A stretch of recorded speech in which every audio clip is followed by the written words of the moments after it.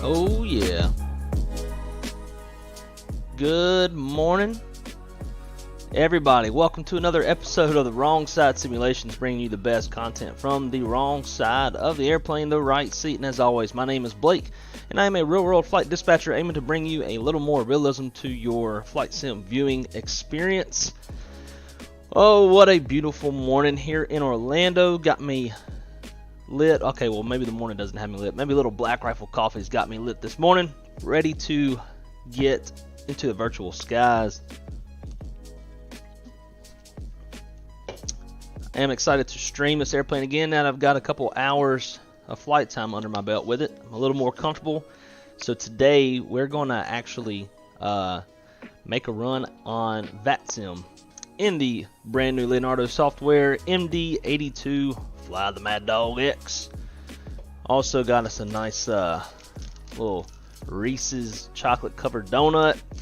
Man, what a great day we're about to have. EQ, buddy, what is going on? Great to see you in the chat this morning. Have you had a chance to get your I don't know if you may have texted me back. You did. Let's see.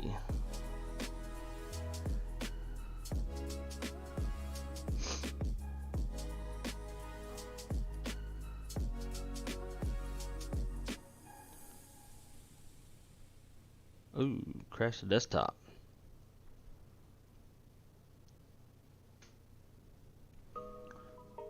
I thought you had your phone interview on Wednesday. But nonetheless, good luck. You don't need it. It sounds like, from what Ryan at work was telling me, that they'll take just about anybody with a breath in their lungs. Sounds like the Marines. Anyways, all right, guys. So here we are in Seattle, Washington, getting ready to head on up to Ketchikan, Alaska. Ugly day here in Seattle. See what the current ATIS is saying. Winds are 190 at 8, 5 miles visibility, light rain, mist, few at 500. Scattered at 35, overcast 5, temperatures 8 dew point 8, and the altimeter is 2976, departing off 16 left. With it being below 10 degrees Celsius and visible moisture, we will be departing with anti-ice on. So that'd be a fun, flirty thing to do.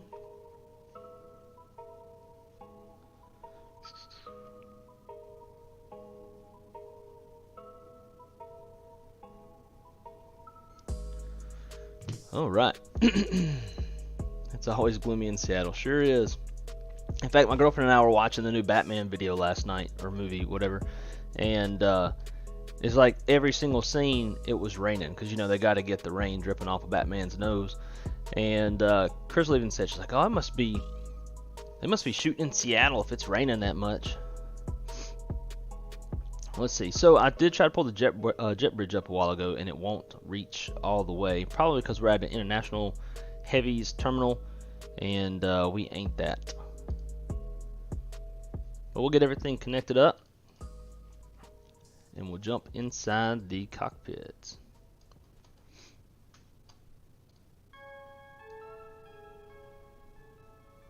I really got to like go and like go through every song on this playlist and see what matches the vibes for Flight Sim, because I don't think some of this Thirst Rap, which is the name of this song, goes with Flight Simming. I was just kind of moving in a hurry. Alrighty, here we are in the cockpit, old school. First things first, we do have GPU hooked up, so we'll turn that battery on. Connect the ground power, and like I really haven't developed much of a flow yet, so I never really know exactly where to go and what to do as soon as I get into this airplane.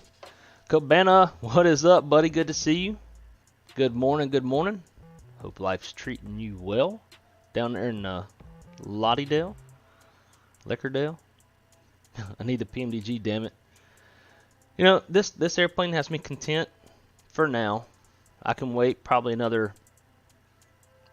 I'll take 2 more weeks at most, just so that I can get through this week of streaming, 1 week of work, and then hit the PMDG super hard.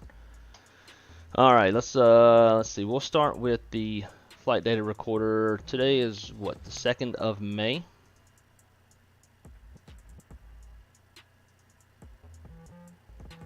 And we want 5. Flight number is 255. And do you only get?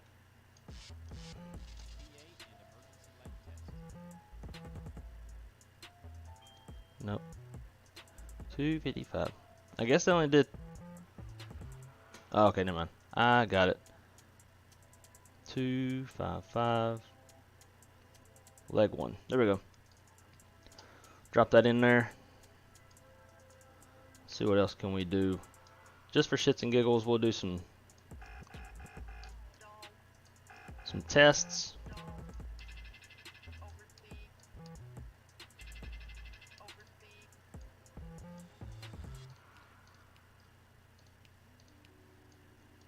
The air cart is turned on, so we got that on. Let's see, our current altimeter is 2976. Oh, this is millibars. I don't think it was millibars last time. See if I can fix that. Where is this thing?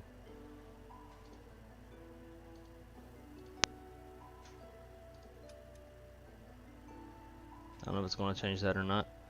It's supposed to.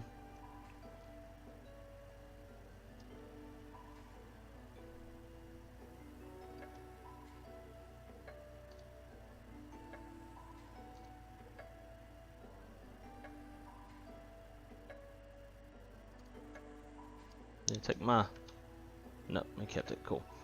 Anyways, let's see. You got the logo light on. Blah blah blah. Our emergency lights. We've already got our fuel, so we'll turn that on. Windshield any ice. Get that on. And our pitot heat. That'll work for now. Let's come down to the FMS. and we are in Seattle.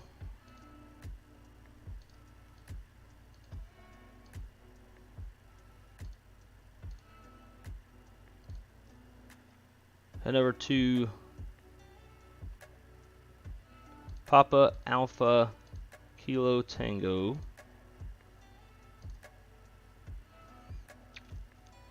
Departing off 16 left this morning. And we are going to be departing on the Banger 9 Airy transition. Back over to route. And then from Airy, let's get our EFB on, pull up our OFP.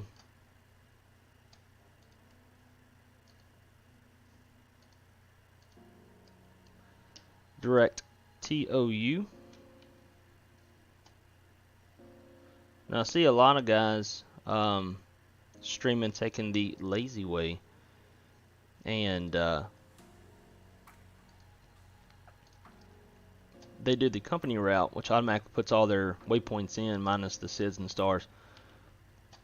But we ain't about that life. We're gonna do it a little more realistic and put the whole thing in manually like real pilots would do. J523.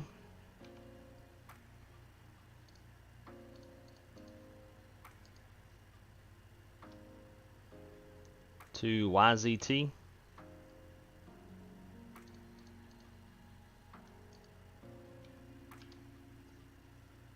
J502.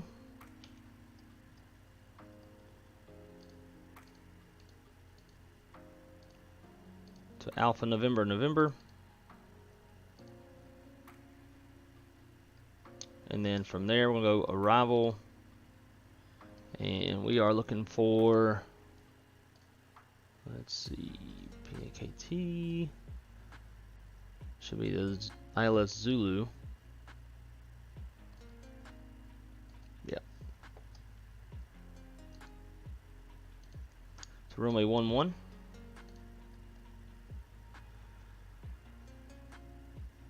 And let's go legs. Look for any discons.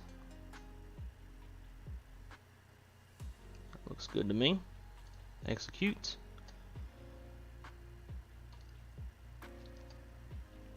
Cruising altitude is going to be 340. Hopefully we're not too heavy. And our 0 fuel weight.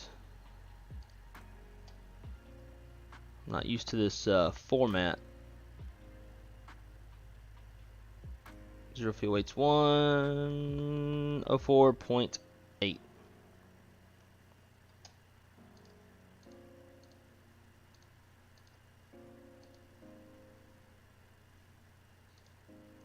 This thing got some kilos still. Son of a bitch.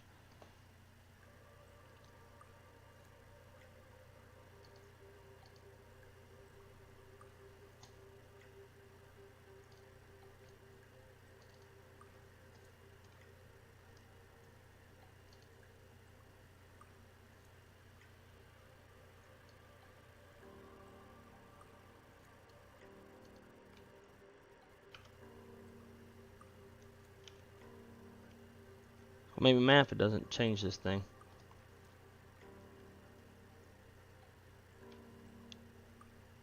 $104.8.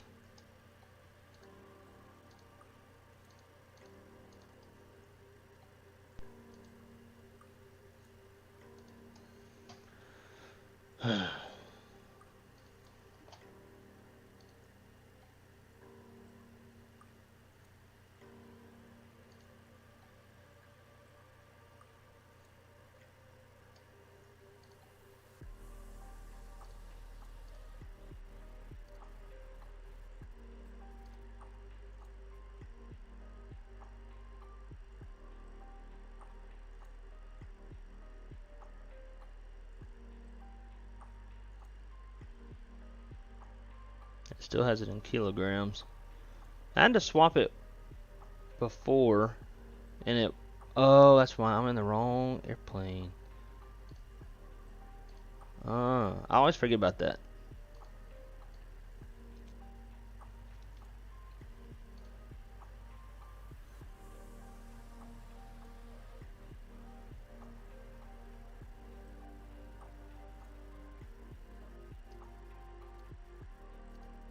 Bam. Okay. Sweet. There we go.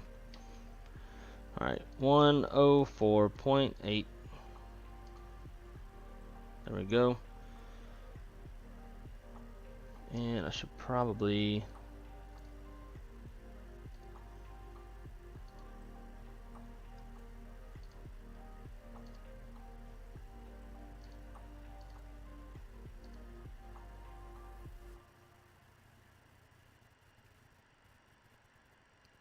We're definitely going to need more than 8,600 pounds of fuel.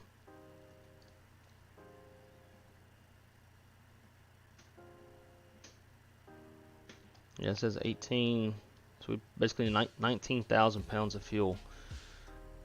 So why?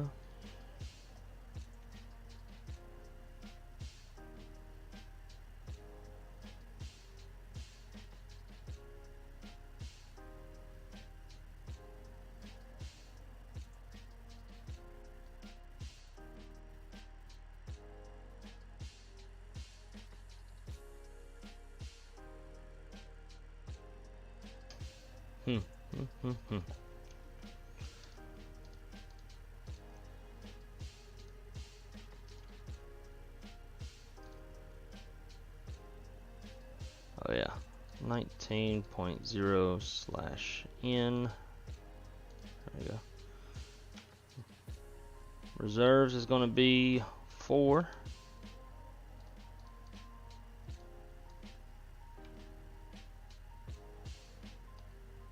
Average winds 254 at 14.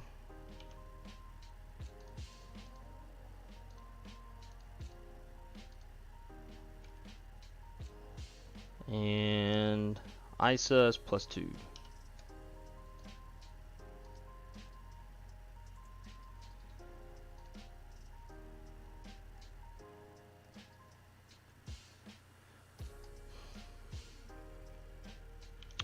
APPR, dagummit, wrong button.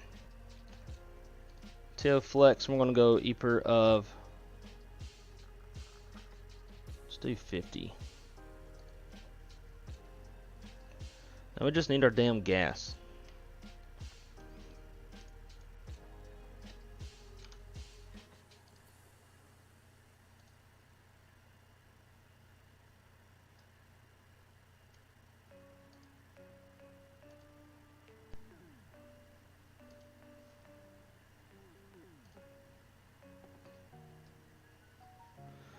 Alright, Ksea.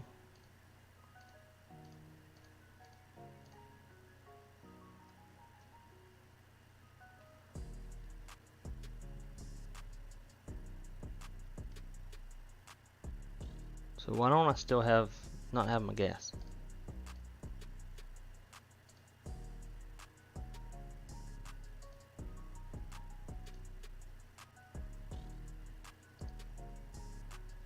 Oh wait.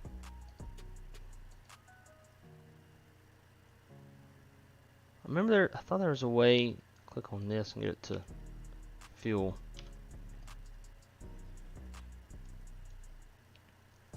This is gonna start making me mad.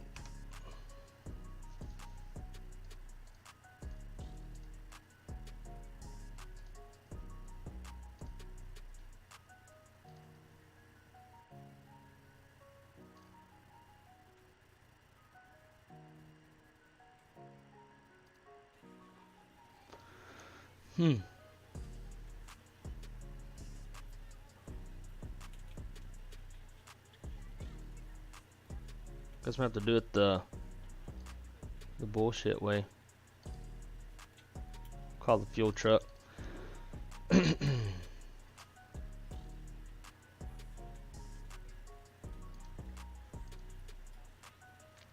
Alright, so till we have our fuel on board, I'm not gonna run takeoff numbers because I don't know if it'll give me something accurate or not. Look at the flight directors on. Our initial altitude is assigned by ATC. I don't even know if we have ATC. 255.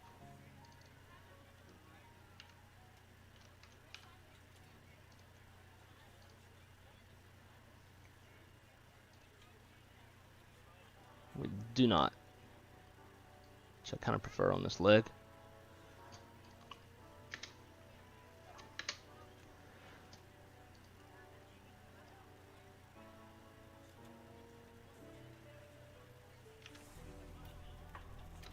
Need that fuel truck. Alright, since there's no ATC for now, we're going to go up to 8,000.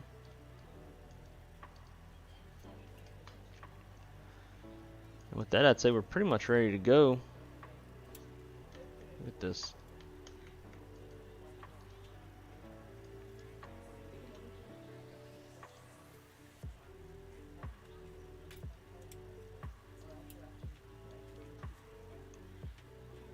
Oh, and now we have gas.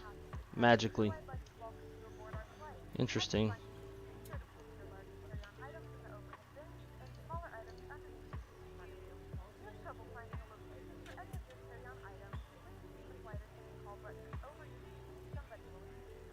Does it give us a ramp weight?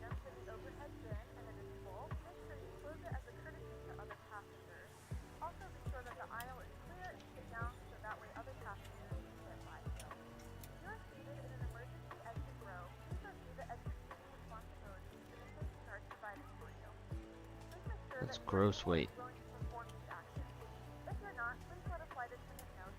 122.9.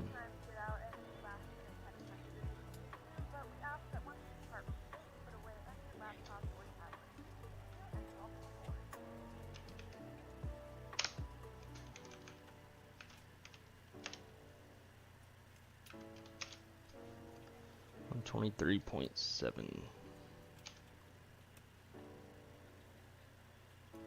Guess it's automatically doing the, because every time we change it, it goes back.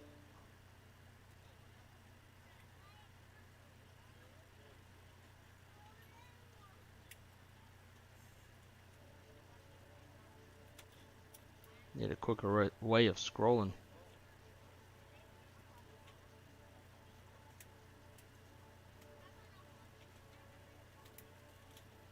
Yeah, you can go now. We're ready to go when you are.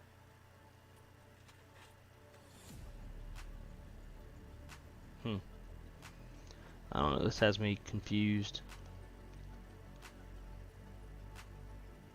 Because this knob says 0 fuel weight, but this says gross weight. Oh, so I guess if you put in the 0 fuel weight, then it'll tell you what the gross weight is after it sits for a second. Nice, so I get to scroll even more.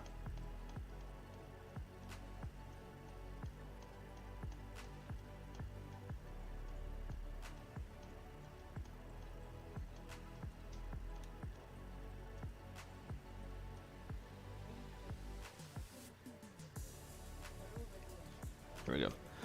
Alright. Now there's two ways we can get our takeoff numbers. We can do it the long, complicated way that I haven't even done before. Seattle.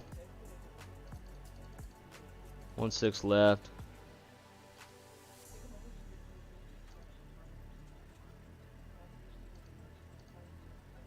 Don't have just wet. Good medium. Let's go flaps. 15. Winds 190 at 8.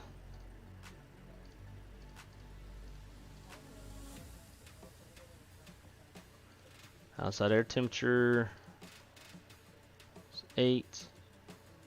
I don't know what the Q and H is.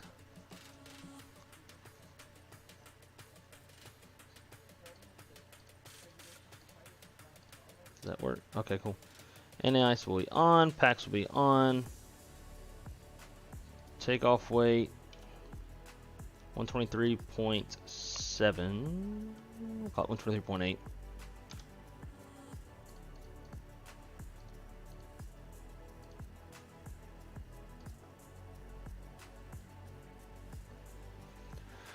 Alright, there we go. So we'll take a flex temp of 50. I'm probably going to be hitting that button a lot throughout the stream. Alright, so 50 is okay, so it automatically does that.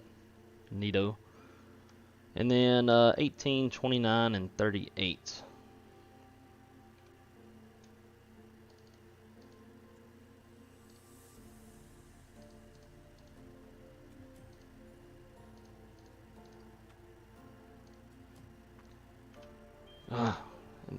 And then in the MCP, we're going to put V2 plus 10, so it'll be 148.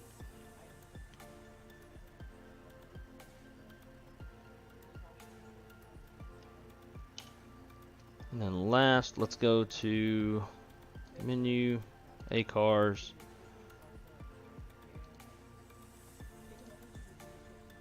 PREFLIGHT A.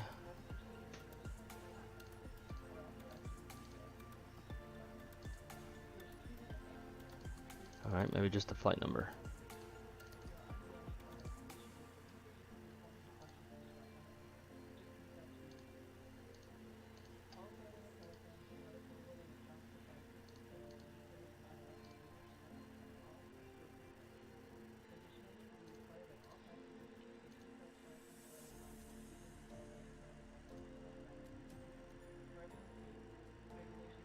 (1400Z) is the scheduled time of departure. Estimated time en route is hour 42 minutes.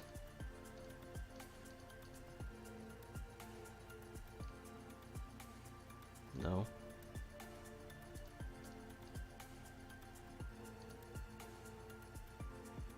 No. How do I tell this damn thing hour 42?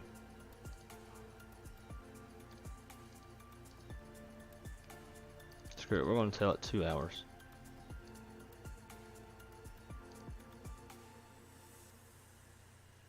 Airline ID, I don't know, ASA.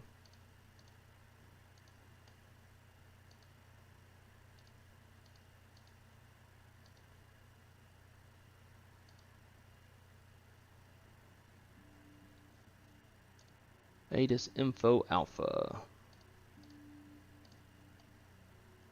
Okay, I don't know.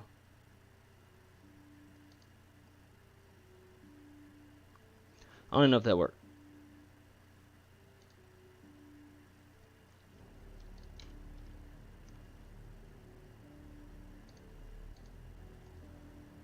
Trip fuel is 11,000.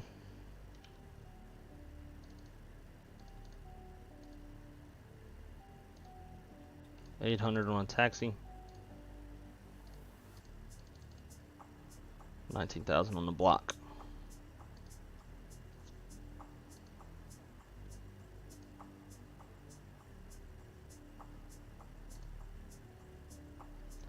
Alright, let's get that APU fired up. Let's get some fuel pumps on, start pump.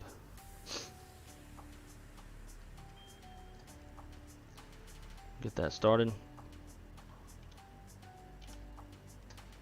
Receive messages. Let's get our load sheet. Zero fuel weight is, this says it's even higher.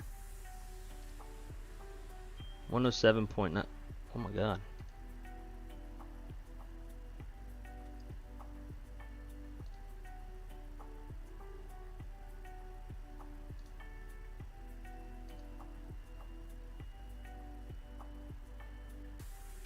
You know what, I bet it's adding cargo weight that we didn't initially plan for.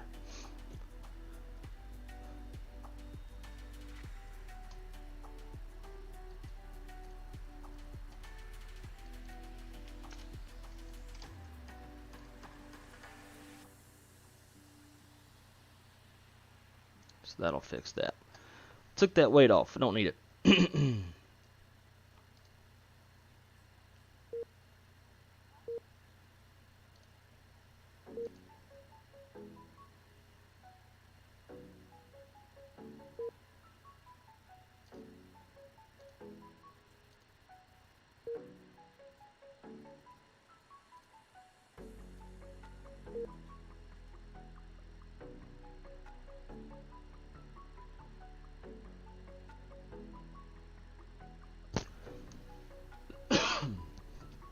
Alright, not worried about all this other shit.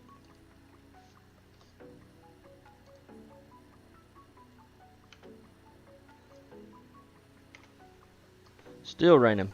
Imagine that.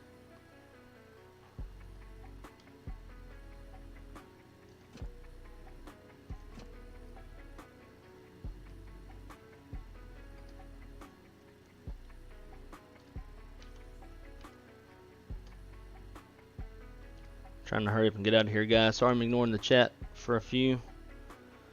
Want ground services. Get those hydraulics on.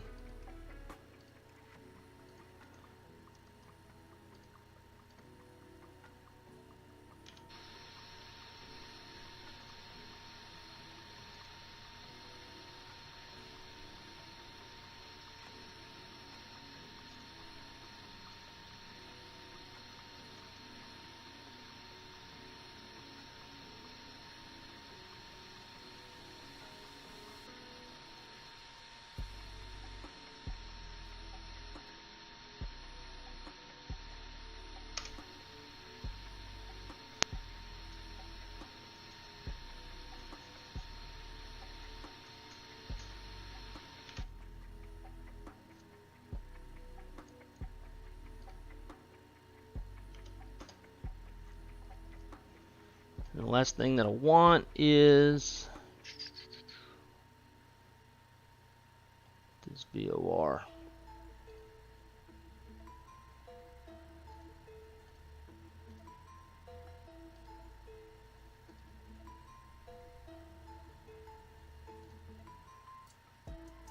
$116.8.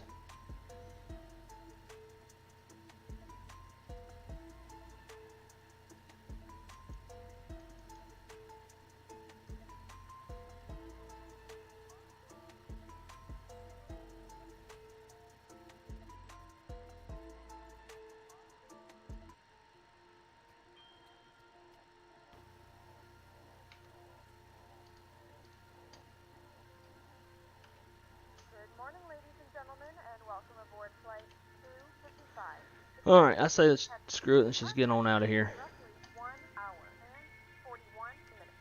Please note the cabin door is now closed. We ask that you make sure that all devices are in airplane mode and your larger devices are now shut down and stowed. If you have not already, please fasten your seatbelt and verify it is low and tight across your lap. Your safe able pushback must be in the full upright and launch position for departure. Cabin crew, Dude just decides to pop up whenever he wants to. stand by for all calls.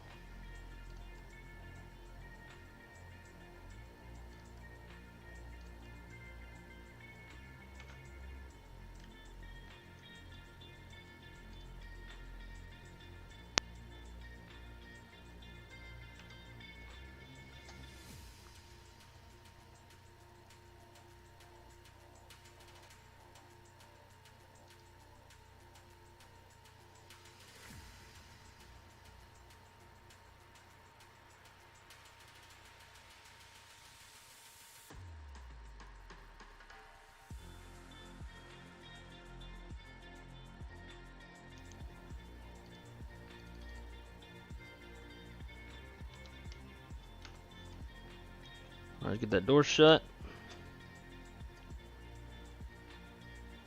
And I'd say, I think we are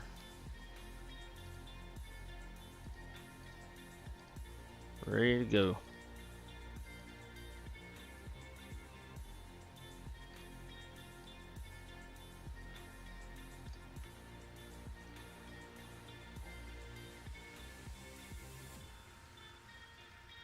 Cockpit to ground. This is ground. Stand by.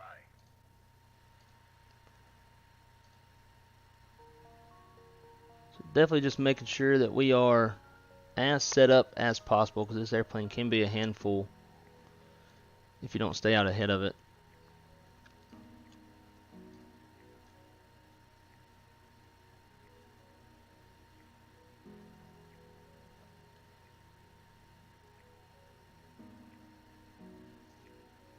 Cool. Okay, sir. The bypass pin is installed. All doors and hatches closed and all ground equipment is removed. The parking brakes are set. You may lift. Parking brake set. Lifting the aircraft.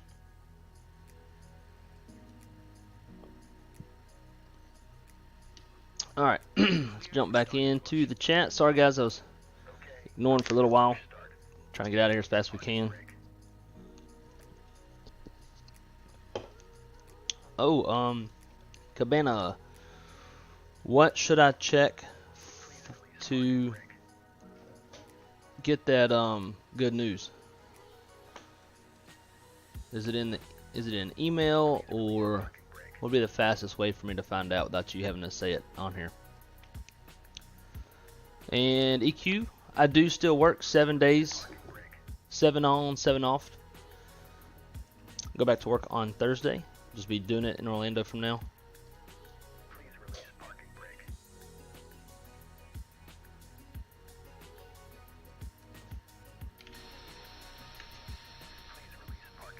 I did, bro.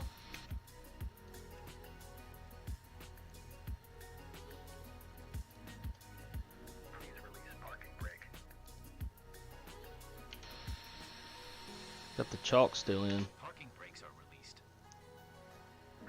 So I guess the beacon gets rid of, yeah, the chalks. Okay. Makes sense.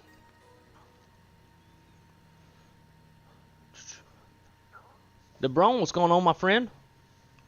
Sorry, I'm just now seeing your message in the chat. Welcome aboard. Good to see you. 738 pilot, I do own the Flight Factor A320. I haven't flown it a whole lot because it's a little rougher on frames compared to the Tolus, but I do have it. Rio, my boy, what is going on? Hope you had a good time at the air show the other day. Really like those videos that you sent me.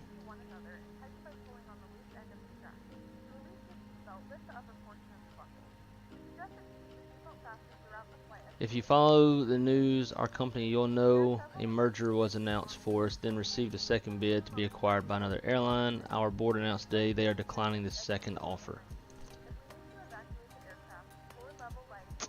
There is a God. Holy moly. That's so good to hear. Man. Hit me in the feels.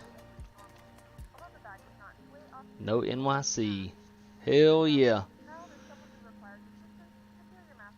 Alright, let's jump back into this real quick and we'll get back on the chat. Alright, let's see. To get the engine started.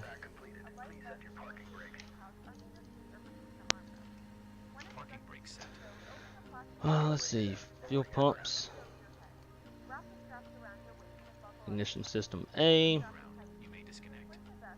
How are we on the pneumatic?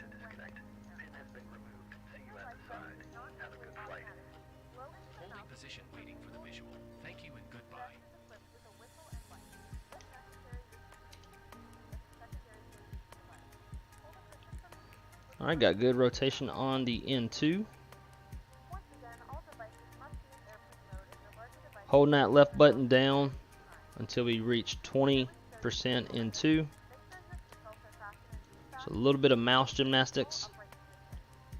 There it is.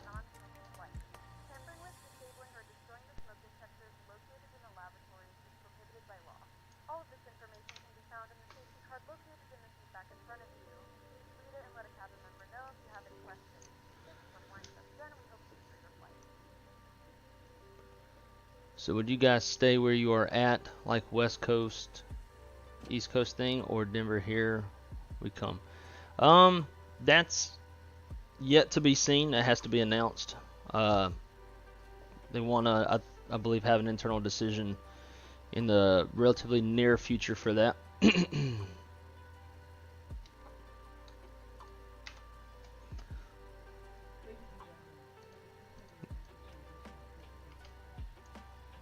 Same thing, guys, holding down that left mouse button on the ignition switch until we get 20% into. So there's 12, 13,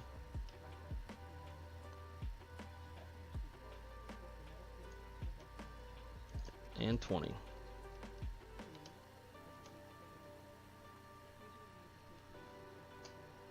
Company mail.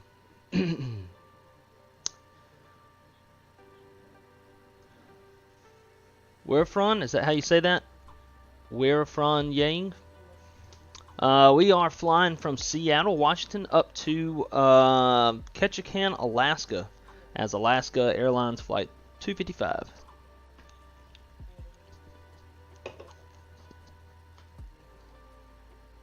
We'll get rid of that music for now.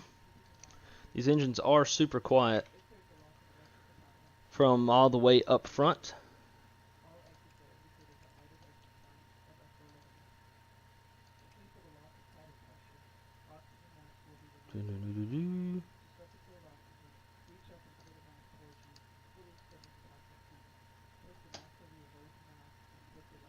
And see, I think that's just about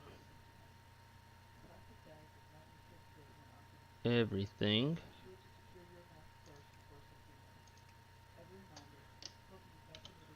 On the overhead, now let's go flaps 15.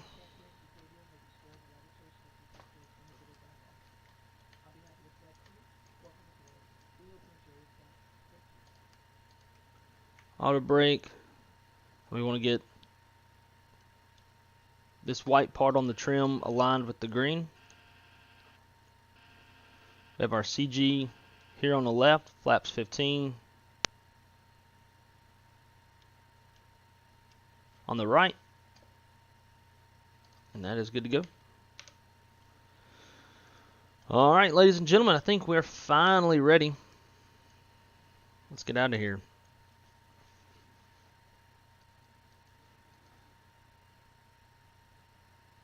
Ready to go.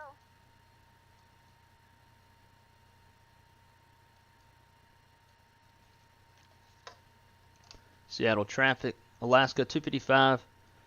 We taxi into runway 16 left via Bravo Charlie, Seattle.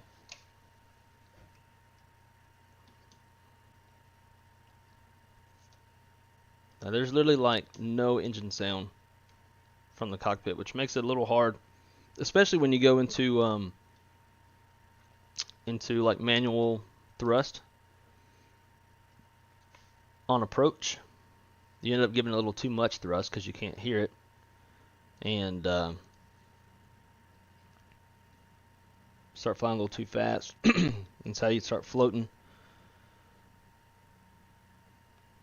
on landing.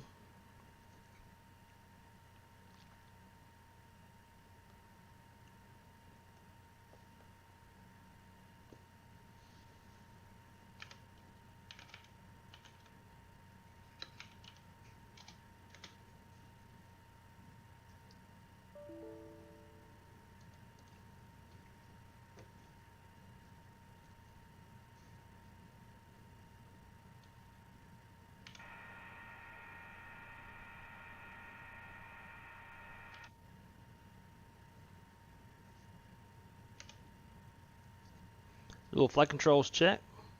Full left, full right, neutral full up and full down.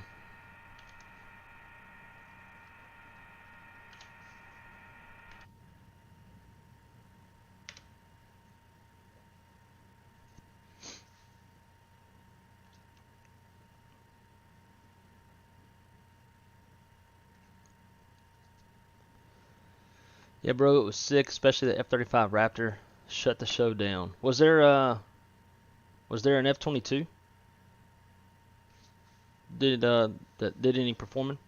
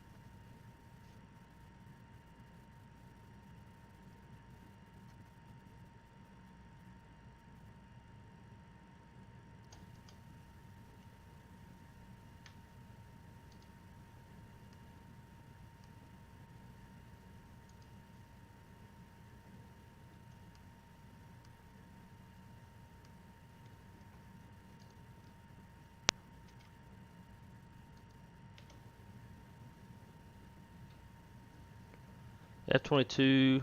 Oh, you said F-35 Raptor. I should have known that. But yeah, F-22 Raptor.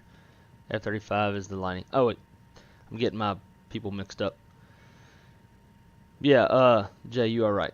F-22 is the Raptor. 35 is the Lightning.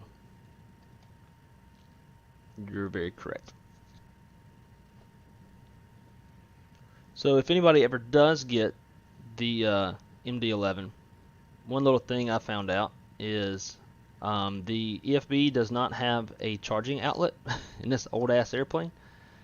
So you want to keep it off for the most part, otherwise you will run your battery down. But if you lose it, you got a second one over here, so that works.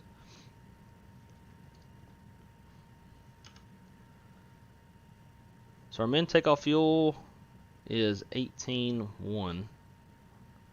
Make sure that we have that when we enter the runway.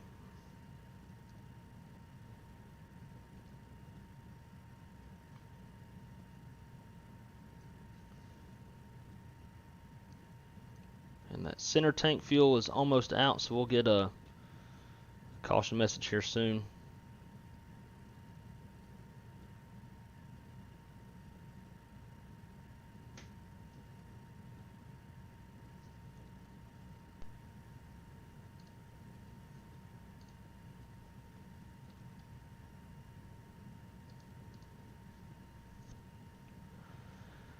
Alright, so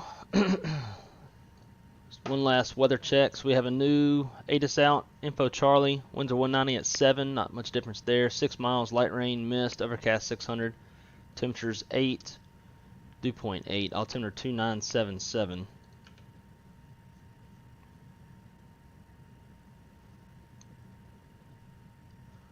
That is set across.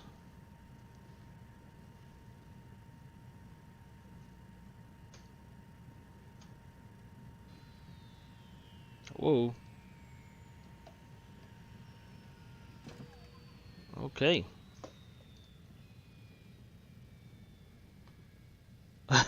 What the fuck? That's weird.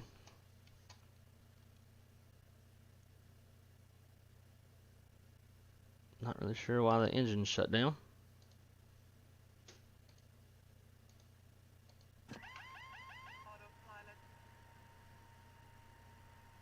I wonder because I didn't kick off.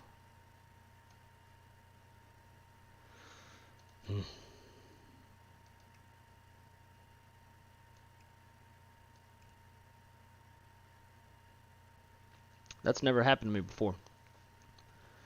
Shin-chan, how's it going? Good morning. Welcome to the stream where we're having some technical issues with the airplane.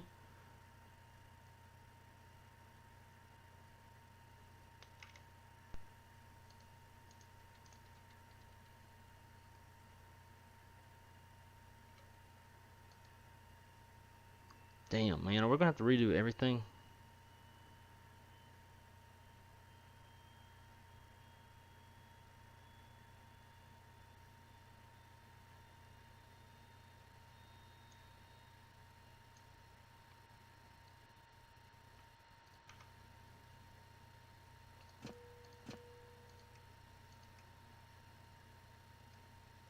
Yeah, I think we're gonna have to redo fucking everything.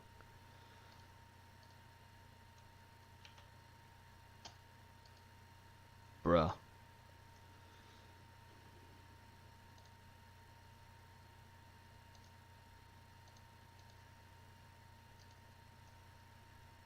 We're just gonna do the bare basic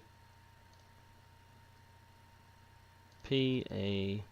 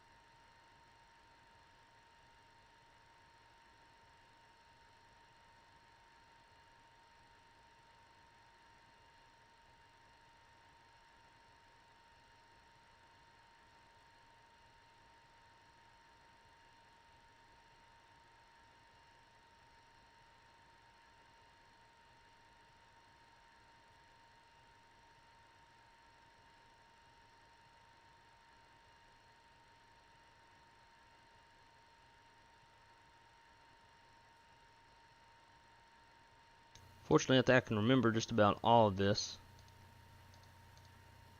So we go through it quick.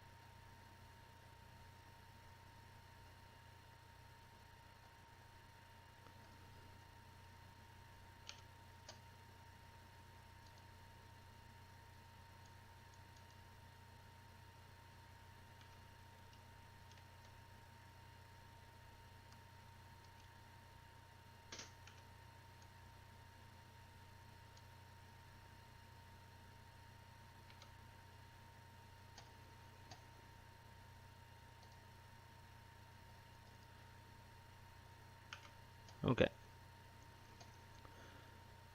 Let's do this again.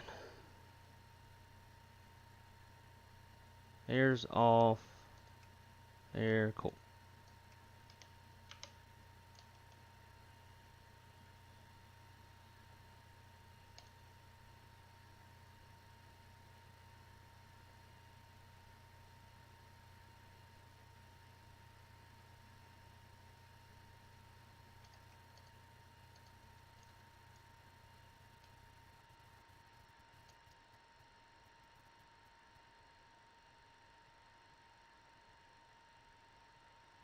Man, we're just getting our teeth kicked in today.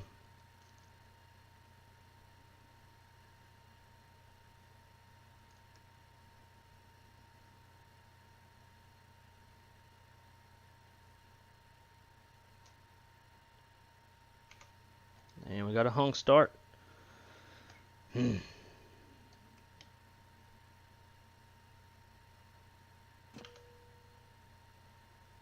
we go.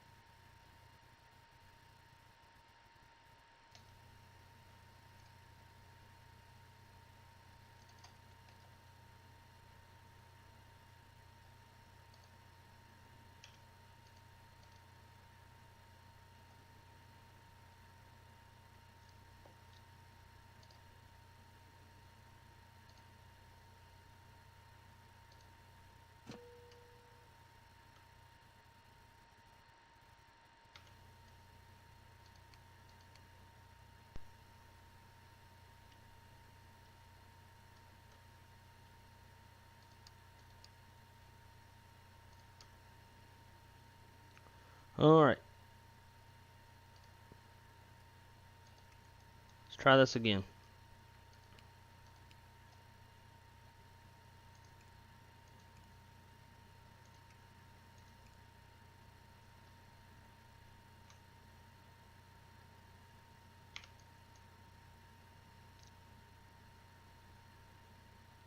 I'm not sure why that says rotor travel unrestricted.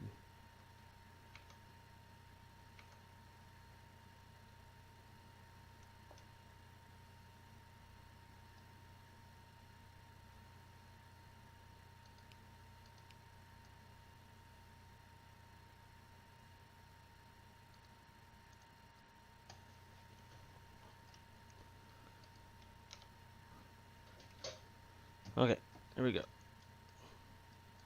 Hopefully we don't lose the engines in the air.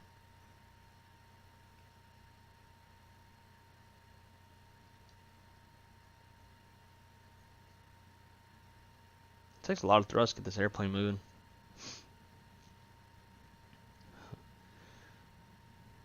Huge Jeopardy music. Come about this damn MFP out the damn dock door. Don't do that.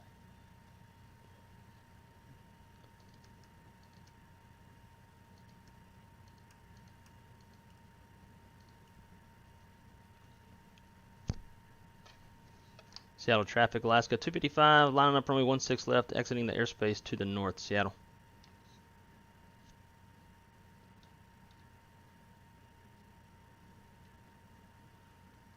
Approaching runway 16 left. Thank you for flight. Entered runway 16 left. 11,800 feet remaining.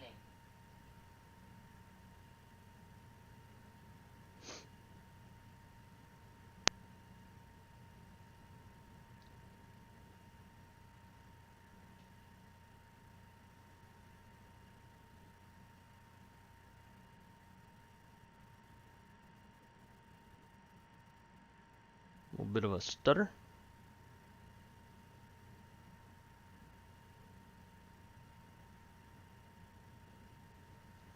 Alright, let's get that any ice on.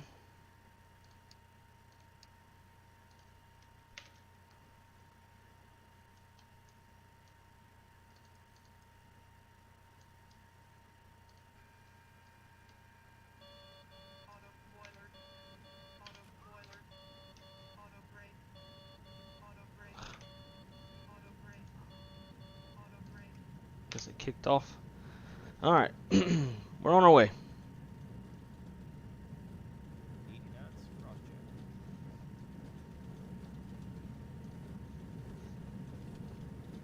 Oof. V1. Rotate.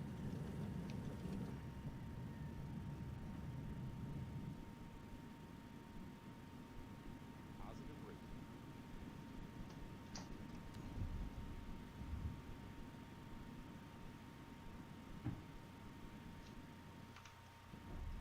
Gear up, lights out.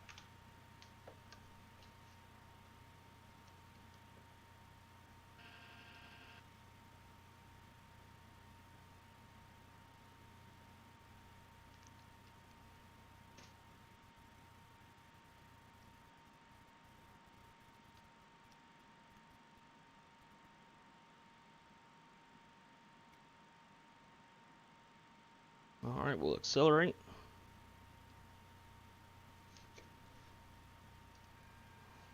Climb power.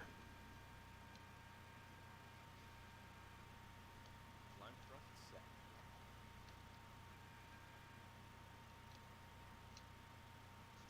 And we'll go nav, VNAV.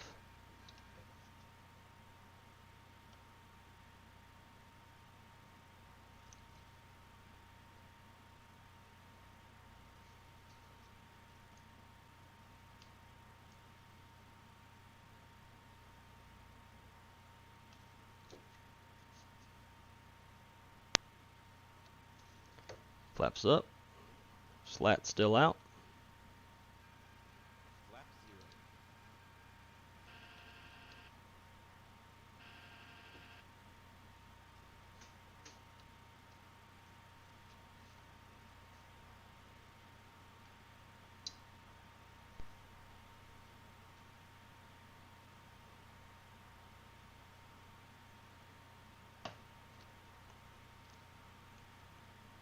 Slats retracted.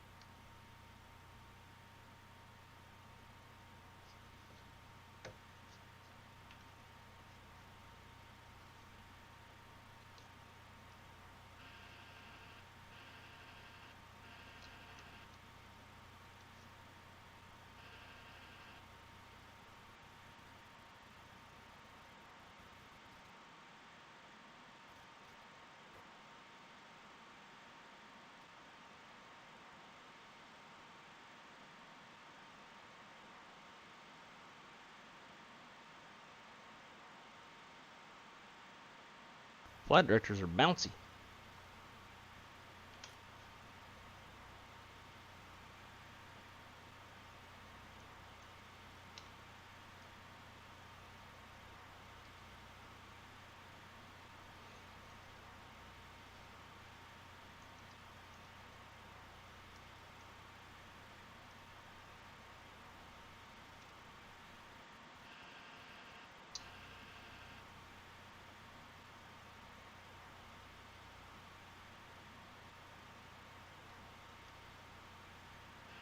This thing is hard to trim too.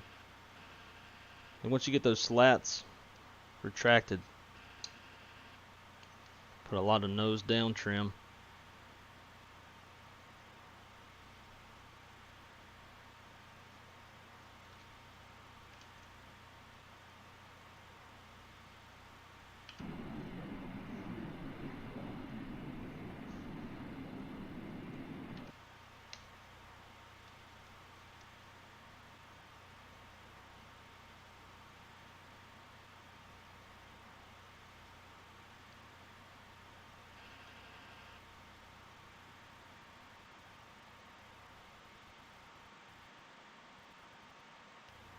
Take it up 10,000 feet, then we'll turn the autopilot on.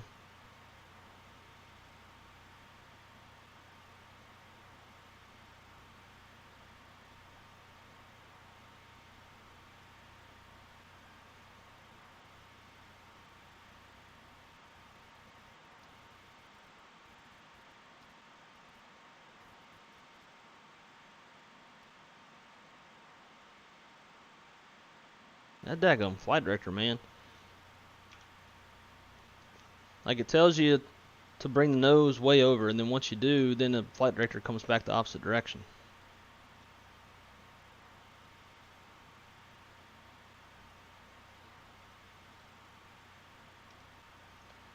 Alright, there's 10,000. The autopilot on.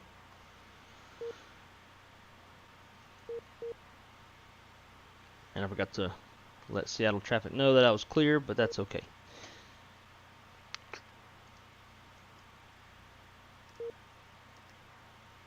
Ladies and gentlemen, we have now passed 10,000 feet. You may now turn on your larger portable electronic devices. Alright, folks, we are finally on the way after Not congregate in the galley or near the lavatory.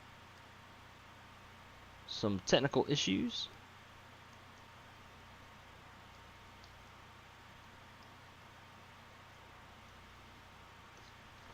But all in all, it wasn't a terrible departure. Just terrible getting off the ground.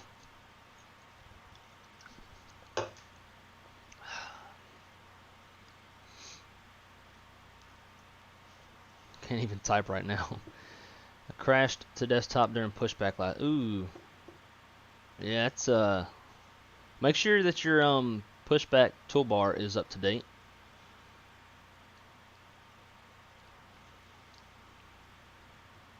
Man, the plane is so quiet. Yep, it's very quiet until you get airborne. Then you get a lot of wind noise. But yeah, there's no engine sounds. And then the other thing that kind of sucks about it is you don't have dynamic sounds. So like, whatever sounds you hear in the cockpit is what you get everywhere inside the airplane. So if we go like back here to the wing view, you would think we would hear engine noises since we're right next to the engine, but none.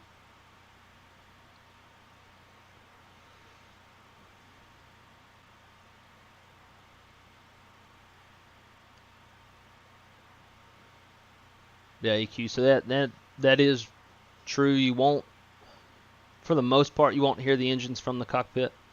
I have jump seated in the MD once. I think it's the MD-85, which is even further. I could still hear them just a little bit, but it'd been nice if they would have done some dynamic sounds.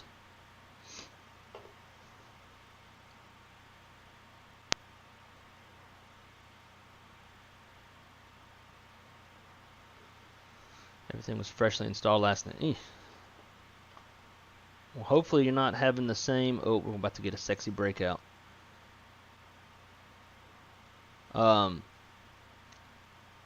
you're not having the same issue that you're having in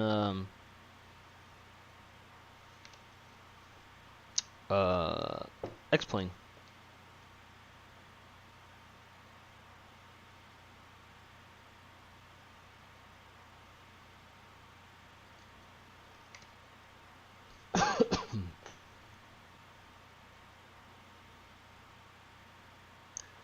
That's kind of pretty, not gonna lie.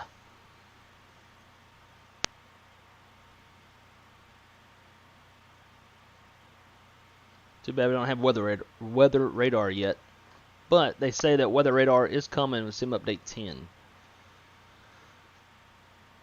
So Sim Update 10 might be the biggest, most important one yet. DLSS and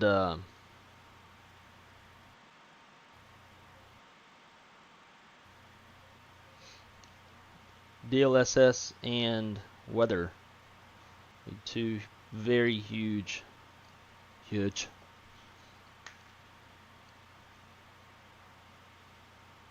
updates that we could use in the sim. And once we get through these clouds up here, we'll turn that engine anti-ice off.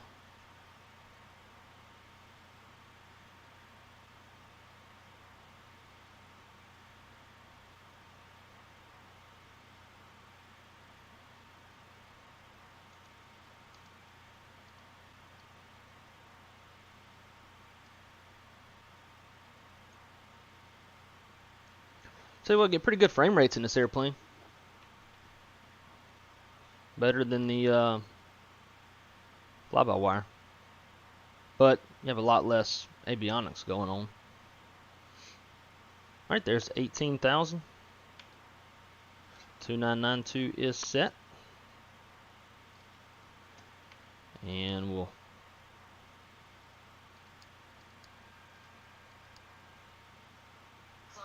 Transition altitude. thank you.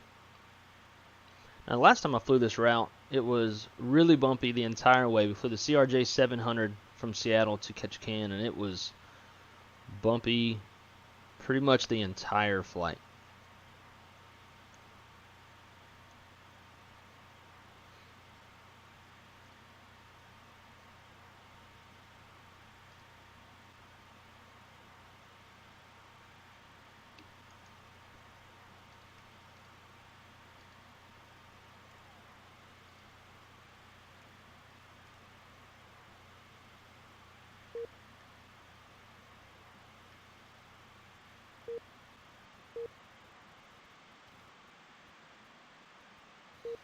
We burned quite a bit of gas on the ground, so hopefully we're not too short on the fuel.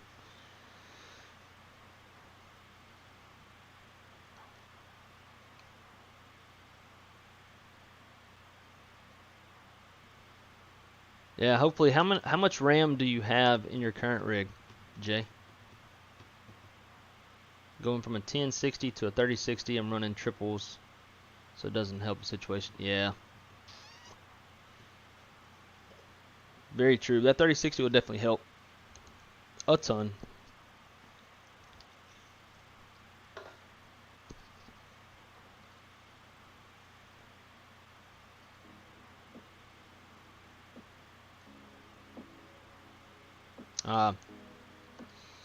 I know Microsoft Flight Simulator usually peaks around 17, 18 gigabytes of VRAM, so that might be where part of your problem is. Although I feel like it would take a lot to get it to peak that high.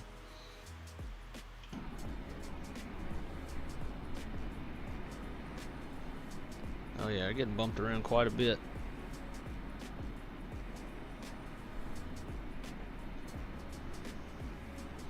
I always forget to have this second camera on.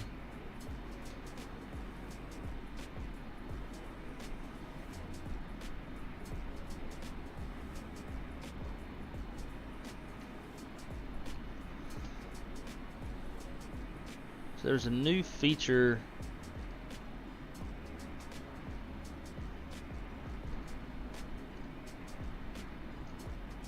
Oh, that's cool.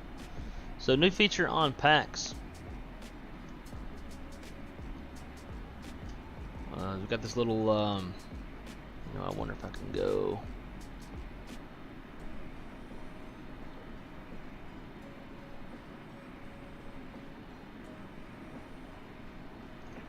Properties.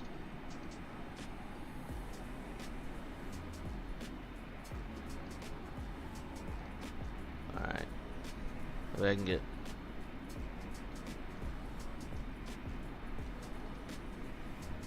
Cool.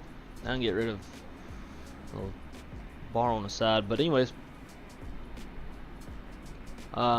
this is a new part of Pakts. Shows you where you're at. It's kind of like Valena. ETA, our ground speed, current altitude, passenger satisfaction. We can turn on Jet Sky Radio, I think is what it's called, something like that. And we got our latest news on FS Elite. That's a cool little tidbit.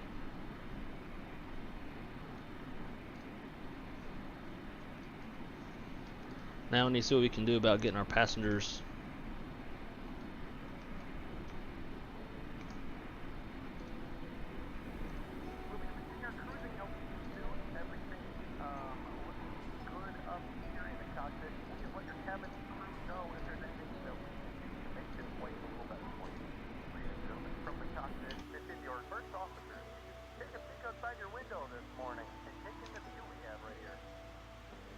Not much of a view.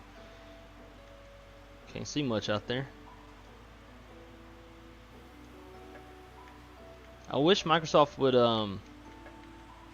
come out with a few more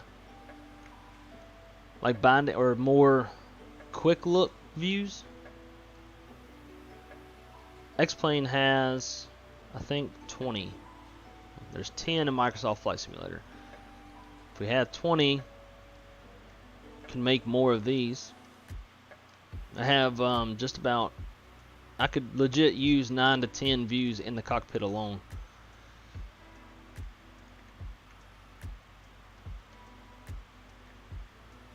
That's a cool little view.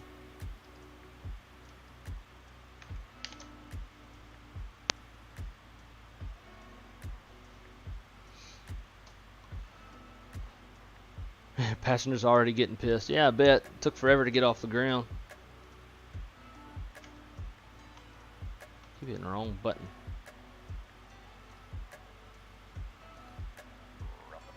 This is your first officer. We'll be reaching our cruising altitude soon. Everything's looking good up here in the cockpit. Will you let your cabin crew know if there's anything that we can do to make this flight a little better for you? Somewhat tired, upset. Well, they best get to serving these folks. They're thirsty, and if I feel like too on most of these PAX flights, like the flight attendants aren't serving food and drinks and stuff, because they're always thirsty and hungry.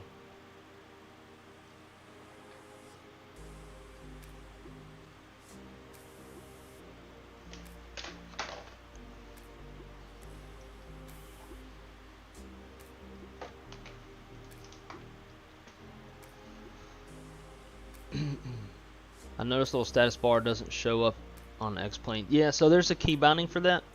If you hit, I have mine set to F3.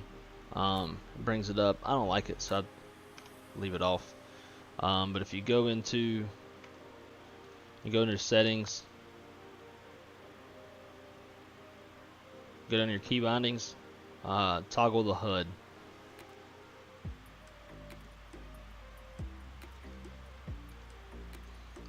And I don't know if this, I don't know if PAX recognizes the seatbelt sign on this airplane. So with the MD, it's kind of hard to see. Well, there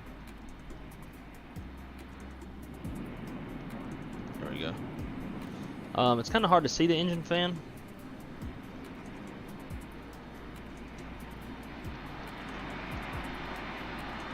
So this piece here, like these little, that's not the engine fans. It's like a guard or something like that. The engine fan is within inside of that. But yeah, you can barely see it.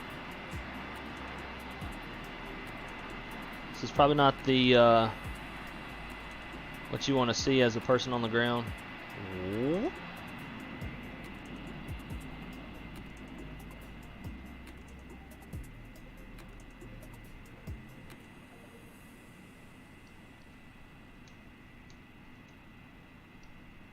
Looks like the rides have smoothed out a little bit.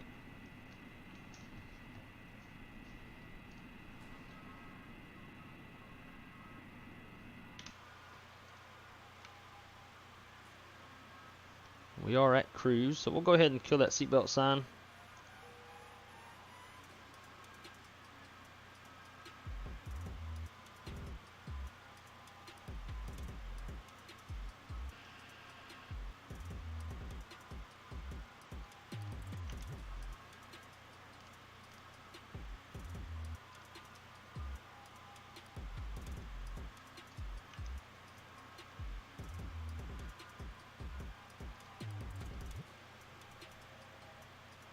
That was weird. So whenever the airplane reset, when the engine shut down, even though we have 122.8 tuned, it was not tuned in the COM 1. It was giving me 136.975. So when I hit the switch button twice, then it registered. So I guess when we were talking on VATSIM, nobody could hear us anyways.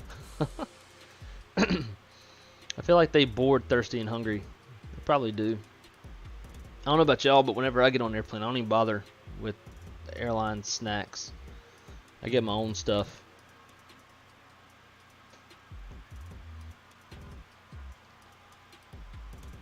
A decent little departure out. Didn't look nearly as squirrely as yesterday's. Yesterday's was pretty terrible. Or Saturday's, rather.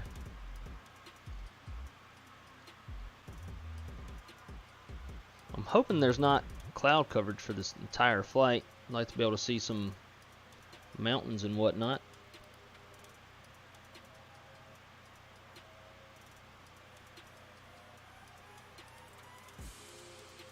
Come on.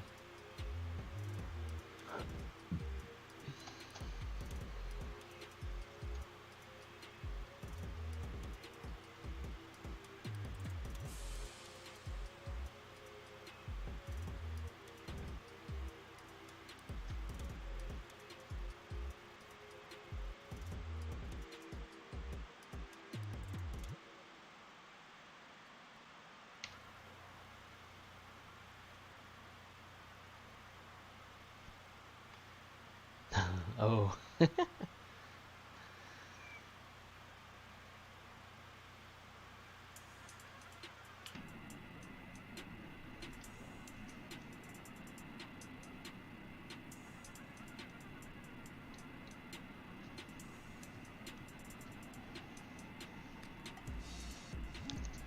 Tell you what though, that model is, it's a pretty model when you got some nice paint on top as well, or nice livery with the nice little dirtying from the jet bridge canopy. All the smudge and the wear and tear looks really nice. I mean, it's a handful of an airplane to fly, and it's a little finicky to figure out compared to Boeing and Airbus, but I say it's absolutely worth the money, especially to have a working LNAV and VNAV. At some point, we're going to think it was stupid that we even get all excited about LNAV, VNAV.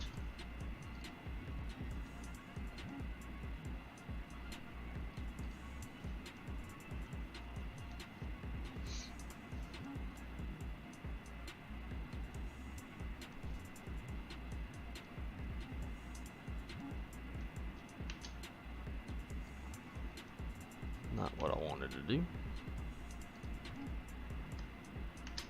Screenshot.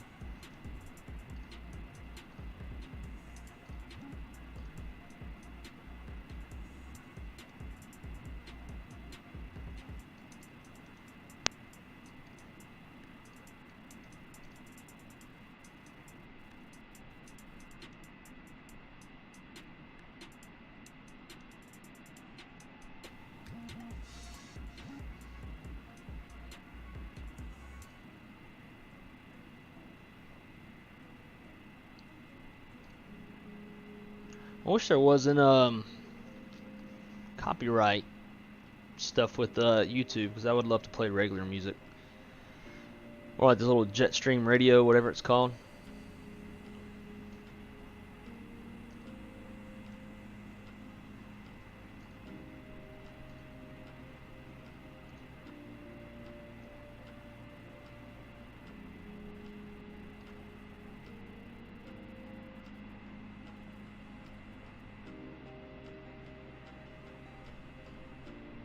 These lines don't show up very well in Volanta.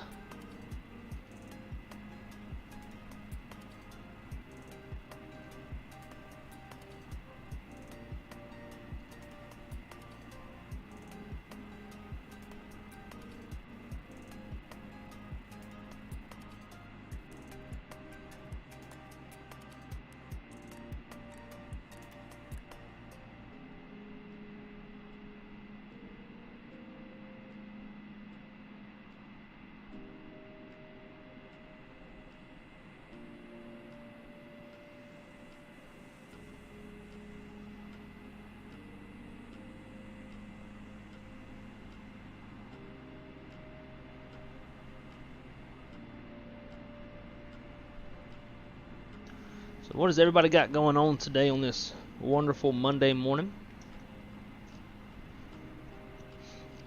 Rio, have you given this airplane a shot yet?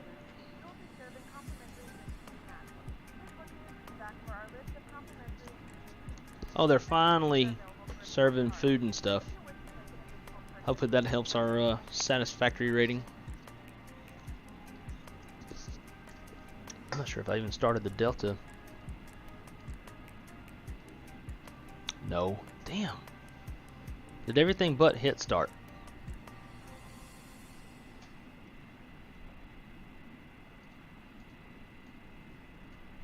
Now the next leg we're going to be flying the Flybywire oh my god, I almost said Flybywire MD-85. The Flybywire A32Nx. Haven't flown that airplane in quite a while. I know they've gotten an LNAV, VNAV recently, so I'm curious to see how well that works. So we'll be taking a look at that on the next flight. And any of y'all who follow or have been following my channel will know that getting out of Ketchikan will definitely go smoother than getting out of Seattle in the MD.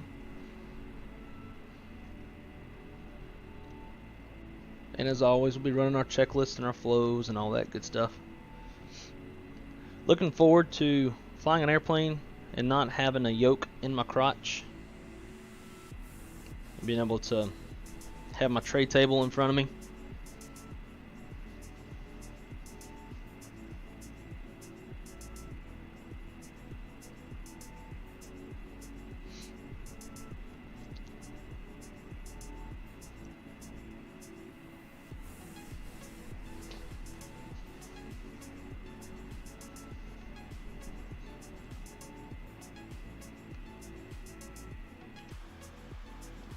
That's a nice view.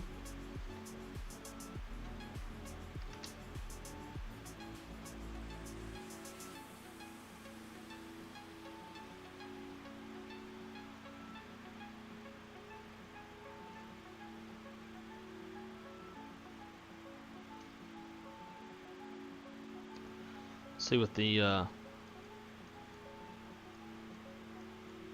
hello. Also downloaded these this cabin interior off FlightSim.2. It's pretty neat that you can be able to customize the cabin interior. Something we haven't really had much of in Microsoft Flight Sim yet.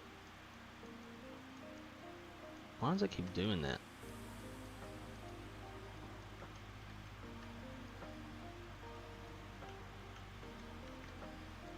Still cloudy out this window.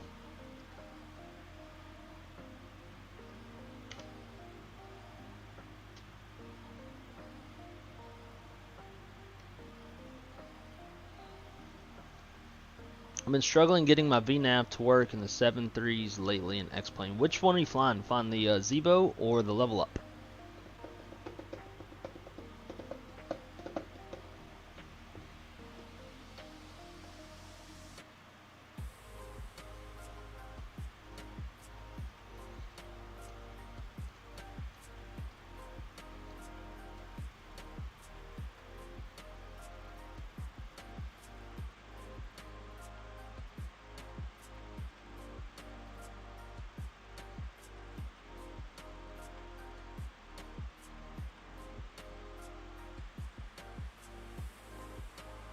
Both, okay. And so you are, going through the entire FMS, make sure the entire process is set up. The airplane has to know your weights, otherwise it will struggle to calculate a glide path with VNAV.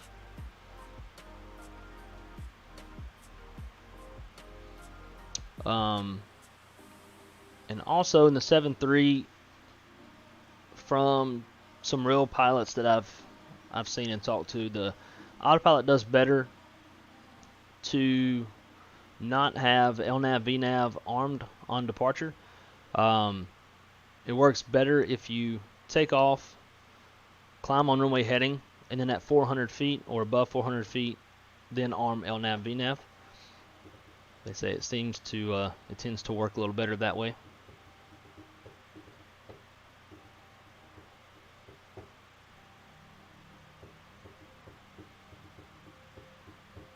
Also, you have to make sure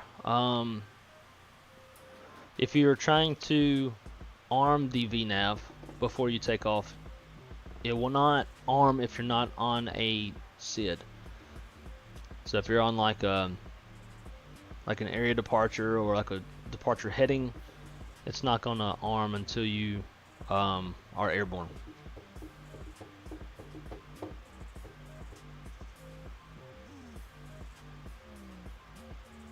Did I go in there twice? That's weird.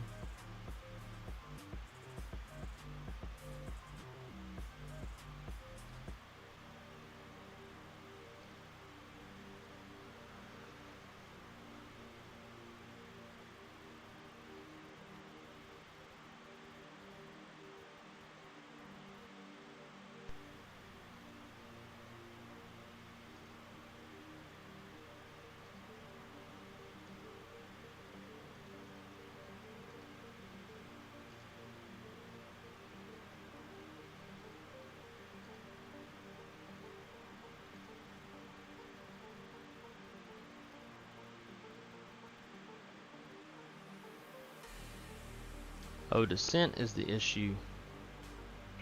So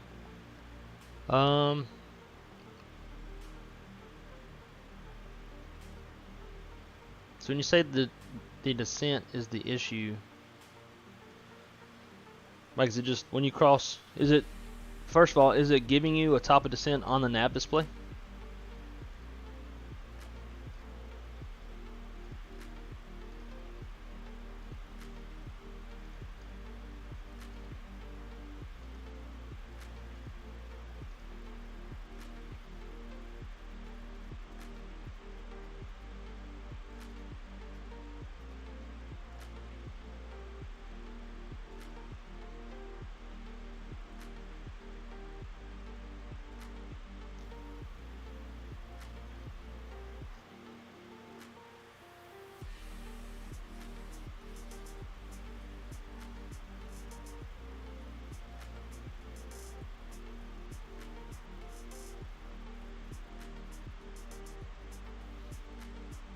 When it hits top of descent, it still keeps flying level. Alright, and before you hit top of descent, have you changed the altitude on the MCP?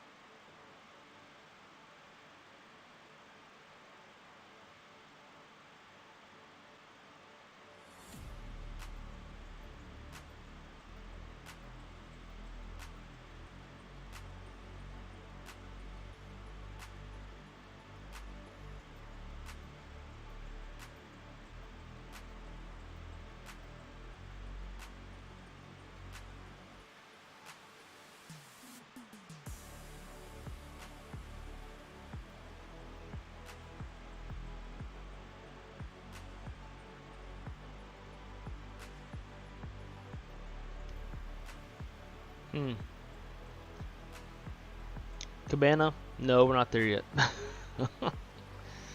Troll. Uh, hmm.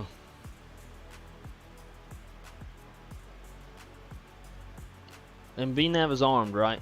You're not in like selected speed or level change. You're in VNAV. Like VNAV is armed or engaged.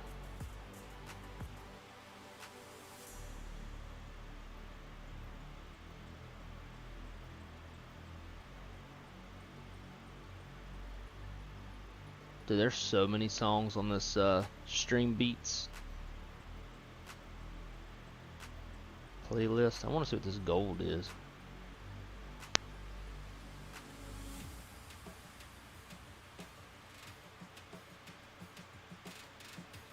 Some of this, I'm sure, is way too intense for flight sim vibes.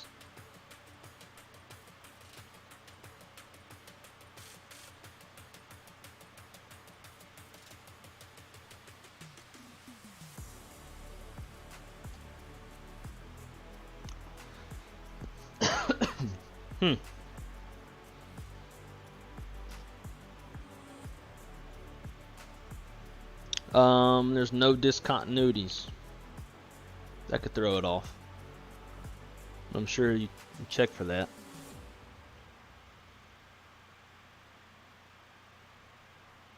'Cause I don't know what else would mess up VNAV.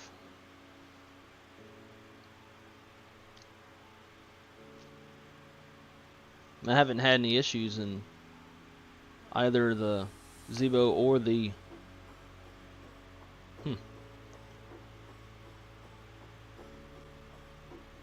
yeah, man, I'm not sure.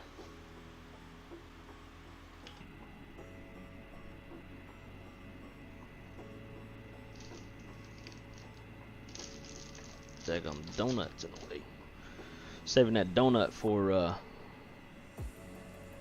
return leg.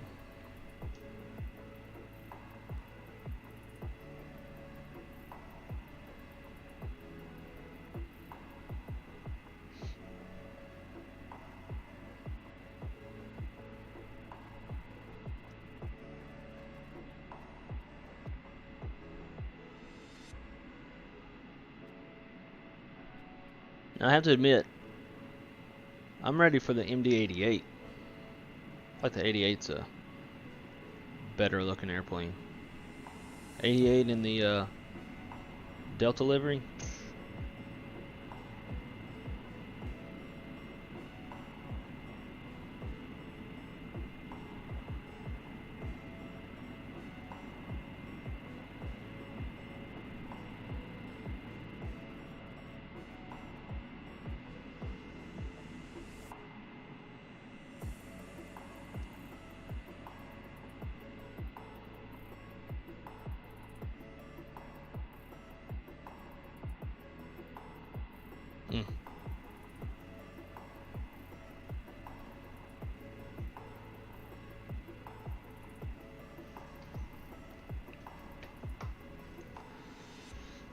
And it's quite pretty shot.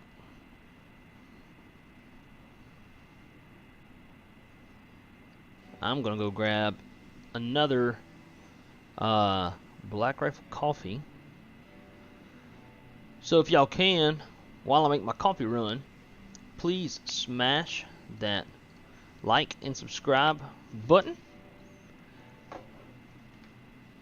And I promise we'll have better content in the future. As far as we'll get some better departures, less random engine shutdowns, all that good stuff. And I'm gonna go grab another coffee real quick. Be right back.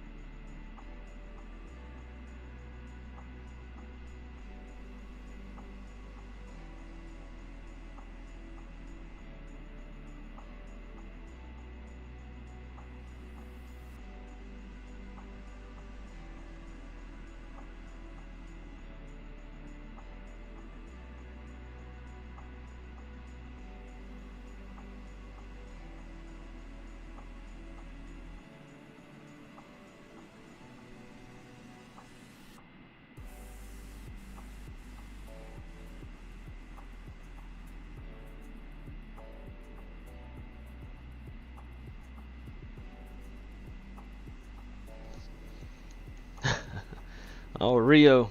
I appreciate that, good sir. Oh yeah.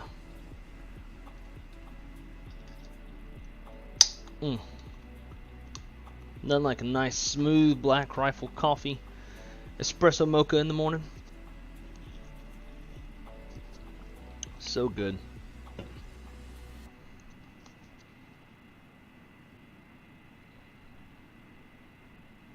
Looks like we're just a little under halfway.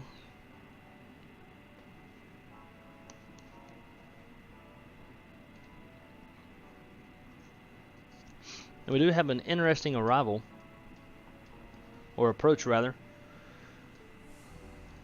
Get it pulled up. So we are planning the ILS runway, or ILS Zulu runway 11. I need to check the winds, make sure the winds are okay with that. See what the current weather is.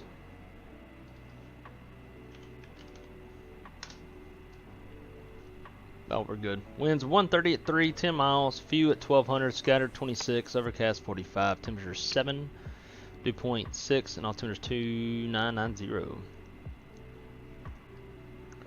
So we'll come in the Alpha November VOR. We'll track 301 degrees at 5,000 feet to Musu, and we'll make this right-hand turn to Putty. And we'll join the final approach course from there. We'll swing around this mountainous terrain, so we'll definitely want to have the terrain on the ND. And we'll tune the and VOR. I need to figure out what the actual name of that VOR is.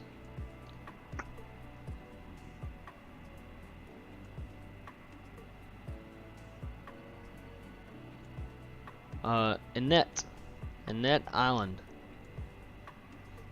Yeah, so we'll tune that, and then once we pass it, we'll tune the ILS 109.3. Should be a nice little scenic arrival for you guys. Then we're gonna blast out of there in the Neo.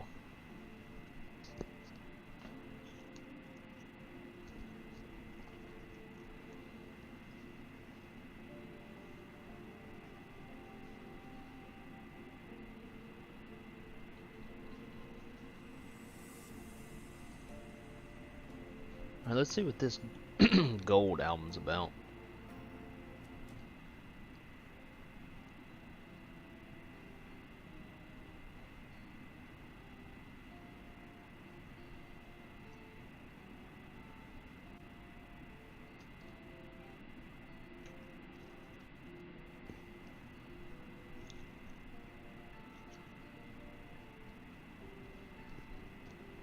Some pretty nice views.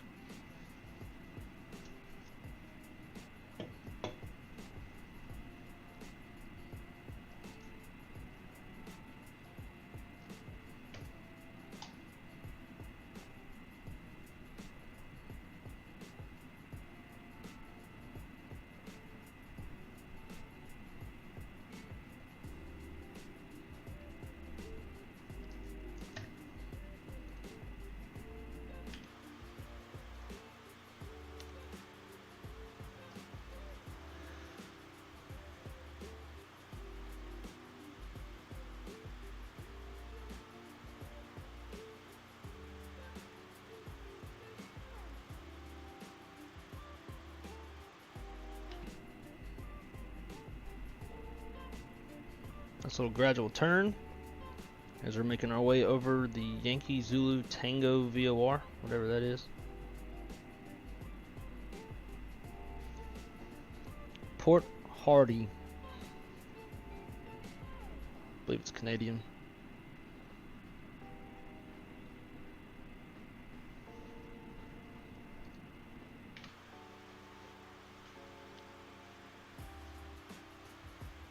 Man, she looks like she is really at a nose up angle. Yeah, MD's kind of fly that way. I've noticed every time I flew on an MD, like when you take off, it felt a lot more nose up than most airplanes. And it would still be pitched at like 15 degrees on takeoff, but it's like the way the airplane flies feels a lot more nose up. But because of that, I've kind of gotten to where I really enjoyed the MD for that reason. Always thought it was fun. The music's not too loud, is it, guys? Probably should have asked that a long time ago. I think it's 110. 117.10. Let's check our handy dandy EFB.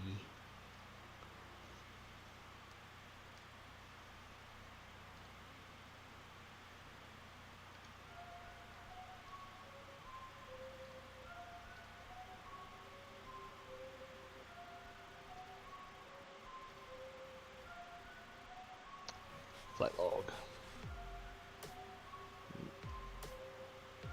Why can't it just stay in this playlist?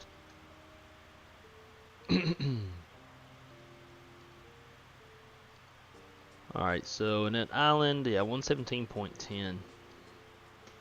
We're supposed to cross 7.9. We're definitely going to have less than that.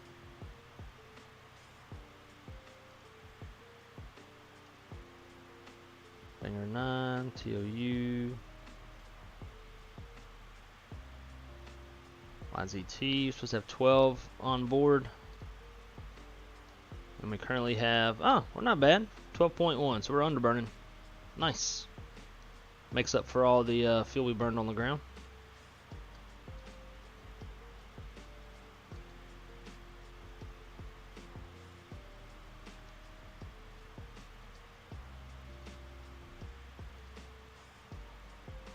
OFP, see.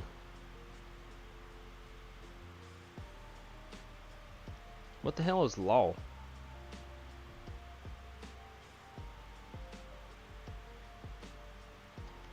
That's weird.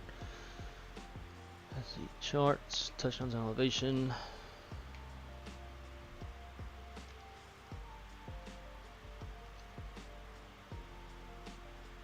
92 feet. And then their altimeter as of now.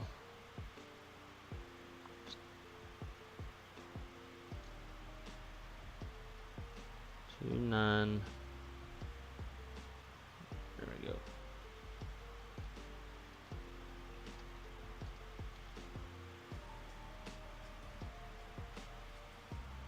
Cross price. Still got ways to go, but price we're supposed to have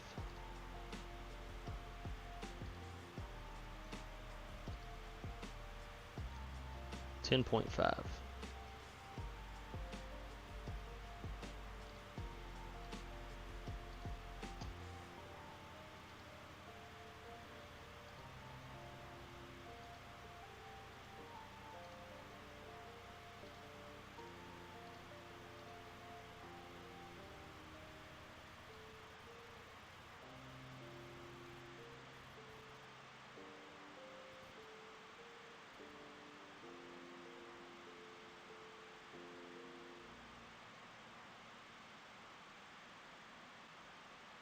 Seven.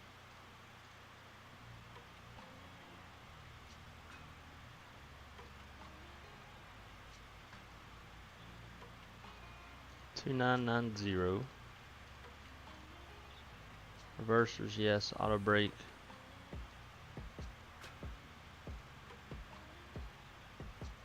We'll go min. Landing weight.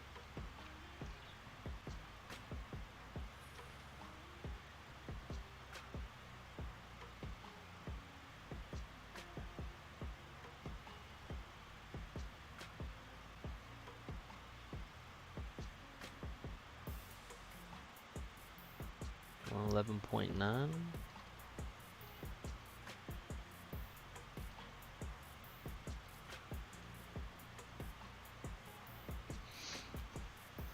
Landing distance is 7,840 feet. Factored landing distance, what is that? Accelerated or I don't know. How long is this runway? 7,500 feet. So that's not good. So our landing distance or our runway length is 7,500 feet, but with this auto brake we're looking at 7,840 feet. Not gonna cut it. I don't know if that's our actual landing weight though.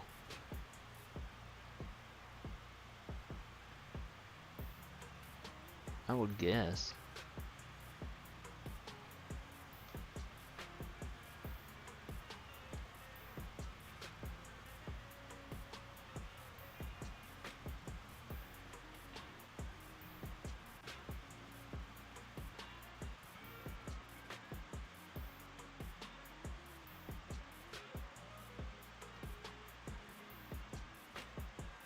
Let's do a little math.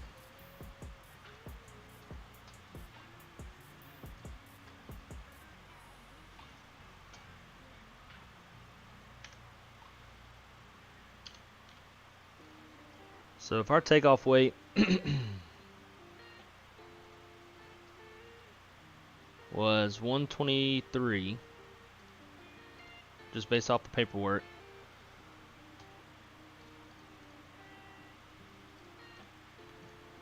and then our, let's see, burn, we're burning 11,000, 11,800 with the taxi.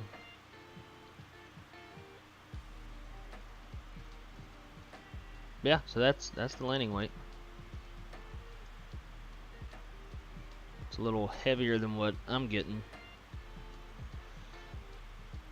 Because if we burn, oh, I guess that takeoff weight's not counting the 800 pounds of taxi fuel. So yeah, that's the landing weight.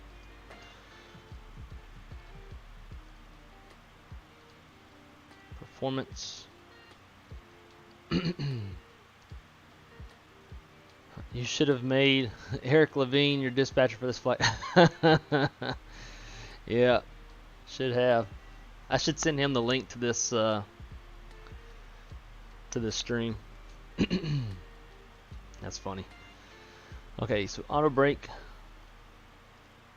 medium, calculate, actual landing distance. There we go. That's a huge difference between min and medium. Huge difference.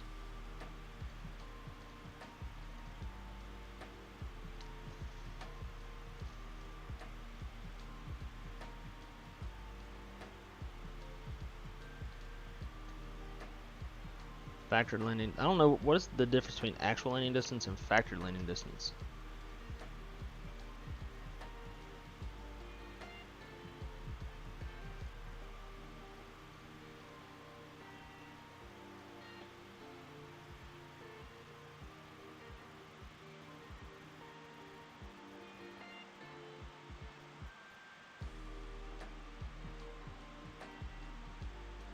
From the glide slope, we got 6,586 feet of usable runway. 150 feet wide. So those should work. If we take that full 5879, that gives us about 1,000 feet of runway left.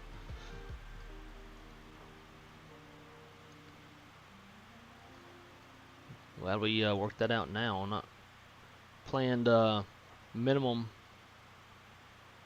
auto brake.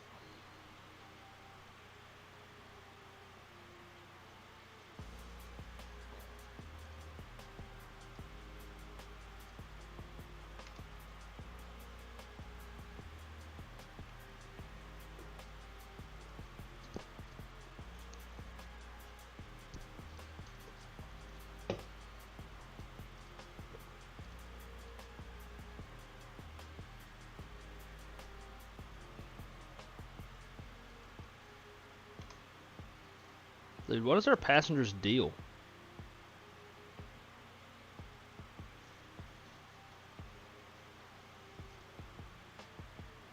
The flight attendants were supposedly feeding and watering everybody.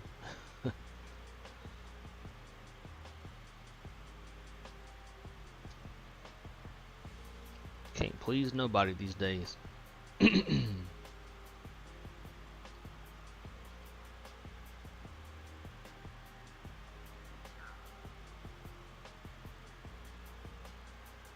Let's see. I don't normally point this out, but if you take a look outside, we're over a pretty interesting... It didn't help none. How long does it take to help? Because usually, I don't know, back in the day, I would like keep doing that until they were happy. Nothing like annoying your passengers with repetitive announcements.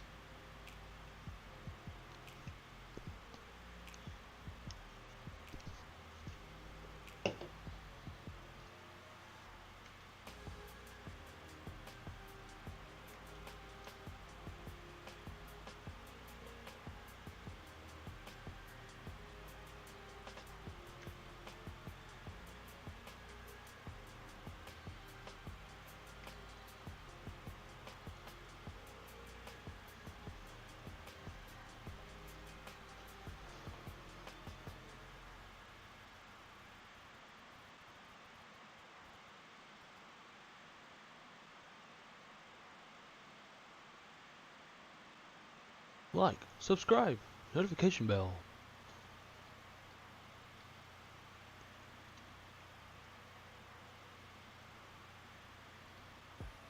Let's see if we can figure out how long till we're on the ground.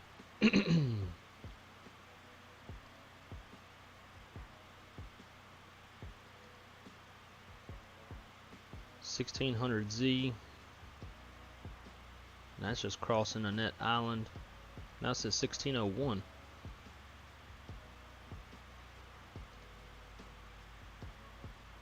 Ooh. Glad we looked at that.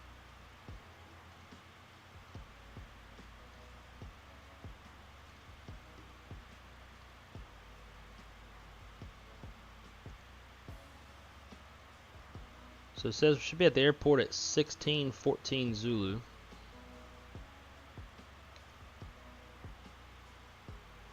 It's 15:32. It's about 45 minutes. So we're definitely not going to be on the ground in the 32 minutes that the passengers are expecting. So we'll piss them off just a little bit more.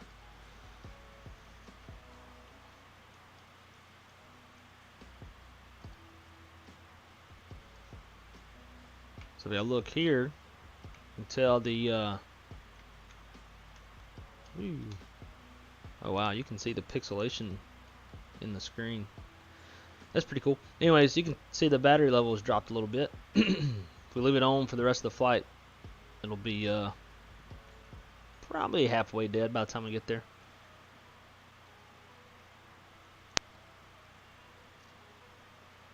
Now, can we update the winds?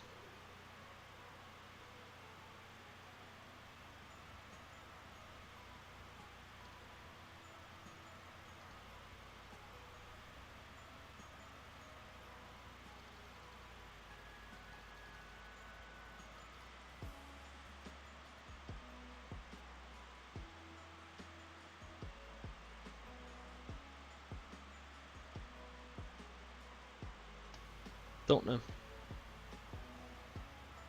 Oh, we got a perf factor plus 0.1.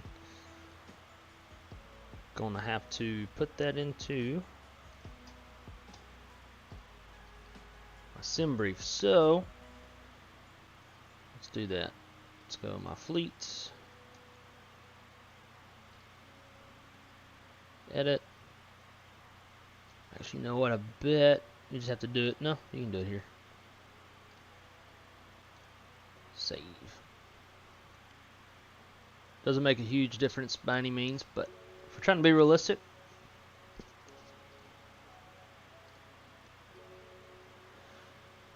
I guess we'll go ahead and plan out the next leg.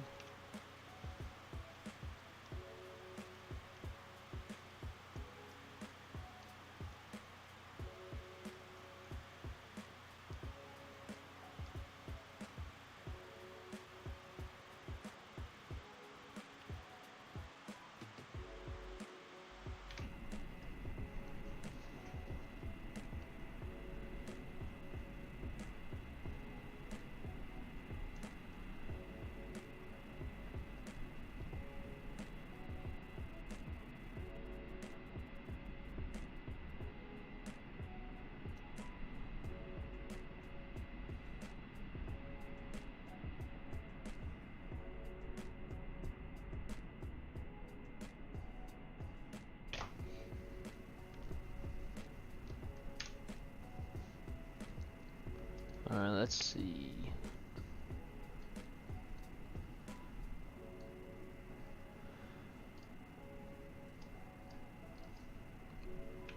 Going to be ASA 256 for the return.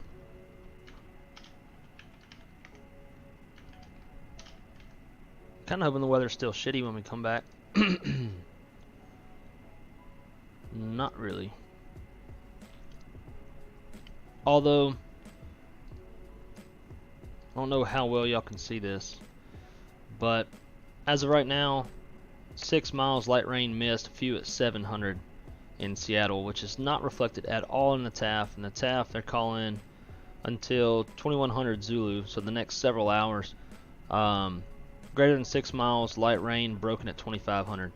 As a dispatcher, if I saw this, few at 700, and there's nothing that low in the TAF, because like this part, broken at 2700, and then the broken at 2500 in the TAF, that reflects each other, but there's no low cloud layer unless they're just expecting it to burn off as the sun comes up, which is a possibility.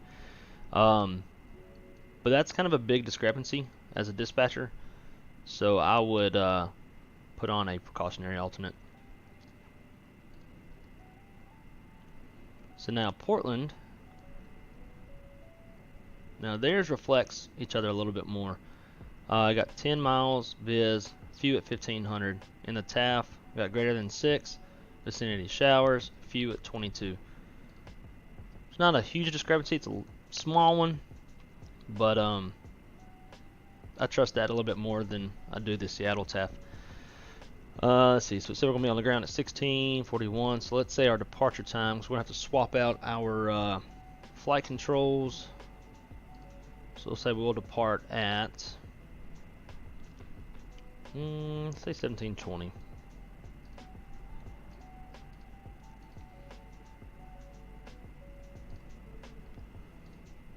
Going to fly CI-99, going to fly her fast.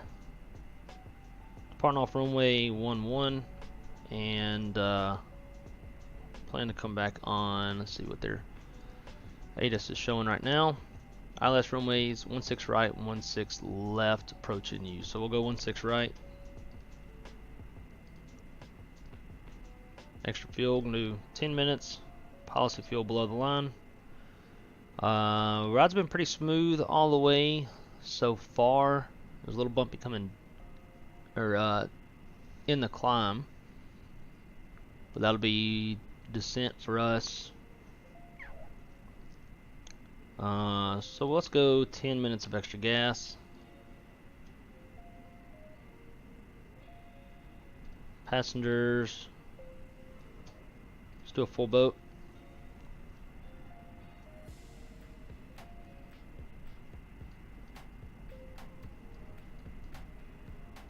That's definitely a better route coming down. The route that I wanted to use going up was terrible, so I made one by hand. That one's better. The star looks like it does align with the arrival runway. Seattle charts list. Star. I just want to take a look at the star real quick. Mariner 7.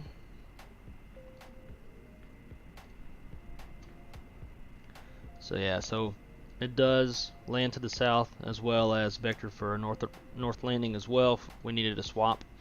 And you can also tell here, this part will tell you what to do depending on which direction that you're landing in. So I do agree with that star, so we'll keep that.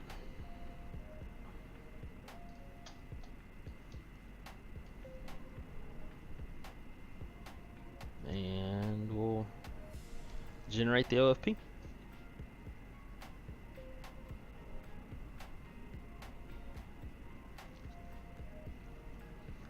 Alright, so Alaska 256, 320neo, Ketchikan, Seattle, alternate to Portland, 390 on the cruise, hour and 28 minutes. So it's about 20 minutes faster on the on coming back down. Block fuel's a lot less, which would be expected. There's your fuel weight, cool. Alright. So we are planned for the return leg.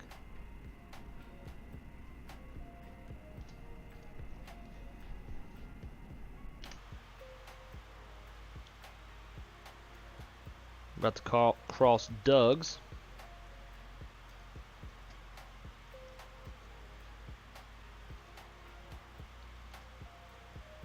At Doug's, supposed to have 9.7 on the fuel. And we're at 10.4. So we're looking good on the gas. Now, one thing that's helped, I planned the flight to cruise at Mach 7.8, and we are cruising at, where'd it go?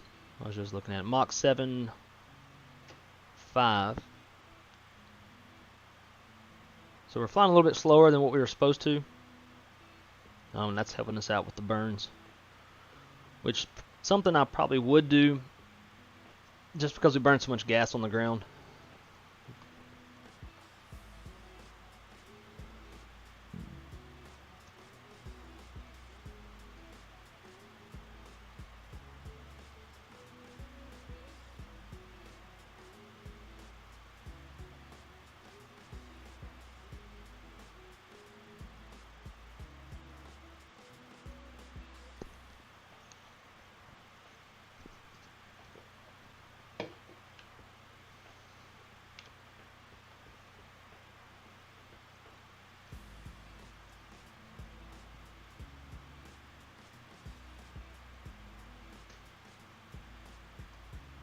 If we wanted to fly faster, we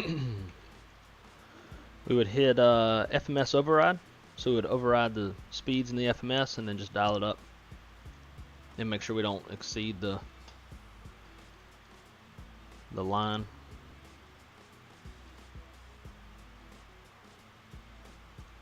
Reset. Actually, that's going to reflect. Yeah. Cool. Reflecting those speeds.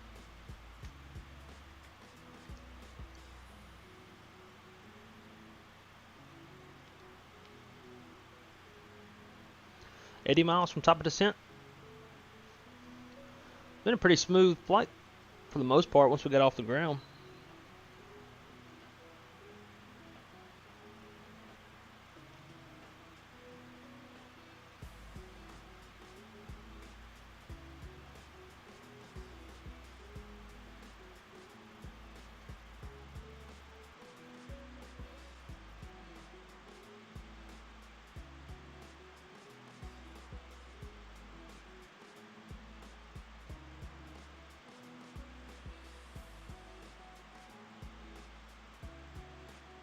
PUTIY.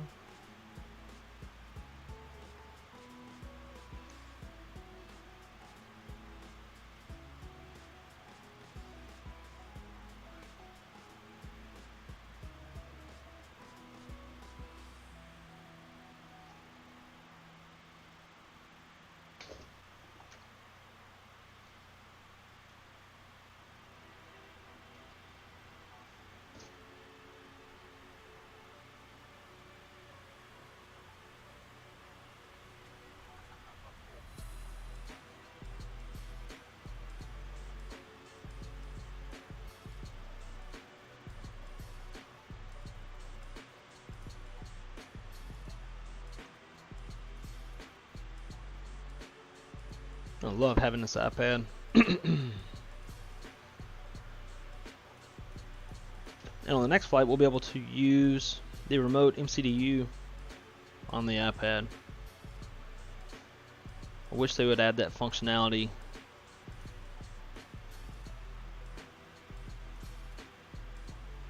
for the Maddog.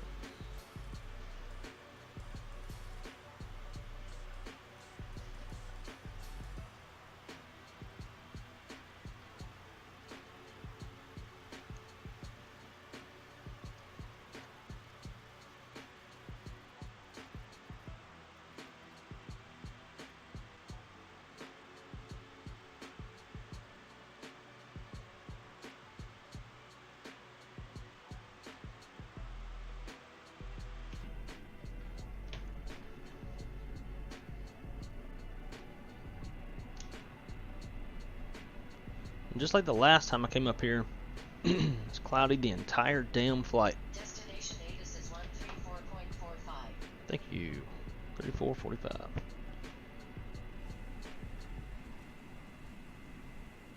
So I just downloaded the synthetic vision for Canada and Alaska. Why is it not?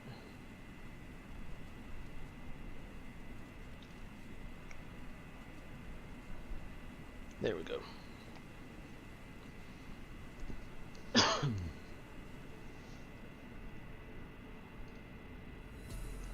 Yeah, not gonna lie, I'm looking forward to the next leg. Just cause y'all know me. I know Airbus a lot more than I do McDonnell Douglas.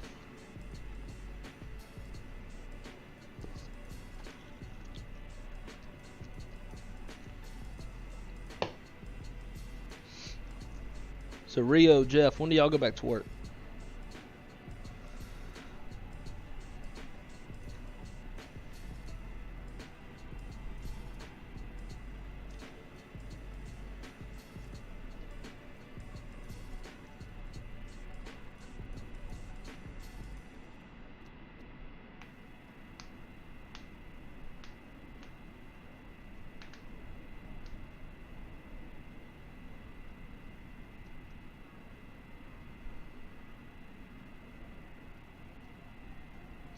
Oh, and Jay, sorry, I saw your last message, but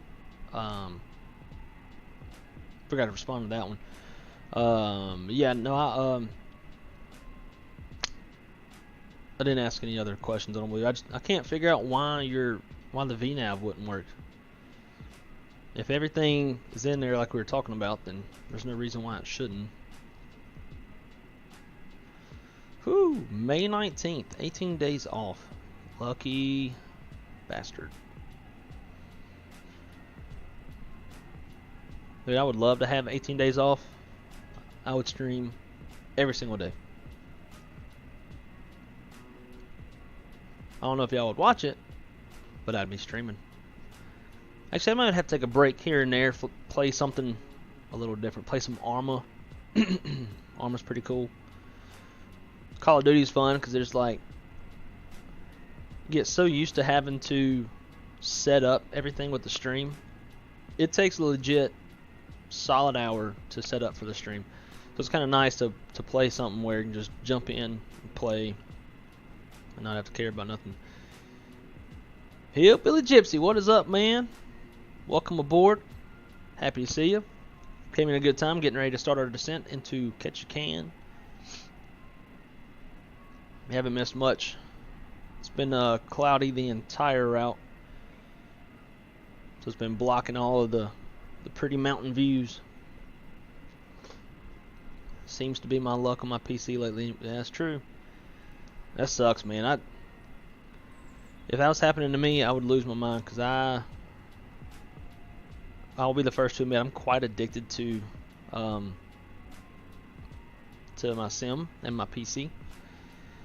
I can't live much without it. Let's see where we're at. Should be going to cross that top of descent here shortly. So our bottom altitude is going to be 5,000. So we'll go ahead and put that in.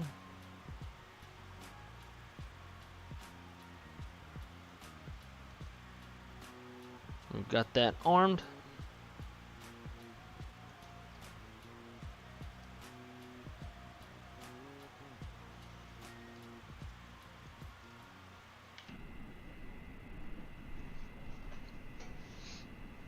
Kind of losing my mind. Can't even fly the E175. Yeah, well, never mind. I was thinking the 175 for Microsoft Flight Sim, which is a piece of shit. But yeah, you got it on the X-Plane.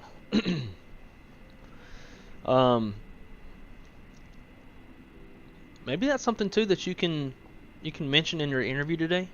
That's as nerdy as it sounds. I've kind of thrown it into my interviews in the past of the fact that I flight sim, therefore I have a relatively in-depth knowledge of the airplane and the systems and how the plane works and how to fly it and all that good stuff, and they tend to like that. If anything, it just shows that you're motivated and want to learn, and you are passionate about aviation and that kind of stuff.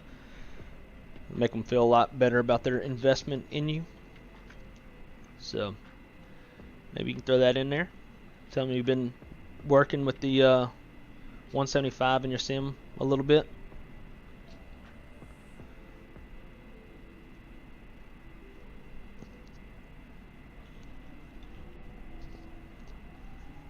And the 175 through the 195 they're pretty nice.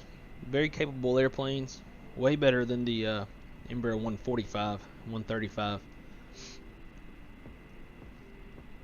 They're like little miniature 737s.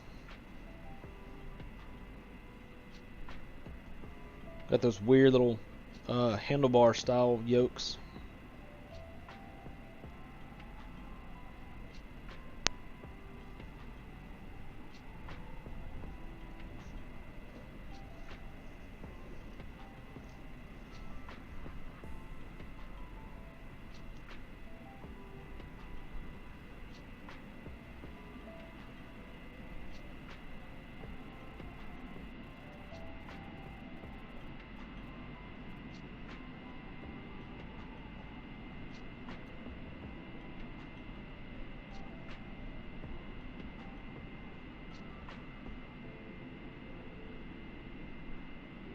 I don't know why, but the tail of this airplane is just the sexiest part about it.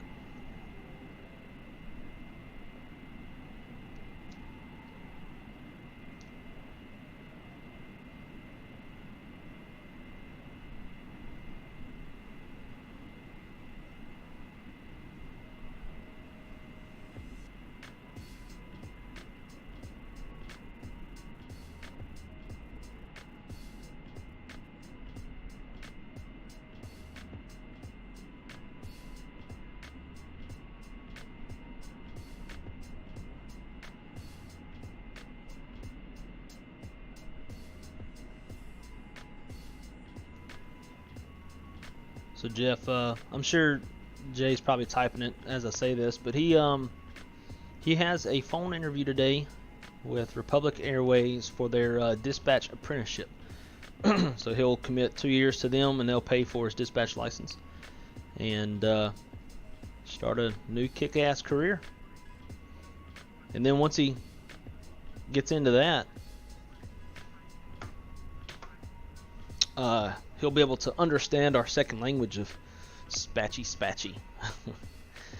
But yeah, Jay, the FMS is definitely goofy. That's probably the hardest part to understand in that airplane is the FMS or FMC. I don't even know what they call it in that airplane. FMS, FMC, CDU, MCDU. All right, finally starting our descent.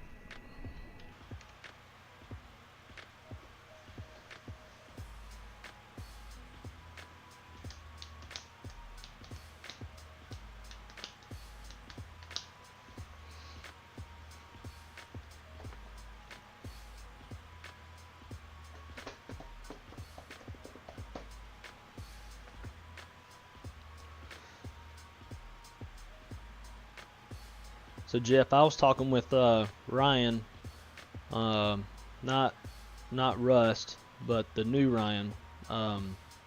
He came from Republic. He said it's a pretty great place to work. They do a lot of fun stuff, a lot of company cohesive type events, stuff that we don't really do at our company much anymore. Dude, I was just so stoked with that news. I need to spread this word real quick.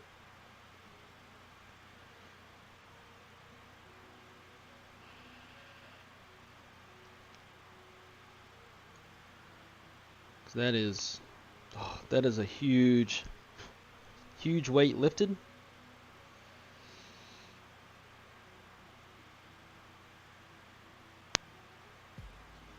Oh, and guys, Somehow we reached 150 subscribers today.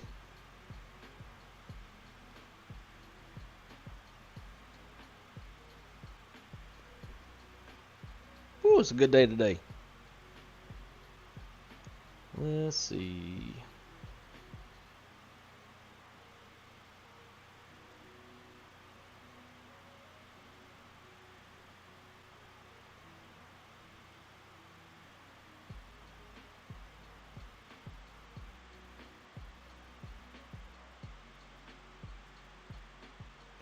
Let me check that email before I go running my mouth.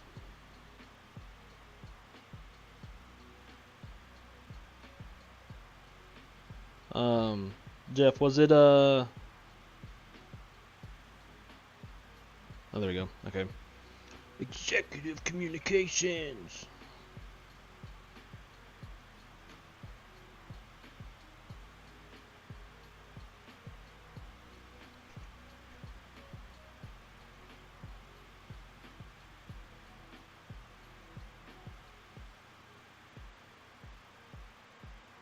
Oh, so excited. That is, oh, it's so good.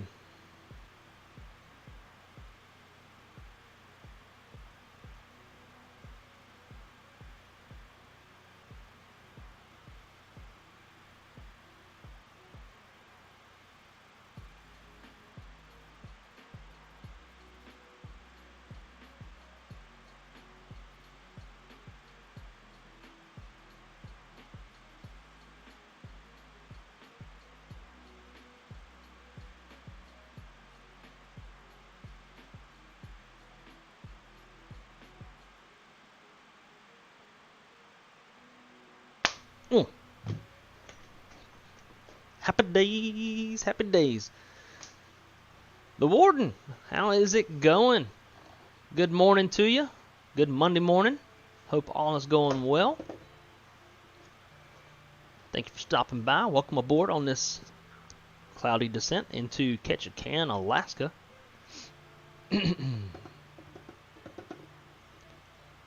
Time to behave. So anybody who doesn't know the Warden, she is the lovely wife of the kick-ass Captain Shaquille Oatmeal, whose shirt that I rep every single stream. Hope those crumble cookies were quite delicious. This weekend, instead of the crumble cookies, we went with the Nothing Bundt cakes, and it was quite delicious. When you have time, read the press release with the letter sent to them. Okay. I'll read it on the return leg.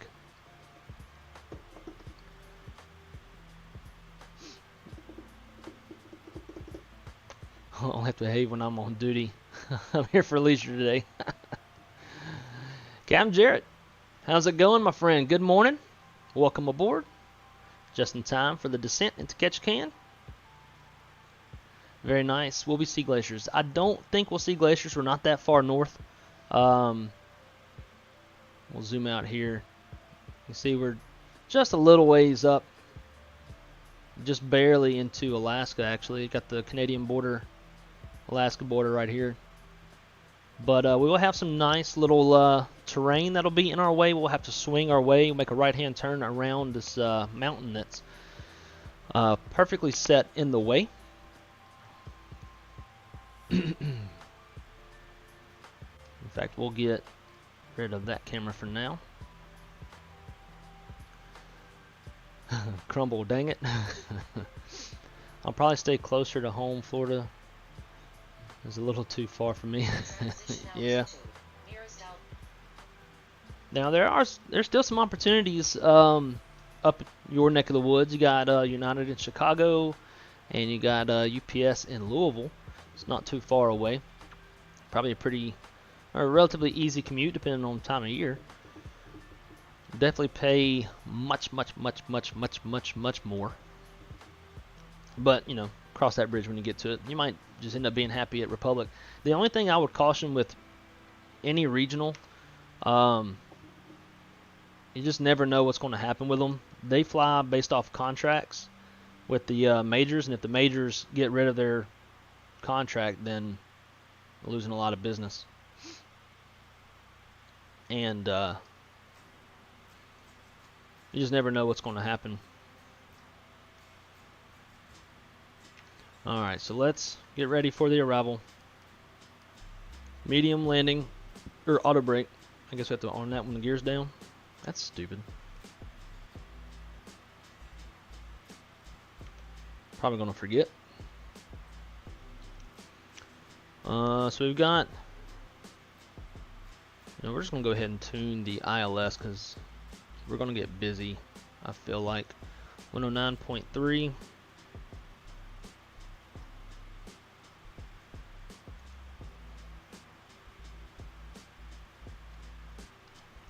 A perk to the regionals, though, since there's so much attrition, such high turnover rate,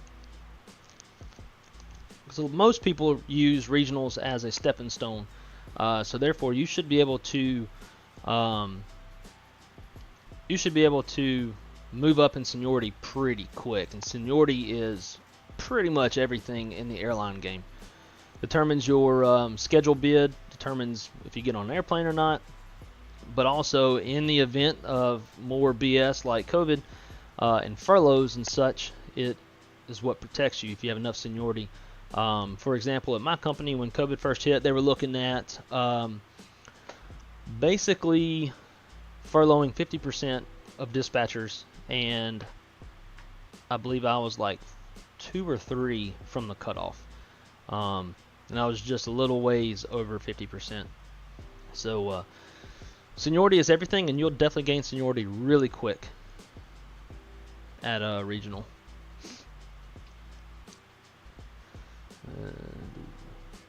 Well, flight benefits, it's much closer. I mean, it's true.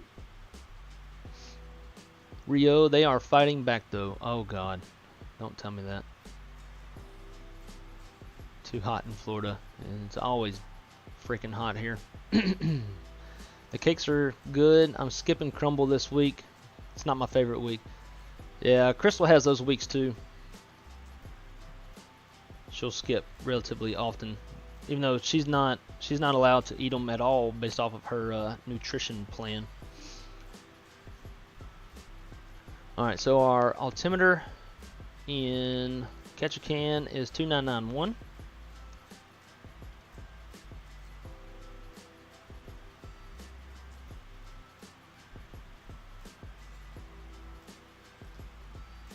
There we go.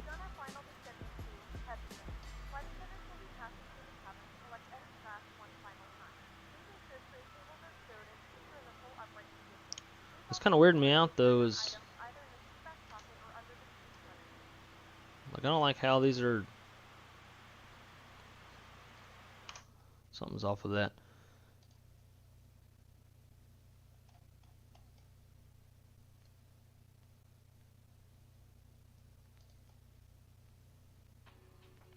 Sure, all that's still on. Okay. Not really sure why those are. Maybe it's always been like that. I don't think so. So we're getting good frame rates. Get the engine anti-ice on.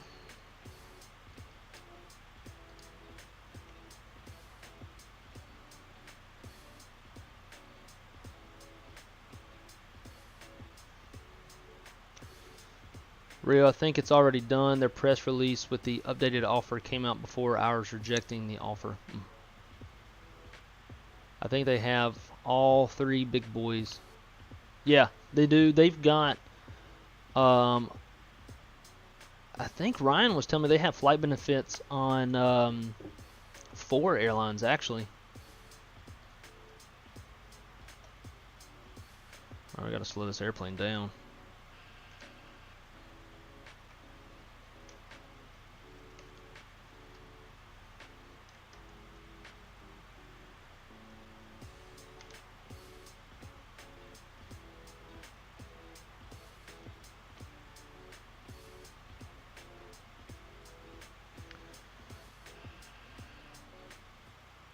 Pause that music.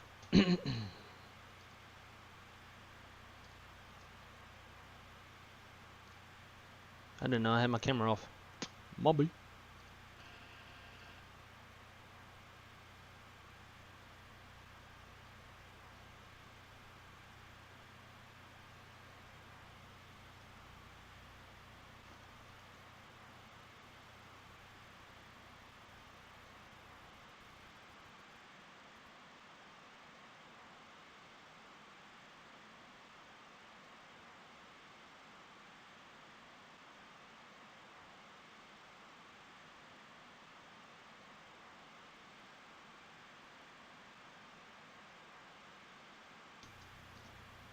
So what I'm not really sure is I'll put in FMS override, tell it to go 220 knots, but yet it still keeps trying to accelerate.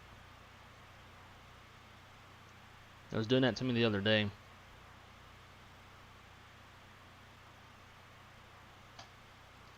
Alright, let's see. Our next altitude is going to be 3,000.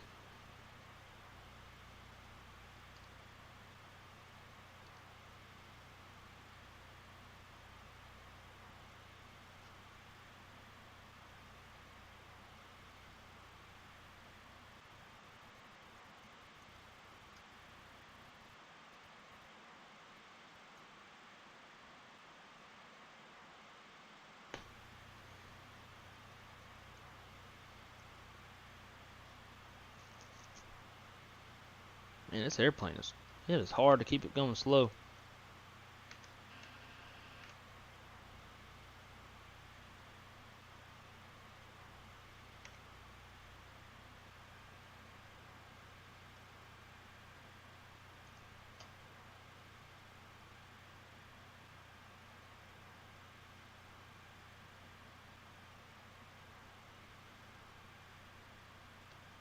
Get those slats coming out. Slats extended.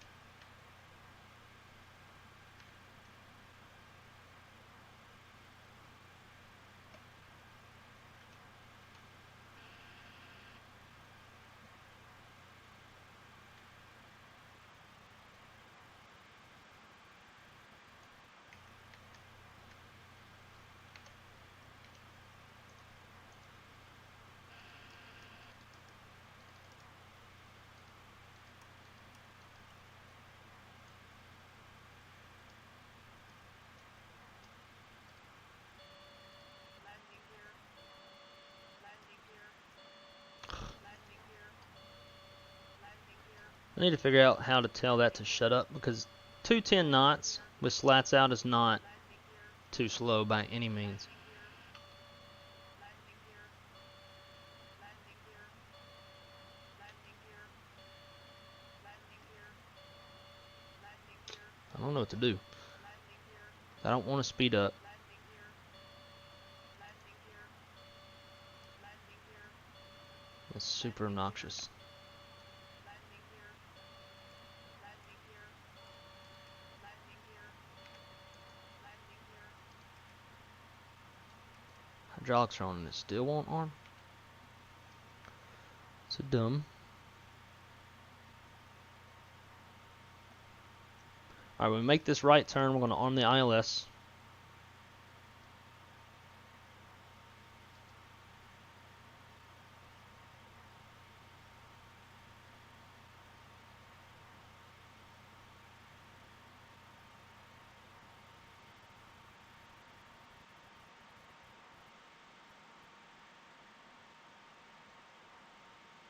There we go. And ILS.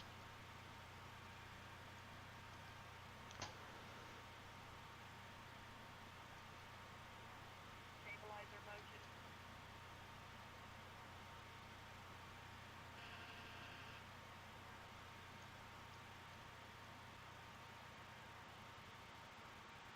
Now this thing was tracking the localizer the other day in a very weird way. It was coming in very catty corner. So hopefully we get a visual on the runway sooner than later, because I don't trust it.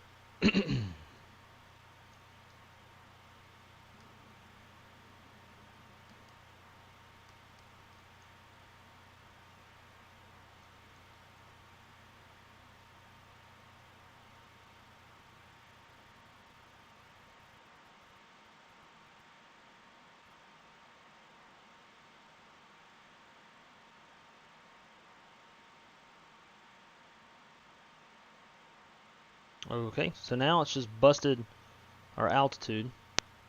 Alright,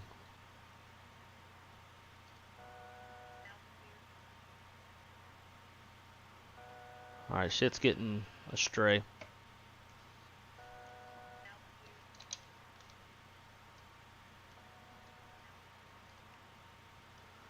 Just gonna do everything manual, because the airplane's not doing what it's supposed to do.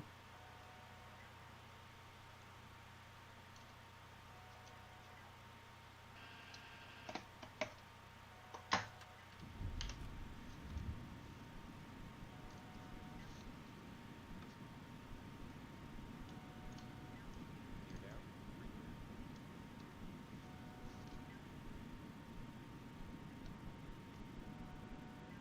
Flaps 15. 3 mile final runway 11.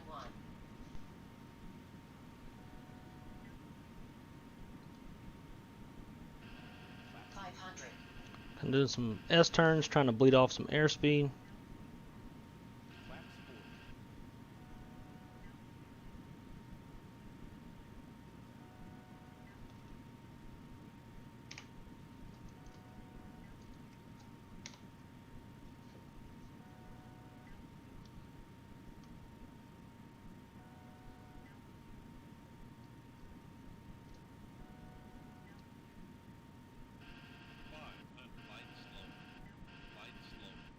Bleed it off, bleed it off. Yes, I know.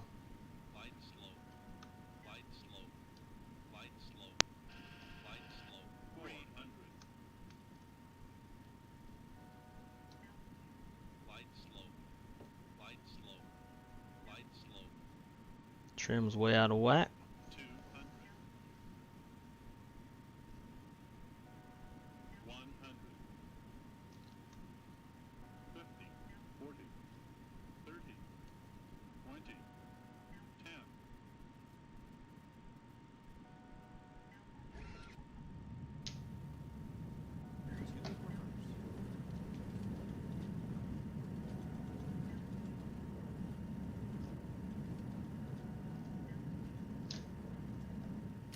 60 knots.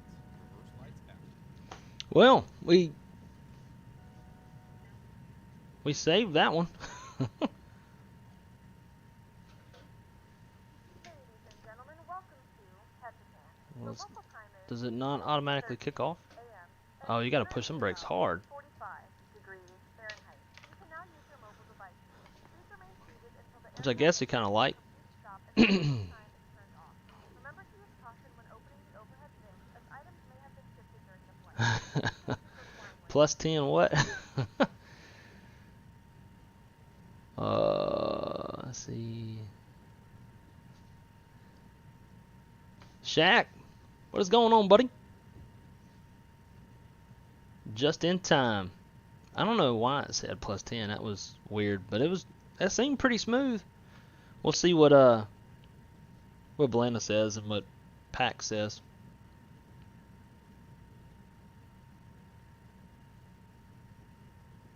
Yeah, I don't know why it busted the altitude. It busted like it overflew the localizer, even though it said localizer was captured. Pretty much everything went wrong on that one.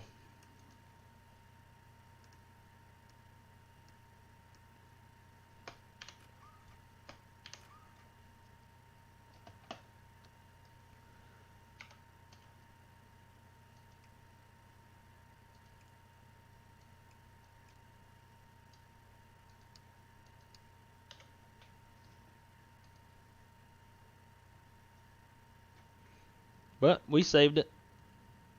Turned it a lot better than I thought it was going to. But it's really hard to set your thrust whenever you can't hear the engines at all.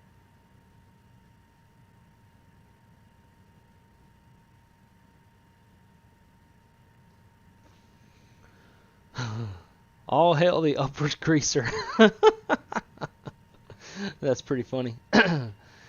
No need to be, you got this, man. You didn't get this far. Yeah. Oh, every time I fly this airplane, I get stressed out.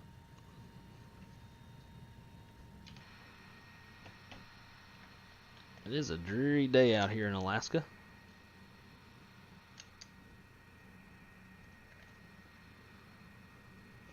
We are cruising. Southern reverses out.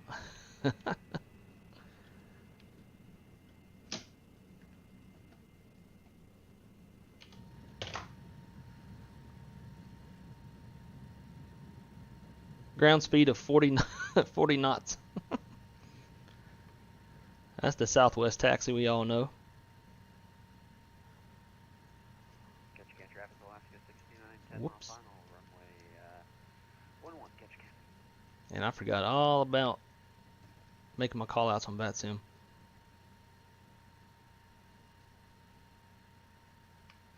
It's my B. Very easy to get distracted in this airplane.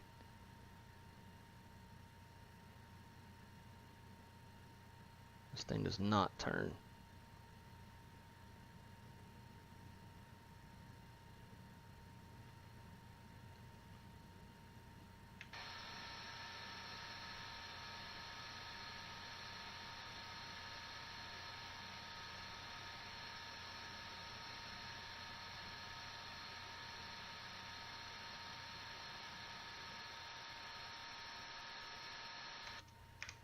Alright, set them parking brakes.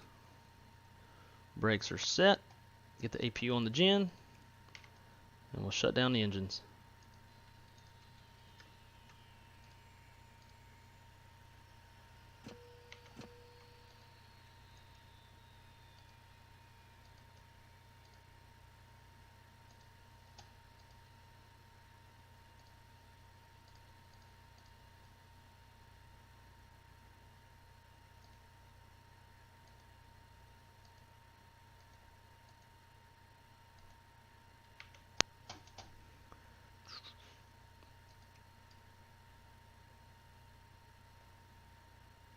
Sweet. Kind of wish I would have ran the replay. Forgot all about that. Always do.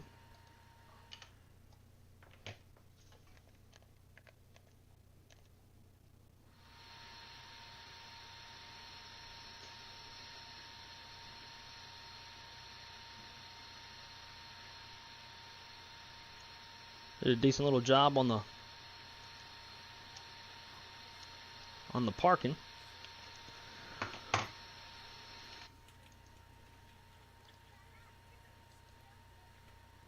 Oh wait, gotta kill the beacon.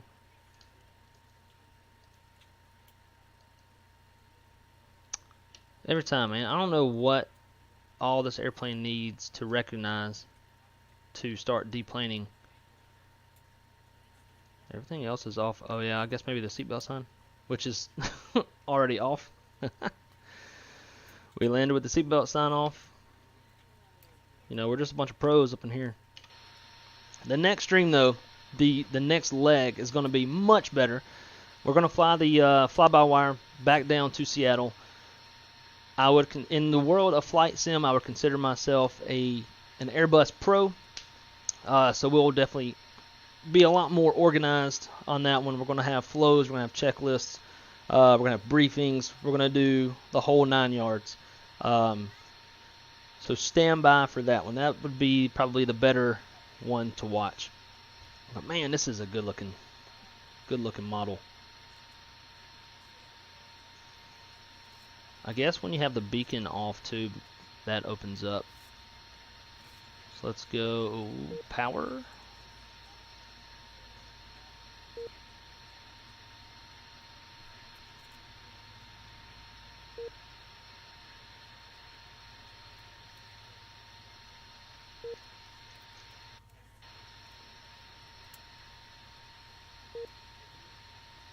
That's pretty nice.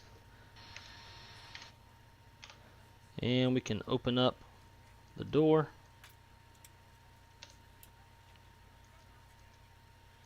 So now the door is open. Alright, let's see what Valana says. Sounds like somebody else just landed. Oh. Another Alaska. Been nice. Nice to see that some of the models are working. I would imagine he's going to park over yonder, so we'll set our view this way and watch him park. Okay, so Valenta says -140. It felt smoother than that, I felt like. But you can definitely see how we got a little squirrely there at the end. So the localizer tracks this way, and the airplane just straight up overflew the localizer. But we saved it. Did we touch down twice? No. I'll definitely take it. Especially being this is only my third flight on this airplane. Now let's see how bad we pissed off our packs. We were 7 minutes late. 60%. Airplane is empty.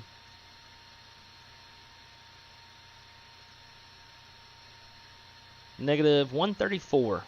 So that's better than what Valenta says. I'll take it.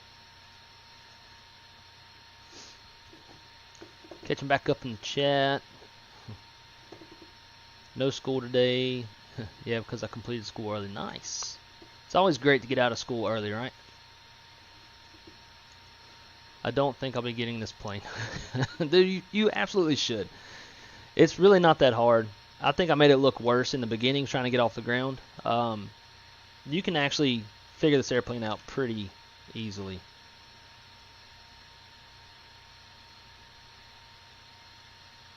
I promise. Like if I had to do a second leg in it, we could be off the ground quick.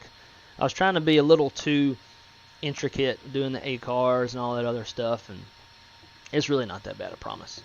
I do think they have maybe some slight bugs to work out with just the localizer tracking and stuff like that, because so far all three flights have had issues with the way it tracks the localizer.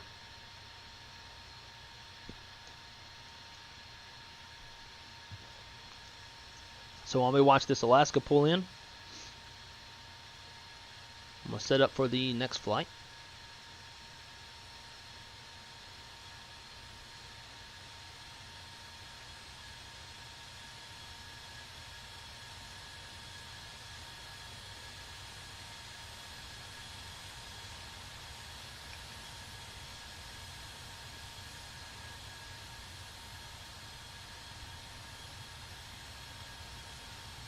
And this next airplane we're going to fly is quite dirty.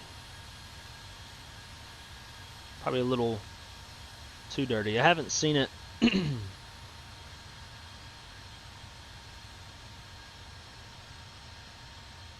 Where you going, bro? He must have different scenery. See if he falls off the cliff.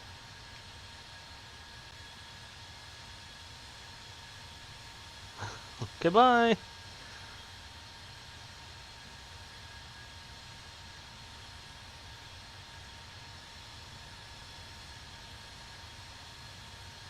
Alright, he's now a boat. I'm on a boat. That's fun.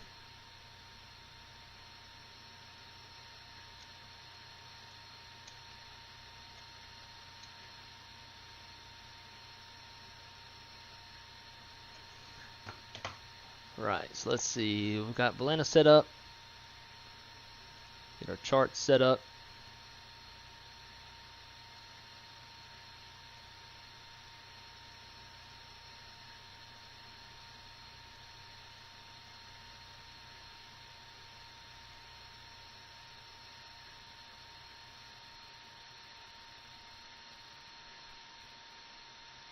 Alright, that's done. Let's get our overlay.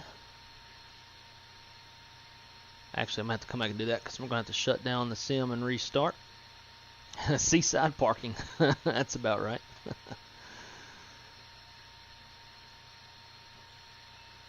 Alright guys, so I'm going to put the be-back screen. Give me just a few minutes. I'm going to reset the sim, jump in the Airbus, and we're going to turn out and get out of Ketchikan pretty quick. So I'm going to be right back with y'all. Please smash that likey button. Subscribe if you haven't subscribed yet, so we can see whenever I go online. But again, do anticipate a much better leg on this one because I am about to fly my plane of specialty. Is this the approach that only Alaska Airlines has some special approach? I don't think so, because it's a pretty easy approach. Just to show you the approach plate real quick. There's nothing to it. Zulu. Yeah, it's very simple. You just track in off the Annette Island VOR to Musu, so on and so forth. It's a straight in ILS for the most part. It's not even offset or anything. I don't know which special one it is. I have heard what you're talking about. I don't think this one's it. If you can do it super simple in the MD-80, then I would imagine no special authorization is required. So, alright guys, give me just a few, and I'll be right back with y'all.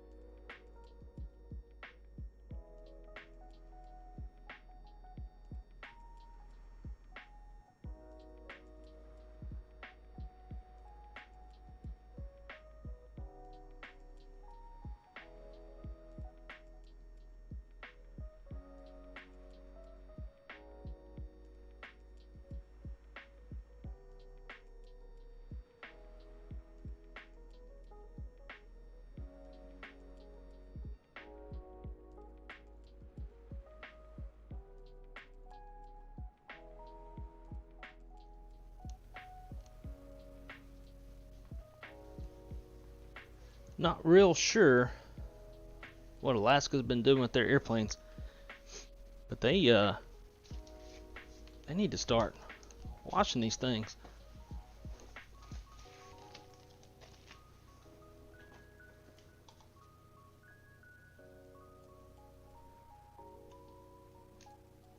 Look at that. That's just nasty. Girl, that is just so nasty. Need to wash your ass.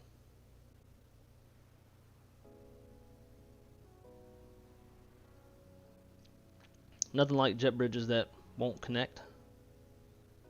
Probably should have went up to the gate that we recently parked at.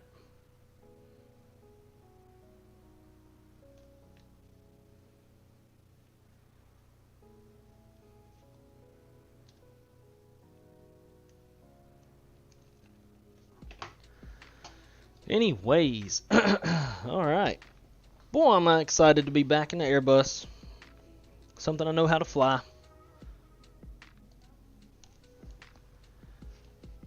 And I don't have a yoke in my crotch. Got so much room for activities. Dirty birdie. That's right. Alright, let's see how fast we can get out of here.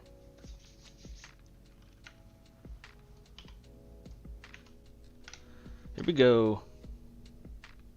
Battery 1, battery 2, ground power. Get a little light. Hey, there's 1, 2, 3. Ground control, cruise supply, CVR test. Strove to auto. Seatbelt stay off. No smoking, come on. Arm to seatbelt signs. Blah blah blah. It's all good. It's kind of cold up here, so let's turn a little heat on. Sweet. Down on the bottom. Well, that looks good. Cool, we already got some dim screens, which is what I want. Let's see, we'll get this second one up. So we can make this a little bit higher. There we go. Alright, Atsu, before we get into that, let's do this here.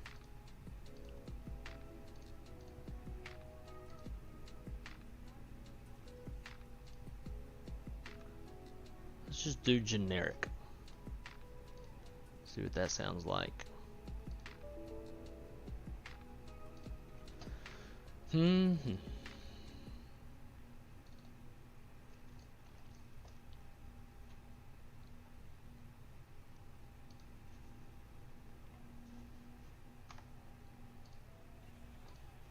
Alrighty. Let's see, AOC menu init.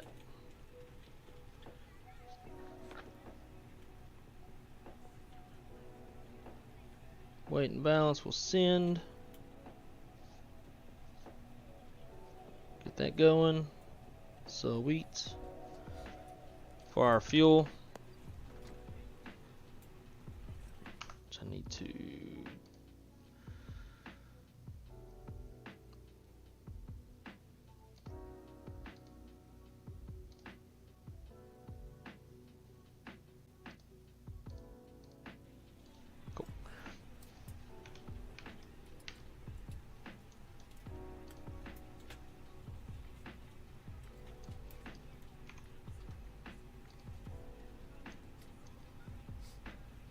have not messed with any of this new stuff at all in the new EFB.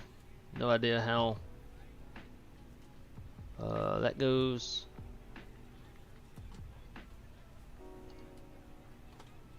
Where's the fuel thingamajig?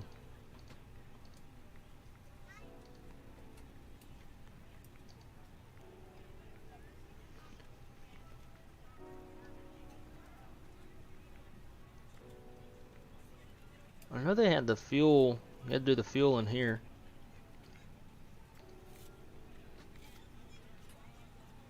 There we go. Fuel. Okay. So our planned fuel is going to be 14.4.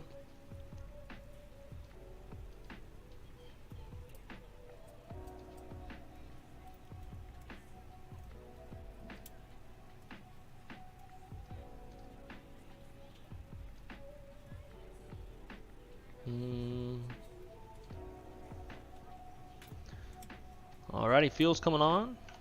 Back down here. Let's go weather request. PAKT. Throw that in there. Send off for that. Alright, data AC status. That's current. Open nits.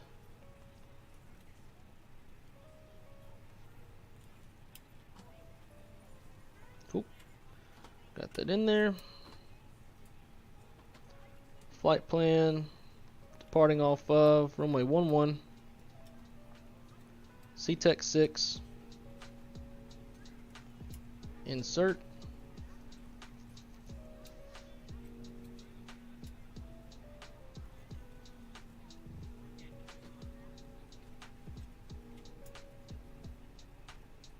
All that looks fine. Let's go arrival.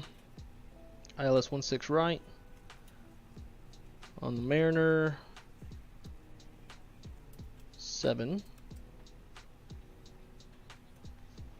Not sure what transition I want, so let's go charts.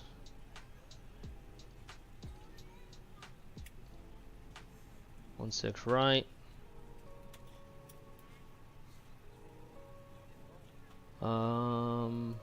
Again, should work fine.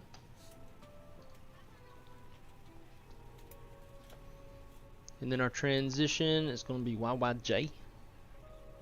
Yankee Yankee Juliet. Insert. Check for any further discons. That one is okay. Oh, it's got us going to Griffey. That'll be a weird... No, that should work fine.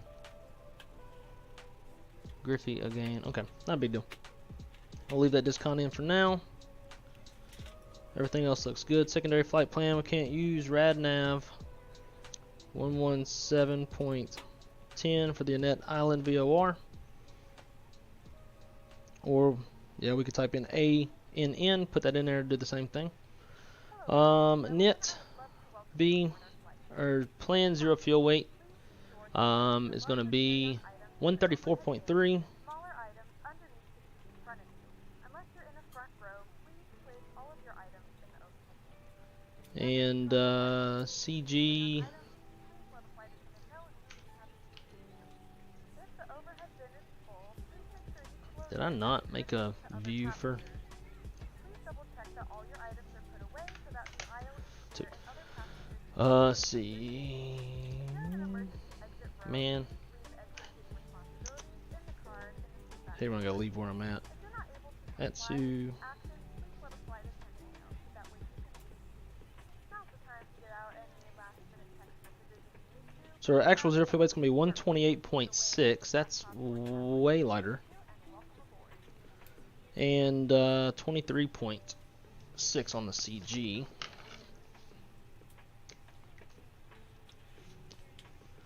So 128.6, and we got a zero fuel weight CG 23.6. Block fuel is 14.4, with our min required being 13.1.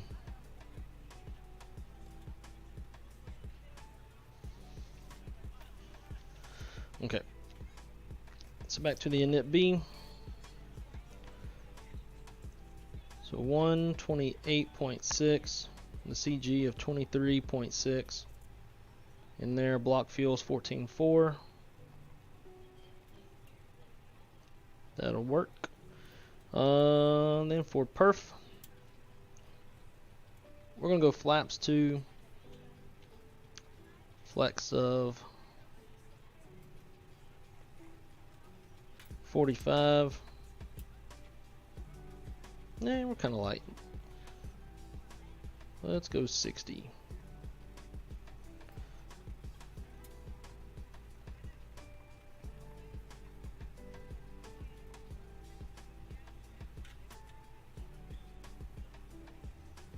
This doesn't look right to me. Let's pull up the chart and look at the departure, because I don't think that's right.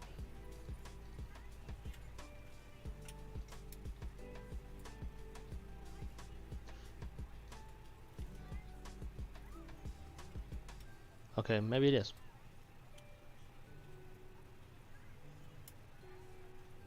It's got these weird...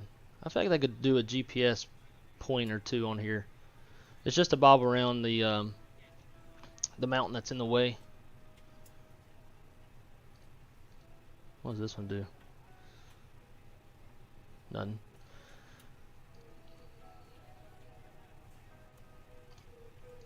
Alright. So our first fix is going to be a net island.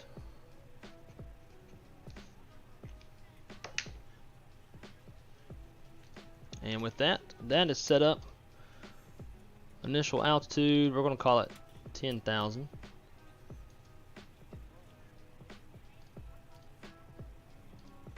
Current weather, winds are 130 at 4, 8 miles, scattered 1200, overcast 28, temperature 7, dew point 6, altimeter 2991.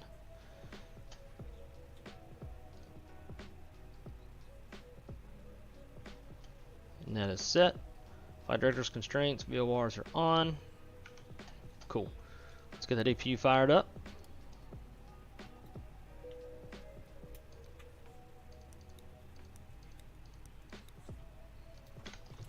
And let's hit up a little departure brief. Alright, so it's going to be a right seat takeoff. Aircraft type is A320neo for tail strike avoidance. There's no MELs or CDLs that affect the performance of the flight or of the aircraft. It's going to be a 2-engine taxi. We have to get up the hill. Taxi route's going to be Bravo short of 11. There's no hot spots or runways to cross. Terrain is a factor. Weather's no factor. Due to the terrain, well, we can't use terrain ND on this airplane. If we have to abort before V1, it'll be my decision to reject the takeoff. We'll come to a complete stop, set the parking brake, call flight center stations, analyze situation, and call for an ECAM actions or emergency evacuation checklist as required. After V1, we're going to fly the engine out procedure. And let's see. Our engine out acceleration altitude is 1590 off the ground. We'll speed up, clean up, and see, our takeoff weight is 148.2. Max takeoff is 155.6. So we'll be below max landing weight if we need to. Actually, correction. Takeoff weight is 148.2. Max landing is 148.5. So if we need to come back, by the time we climb out a little ways and come back, we'd be below max landing weight, so we can do that. We'd come back to runway 11. If all goes as planned, we're going to fly the Ketchikan 6 departure. Top altitude is 10,000 feet, and we are squawking 7,000. Let's make it 2,000. Cool. All right, departure brief is complete. Seems like they're ready to go in the back, so we'll shut the door. And let's get everything pulled from the airplane. Make sure that APU is online. It is. Disconnect power. Get all this stuff pulled out.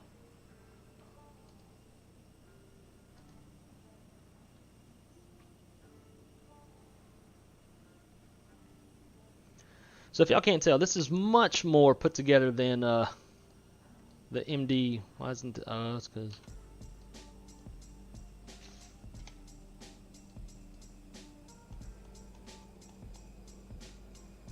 yeah, this is gonna be much more organized than the MD-85 leg. 1 hour and 28 minutes. Please note the cabin door is now closed. We ask that you make sure that all devices are in airplane mode and your larger devices are now shut down and stowed. Cockpit If to you have ground. not already, Alright, before start checklist. Maintenance log and tail is onboard and checked. Copper preps complete. Gear pins and covers are removed. full upright Signs departure. are on and auto. For departure. 8 ears are a nav. Fuel, we've got 14.6 on board. 13.1 is required. Altimeter is 2991 set. EFB is checked. Windows, doors, and slides are closed and armed. Beacon is on. Thrust levels are idle. Parking brake is on. And transponder is an auto. Before start checklist is complete. Okay, sir. The bypass pin is installed. All doors and hatches closed and all ground equipment is removed. The parking brakes are set. You may lift. Parking brake set. Lifting the aircraft.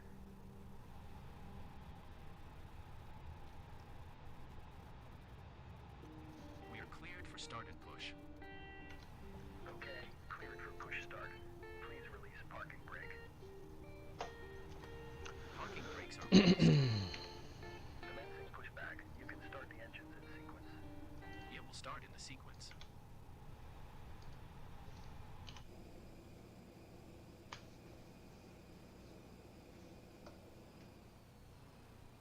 There we go. We're going to fire up number 1 first.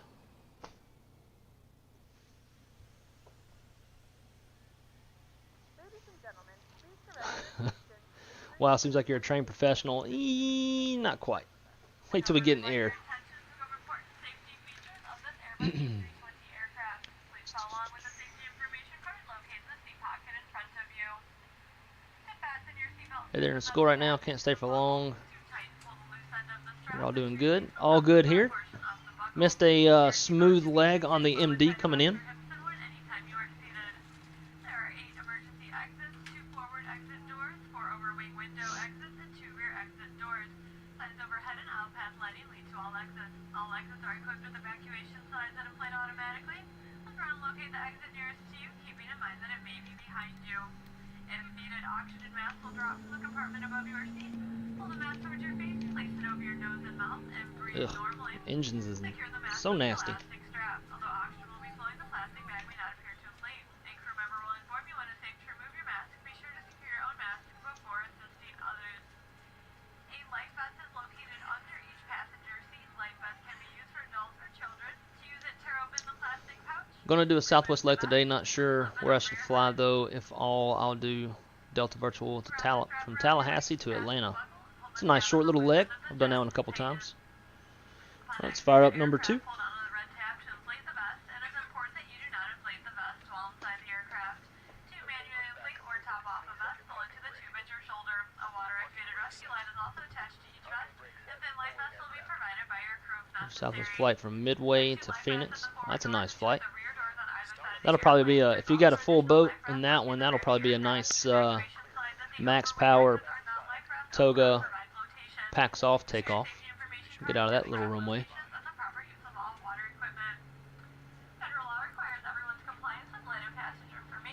Alright, Chase, hope you have a good day, buddy. Enjoy school.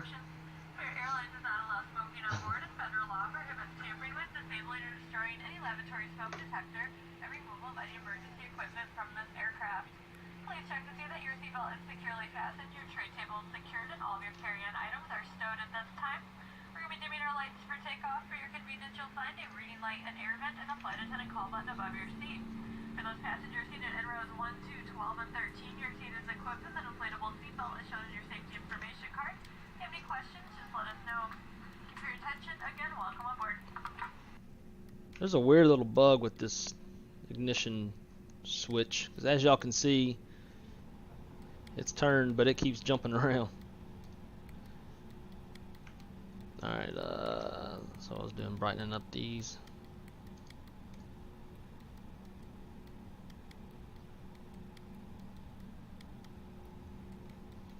Alright, after start flow, engine mode selected normal, arm the spoilers, reset rudder trim, flaps 2 for takeoff. Let's see, trim was 23.6. So let's go dial her down, or dial her up rather. Should be somewhere about there. Let's see, auto, TA, APU off. After start checklist, engine anti-ice is off, yellow electric pump is off, rudder trim 0. After start checklist is complete.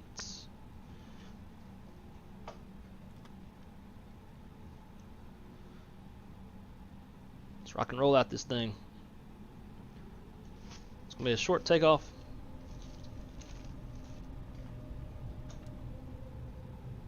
Get some speed to go up the hill. Alright, mini brief. Takeoff runway is going to be runway 11. Our gross weight is 140.5. So we're actually quite a bit lighter than what was planned. So we're definitely below max landing weight.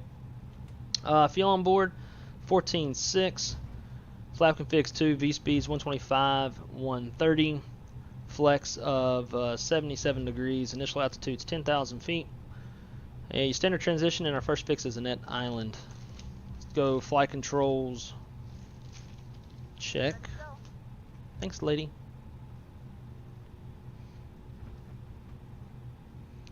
Alright, we've got full left, full right, neutral, full up, full down, neutral rudder, full left, full right, neutral.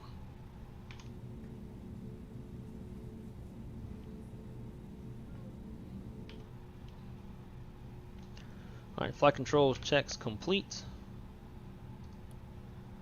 Won't mess with the weather radar since it's an op. TA. Why did that? There we go. TA. Boom. Boom.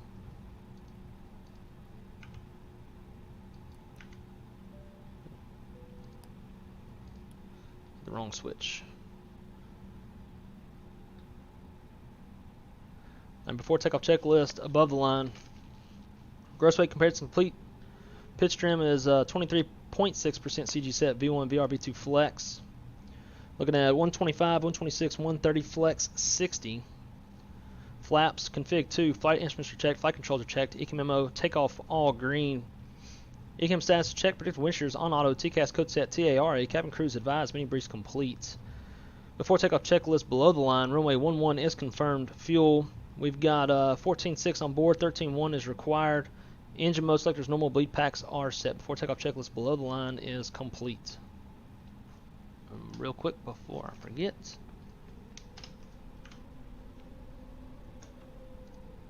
Gotta connect to VATSIM. Forgot about that.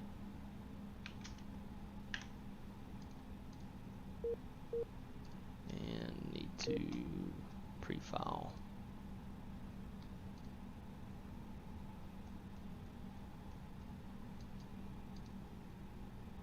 Flight plan. What?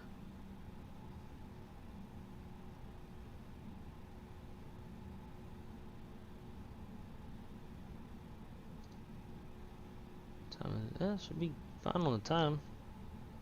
18, maybe not.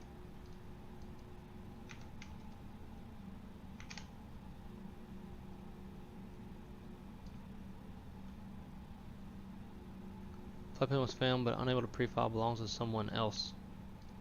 Oh, okay. So I have to amend 2.6 alpha. Stub amend. There we go. Okay. There's a call sign conflict. There we go. We are now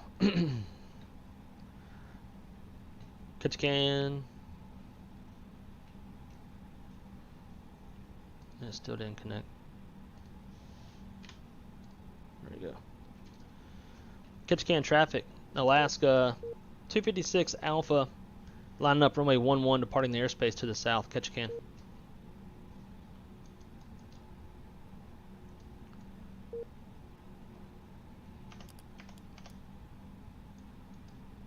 Ketchikan traffic, triple clear, Mount April 7, he's holding short runway 11, Ketchikan traffic. I know that voice.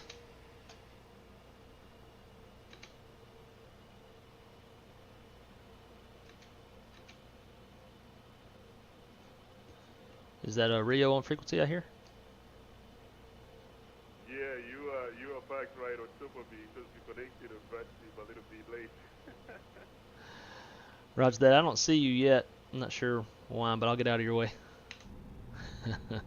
I'll wait for you to take off. I can see you lining up right now. So everybody, that is my good friend, Flaps 121 Simulations, Mr. Rio. One of my coworkers as well. Here we go. Yes, sir. That is me. That is me. I can see you lining up, ready to take off. I'll wait for you. I'll keep you straight. Why is my button? Oh, we're good. There we go.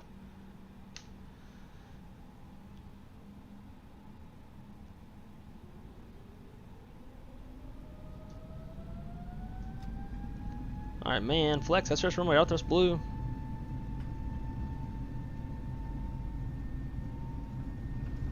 That's good traffic, Chairman. Emphasis running up. It sucks I can't see him.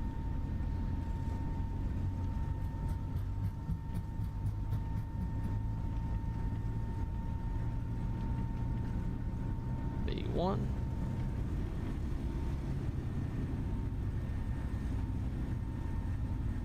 And we got a positive rate.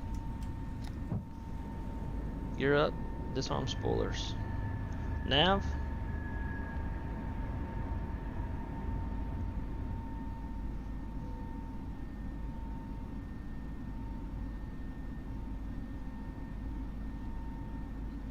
Ketchikan traffic. Alaska 256 Alpha is clear. Runway 11 exiting airspace to the south. Final call. Alright, thrust or acceleration climb altitude. Positive trend on the airspeed. Thrust climb. Let's get that engine anti-ice on. And we'll go flaps 1. And flaps up.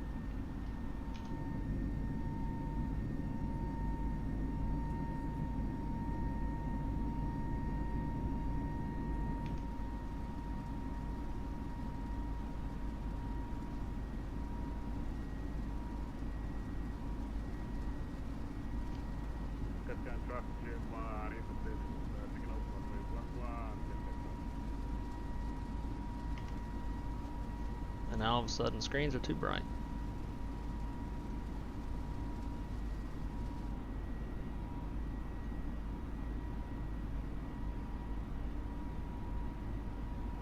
Sure would be nice to have some terrain on the ND.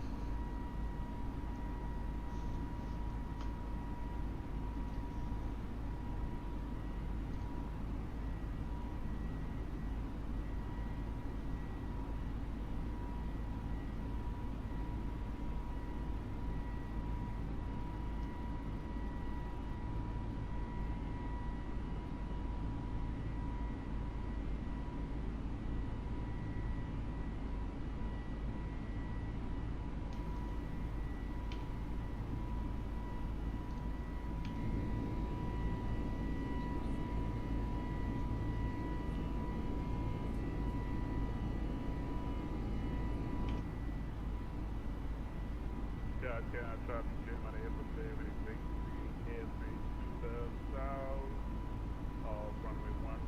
Ketchikan.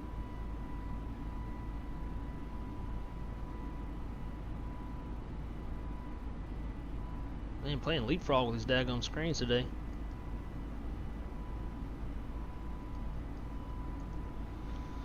Remember, kill the engine anti-ice since we are out of visible moisture.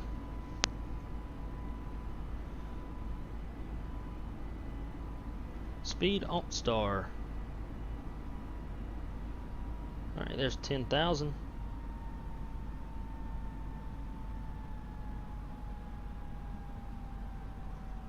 We'll go autopilot 2. Spin it up to our final of 39.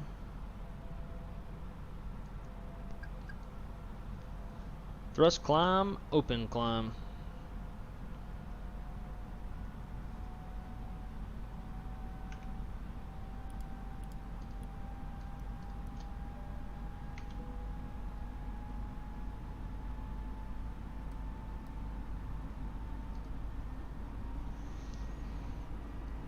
No, Rio, if I knew you were going to fly, man, I would have had you share the cockpit with me.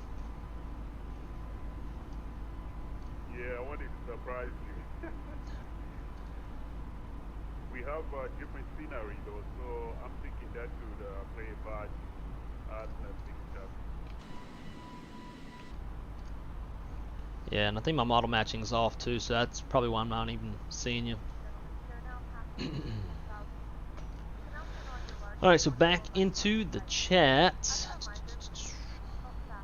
Do you have your PPL or CPL or ATP or MEI, CFI? Nope. I have nothing. I am a real-world flight dispatcher, if that counts for anything. To become a dispatcher, you take the same test that pilots take to get their ATP, except we do it with 2 weeks of our nose in a book versus the 1,500 hours of experience those guys get. So I do think that that's notable. But no, I'm not a private pilot. Had a few opportunities to do some training, had some friends that are CFIs, and then one way or another something fell through. So in all honesty, I'm not even super worried about it. I do enjoy flying, but I don't really trust little single engine prop planes very much, so I'll stick with my flight sim. And as a dispatcher, I do get to ride in the cockpit on any U.S. carrier, so I kind of get my aviation fulfillment that way, getting right in the jump seat and getting to speak the lingo and be a part of the technical aviation side of the operation as a dispatcher. Was fulfilling enough for me. Maybe one day I'll get my PPL, but I kind of feel like it's almost not even worth getting your PPL if you're not going to get your instrument, just because you're stuck to nothing but VFR flying. And I would prefer to be trained and be able to. Why is it doing that again? So I'm getting a jumpy. That's weird. It smoothed out last time after a few minutes. But yeah, I wouldn't want to get stuck, flying VFR and something, especially here in Florida where your airport can go IFR real quick with an isolated rain shower or something and end up being screwed. But to answer your question, no, I am not. But I am a flight dispatcher for a major Part 121 carrier.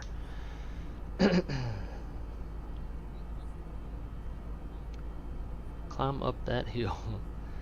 Be right back. Gotta load the dishwasher. I feel that, man. I probably need to do that too. Be nice if someone removed that layer of cream cheese on the windows. Let's see what cream cheese you're talking about.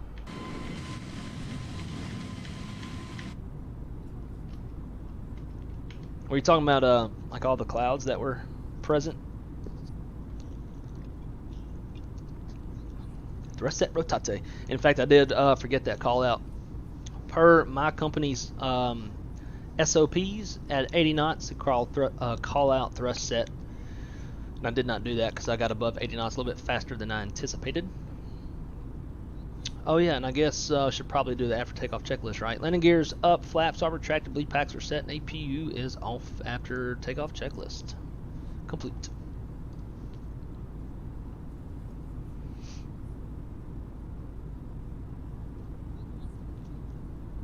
Man, I'm pretty stoked that Rio's flying with me. Totally would have had him share cockpit.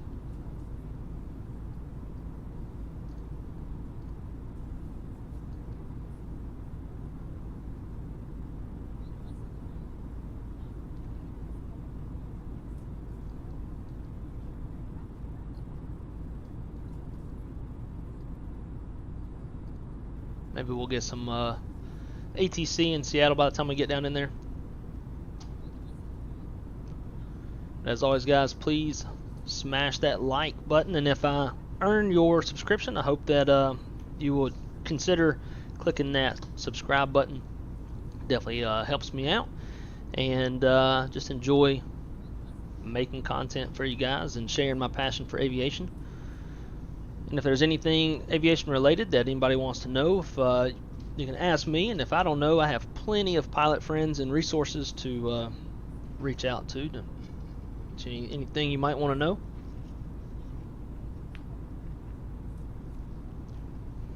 was hoping my dog was going to come lay in here. I was going to make a Bella cam, kind of like Captain Canada makes his Daisy cam. Well, we're out of the Black Rifle coffee, so we can either go to hot coffee next, or maybe go to a cold beverage, such as ranch water or purple haze beer, something of that nature. Y'all let me know. What should I drink? Keep going with the coffee. I still have my chocolate Reese's donut that I haven't eaten yet. You know it's lunchtime.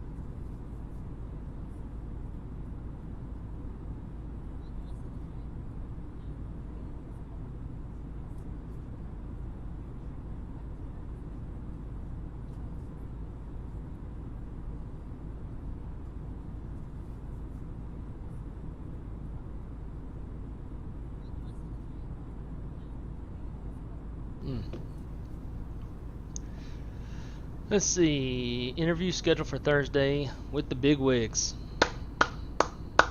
Awesome. So is that going to be a face-to-face interview? Hope you got some interview clothes. Just a little bit of, and I think this goes without saying for most people who actually give a shit about wanting to get a job. But dress appropriate, right? 'Cause believe it or not, at my company, I've seen quite a few people come through who, based off what they wear, you would think they wouldn't care if they got the job at all. So, don't do that. Virtual, okay. Still dress for the occasion. I had a virtual interview. I think I had 3 different interviews for my job, and for the first 2 were virtual, and I still put on suit and tie. At least waist up I did. Get that beer. Alright, I'm gonna get that beer. It's Crystal's beer, but she can't drink it, so I will drink it for her.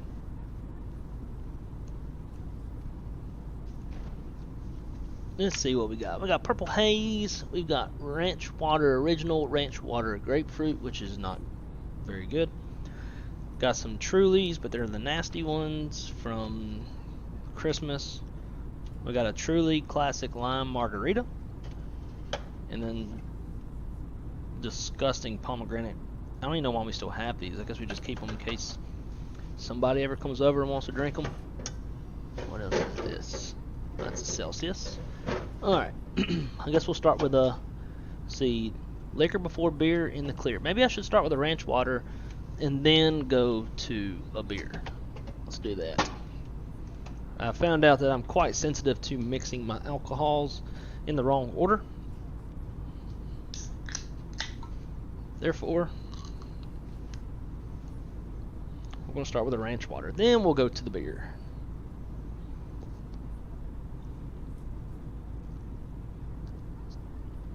Oh yeah. Alright, let's see how our passengers are doing. See how, 96%. They probably deemed my last takeoff to be unsafe because it always does that for some reason. I think part of what Pakt does is it analyzes how far you move on the flight controls. Because I remember whenever it was first getting ready to come out, TFDI was talking about that it will analyze like how you taxi, how you take off, and like how extreme you get on the flight controls. And I think because it's anything that, well, actually I take that back, because an X-plane, even if I fly Airbus, I think it still says unsafe takeoff, which is false. But yeah, I'm pretty sure, at least with any Yoke airplane, when I'm flying with the Yoke, as much as I'm pulling back, it's taking that as if we're like, which is not the case. But see, none of this should even matter. Like, we do care if they're upset, hungry and thirsty. Like, that's partially on them.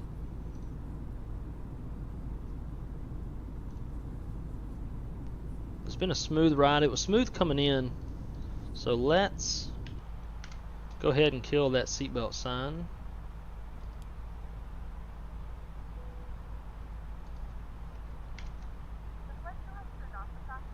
And we are obviously above transition altitude, so we go standard, standard.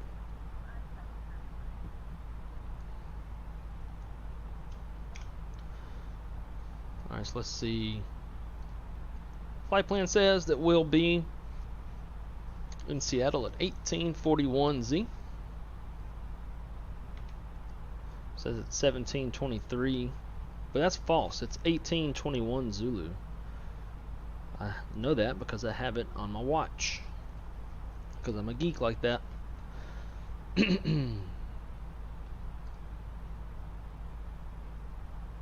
Says we're live time. I'll just leave it be.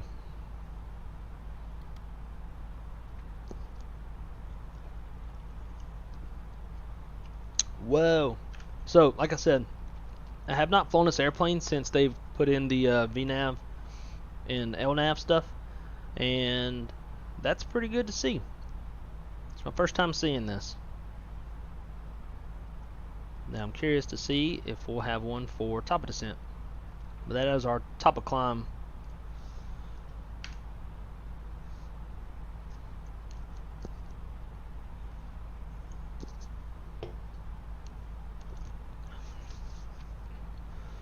See, my vote for the ranch water gotta support Joe Exotic.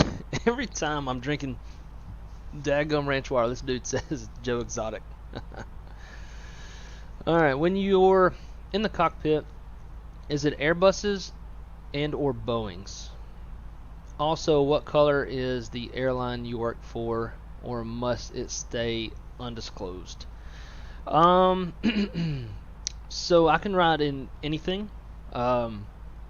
As long as it's a domestic U.S. flight, I can ride in the cockpit. On my company, I can ride in the cockpit international. But my metal is the only airline I can fly international on. So far, I've ridden up front in the Airbus 320 family, 767s, 757s, MDs, CRJs, ERJs. Most of like your typical smaller to medium sized narrow body aircraft. I haven't actually. I misspoke. I have not jump seated on a 7.6. I have ridden on the 7.6, but never jump seated on the 7.6. I've never jump seated on any wide body aircraft, which kind of sucks. I think American runs flights from Miami to Dallas, which I just stopped working in South Florida. Now I'm working in Central Florida in the Orlando area, so I've kind of missed that opportunity, but I did want to jump seat on the 777. Honestly, I don't really know if it's supposed to stay disclosed. There are people in the chat who know who I work for. People have been able to connect the dots over several episodes. But there are like social media policies and stuff like that. I'm not a trained pilot, so I probably have a little more leniency than others. But I will say that I'm going to leave it kind of vague. But our airplanes are Airbuses, and they have been silver, blue and white, and bright yellow. Sweet teas with lemon or without? Oh, that's a good question. Really good question. Because every time when I order a sweet tea and they ask me, like, I never know. I just like, shoot from the hip, and whatever comes out of my mouth first, because I like both. It just has to be really sweet. Like, I like my sweet tea real sweet. Being a Louisiana boy, I need my tea real sweet. But shooting from the hip, I would say no. No lemon. American has quite a few 777s in Miami. I see them off my balcony for the approach to. Dude, do you live that far south? You're down towards Miami Airport. Yeah, shoot, man. The first time when I first moved to South Florida, I had to take my dad to the Miami Airport to go pick up a rental car, and I'd never seen so many 777s in my life. And it was funny because I was talking to my dad, and we were in the middle of a conversation, and like while I was talking, I just stopped and just looking at all the 777s, and my dad was like, "Oh, I bet you're shitting bricks over this, aren't you?" I'm like, yeah, can't help it, bro. But I've always wanted to fly on one, have not flown on one yet. Didn't get to fly on 7.4, although I'm sure I could probably do that somehow domestically on cargo. I want my tea to be cavity in the glass sweet. Damn right. Yeah, I can go with or without lemons. Doesn't really matter. I'm perfectly happy either way. Or I can do an Arnold Palmer. Half sweet tea, half lemonade. Works for me too. The other night we went out to eat after the stream for my girlfriend's nephew's birthday. I ordered sweet tea. Boy, it was anything but sweet. It was disgustingly unsweet. A little sweet and low can't fix. I'll send you a picture off the next one. Okay. Sounds good. Let's see. Is this one? Yeah. So again, it's the new little feature from Pakt. Shows you where you're at.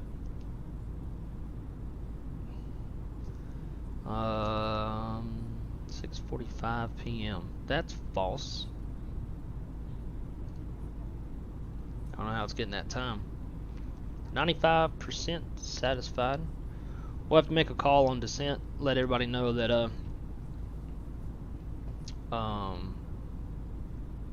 like there's something fancy to look at. Maybe that'll perk people up a little bit more.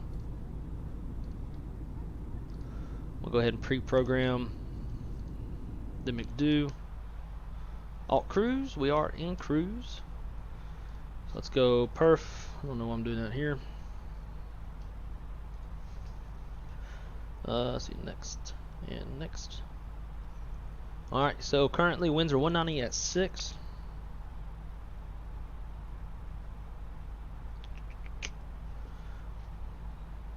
What you talking about, Willis? Hit the wrong button. 2984. And the temperature is 9. I'm assuming that minimums are probably 200 feet on a Cat 1. Yep, 200 feet. 200 and a half. Currently, we still got that a little scatter layer at 800 feet, so I'm glad I put an alternate because it's not burning off like you would think it would with the sun coming up. So we'll go 200 in the radio altimeter since it's in a precision approach. And that is set up for now, and we'll change that as we get closer.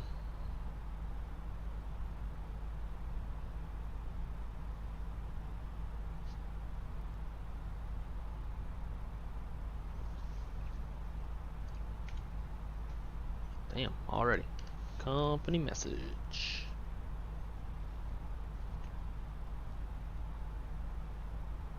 Print that out. And we'll come back over to flight plan.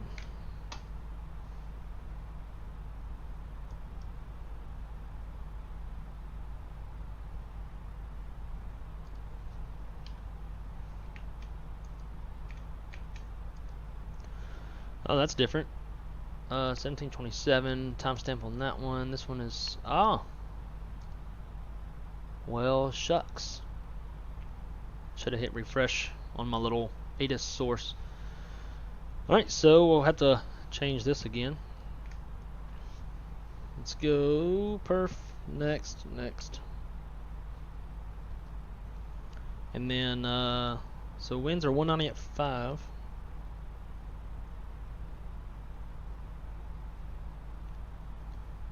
Temperature still 9, altimeter 2985. Slightly different. And let's see. 195, 7 miles, light rain scattered 800, broken at 48, overcast 55. Temperature's 9, dew point 8. Altimeter's 2985. ILS runways 16 right and 16 left, approach in use. We are planning on 16 right. Traffic below your funnel, sometimes approaches in use to parallel runways. 16 centers out of service, 5G nodems in effect, don't care. Bird activity. Nothing crazy.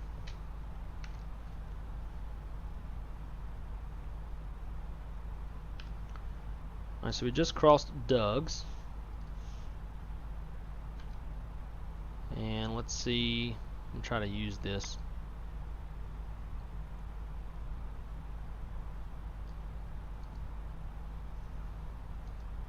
I guess zoom in don't work. And then Doug's. So we should have. No, that doesn't make sense.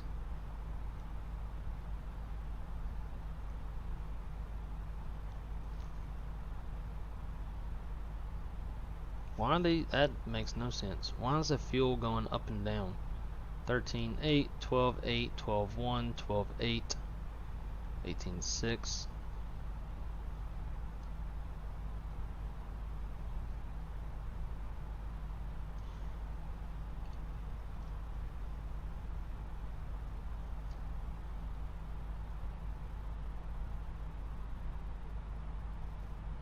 Supposed to have. Okay, I don't know why it's. That's wrong. This shows it differently in the actual SimBrief website.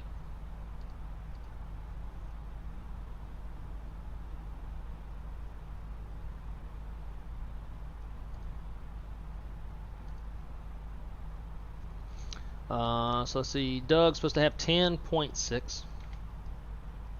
We've got 11.2. Underburning. Very nice. Probably underburned on the taxi out.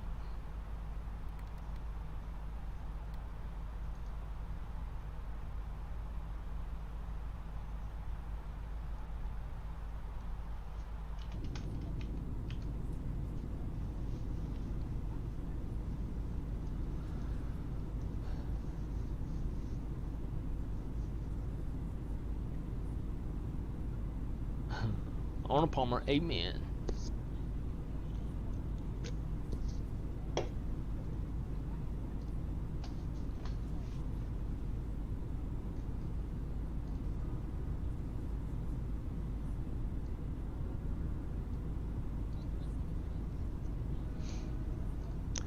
Man, this is my favorite thing to be doing. Streaming. I don't really have anything to do, but I do need to mow the yard. I don't know when I'm going to do that. Do you play first-person shooter games? I play Call of Duty, predominantly Modern Warfare because I like realism type stuff. Also play Arma a little bit. Like I am by no means a pro. I really enjoy like the mission editor because like your imagination is your limit. Like you can do anything you want to. From like flying helicopters, flying airplanes, like doing strafing runs or inserting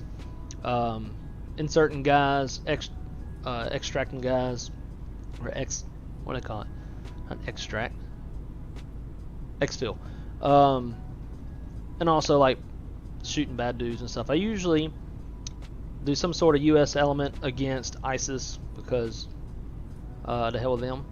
And yeah, You can literally create any kind of scenario. It's kind of hard though. There's like a little bit of editing type. I don't know.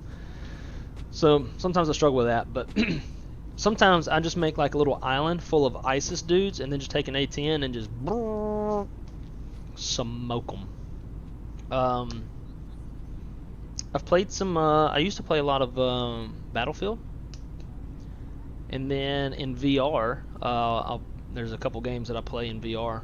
VR is a whole different level of first-person shooter, and it'll actually teach you. Like, I used to watch a lot of guys doing like tactical shooting training, right? And after when they would shoot, they would do this number, and then holster, and I would think like, oh, they're just doing this to look cool and tactical. Nope, there's a real reason. You're scanning your sectors, make sure there's no more guys. In VR, I've had issues where I'd engage a target, reload, and then all of a sudden I'm getting hit from the side when I should have shot, scanned, reload. So I learned real quick that guys doing that, it's for a very, very useful reason. So that's kind of cool. Jay, dude, you're good. When, especially like I said, it seems like they're taking just about anybody with a breath. So especially since like you live in Indy, you're interested in aviation, you're doing a flight sim thing to learn the airplane, you're motivated. They're gonna find a lot more. They're gonna be more interested in you than probably normal candidates. Because honestly, there's a lot of guys that I work with who don't give two shits about the airplane. They don't care to learn an airplane. They don't care about aviation and flying as much. They're not av geeks. For a lot of people, it's just it's a good job with amazing benefits, especially if you like to travel. But for you, like, you have a genuine interest in the industry and in the job that you would be doing, and you love weather. I mean, make sure you bring up you used to chase storms, because they'll find that very incredible. And weather is a huge part of what we do.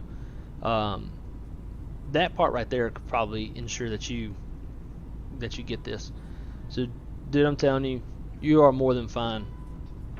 You will not have any problems.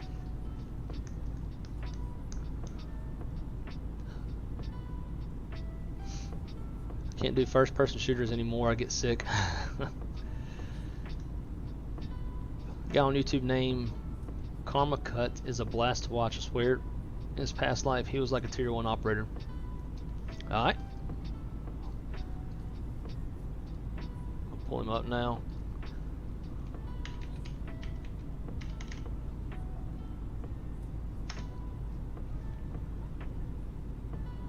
I'm gonna subscribe so I'll see his stuff later on.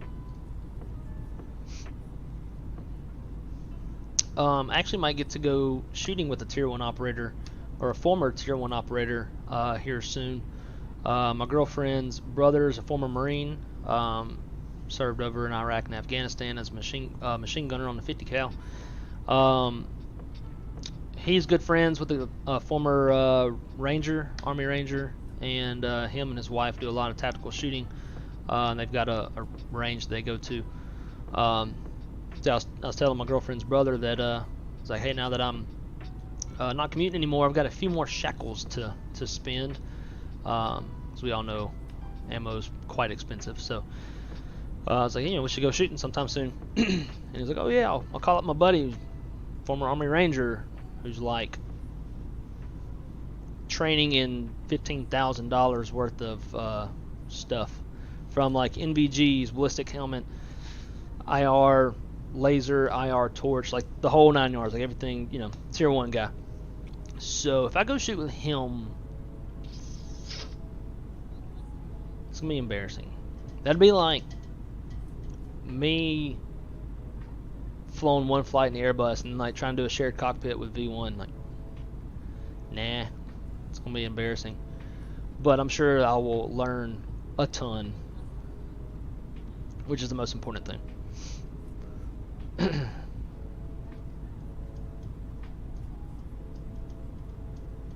Man, Jay, I'm so stoked for you, dude. So stoked.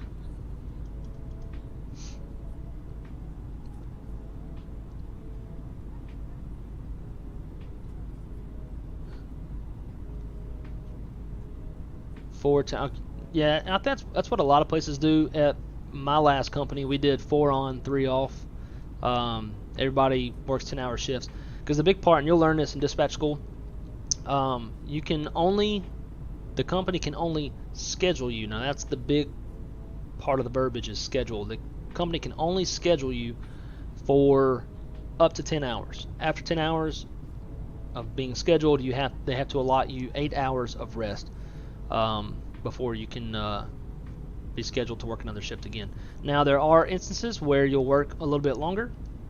If you got some situations that it's not safe for you to leave that situation and say it's time for you to turn over, and like you're in the middle, like you're getting ready to divert a flight, it's probably better that you handle that, get that taken care of, shoot the numbers and all that stuff, let the coordinators know, or however their structure is. And once everything is taken care of and those guys are good, then you turn over.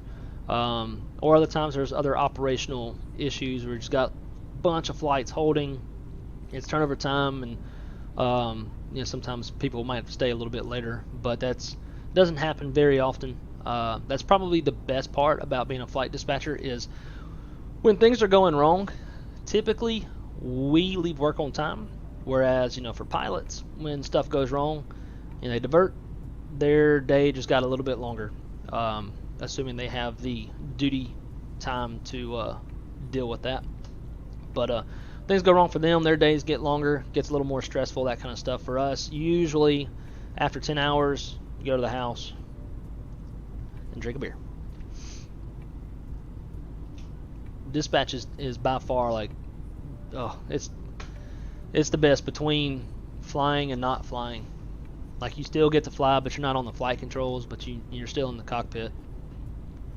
Get to speak the lingo, be part of the whole deal, but go home on time. And as far as like drinking goes, a lot of companies do a little bit different, but the FAA reg is 8 hours from bottle to throttle. That's what our company follows. My last company, we did either 10 or 12 hours from the start of your shift, like your last drink to the start of your shift. So you definitely need to know the company's specifications on that if you like to be a little social bug drinker like myself. Change again. Jim, what's up, bud? Good to see you here in Alabama. Oh, Alabama Jack's eating some chicken wings. Enjoy the stream. Definitely will. Thanks for popping in and saying hello. Greatly appreciate it. I'm not familiar with whoops.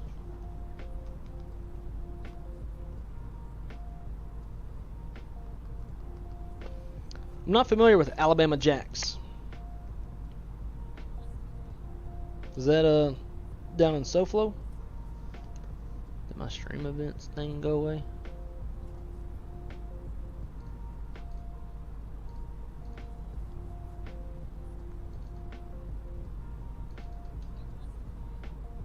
Well, still connected.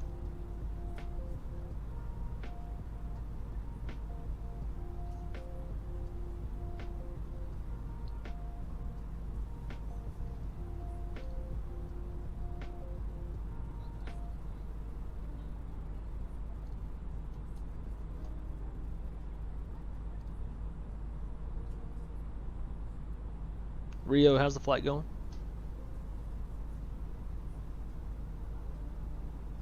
Oh, I've been there. Just right behind you. You got smooth rides? What's your cruise out? I wish I'm at T70. Raja, we're at 3.9. Nice and smooth up here. Alright, yeah, I know exactly where that's at. I've been there once. It was a little bit underwhelming, to be honest. I can't remember what I got, but me and Curtis, for those guys that work with me who remember Kurt, a good buddy of mine, former Navy guy as well, like Jay. Now he's an FAA inspector in St. Louis, sitting and watching the dispatchers up there.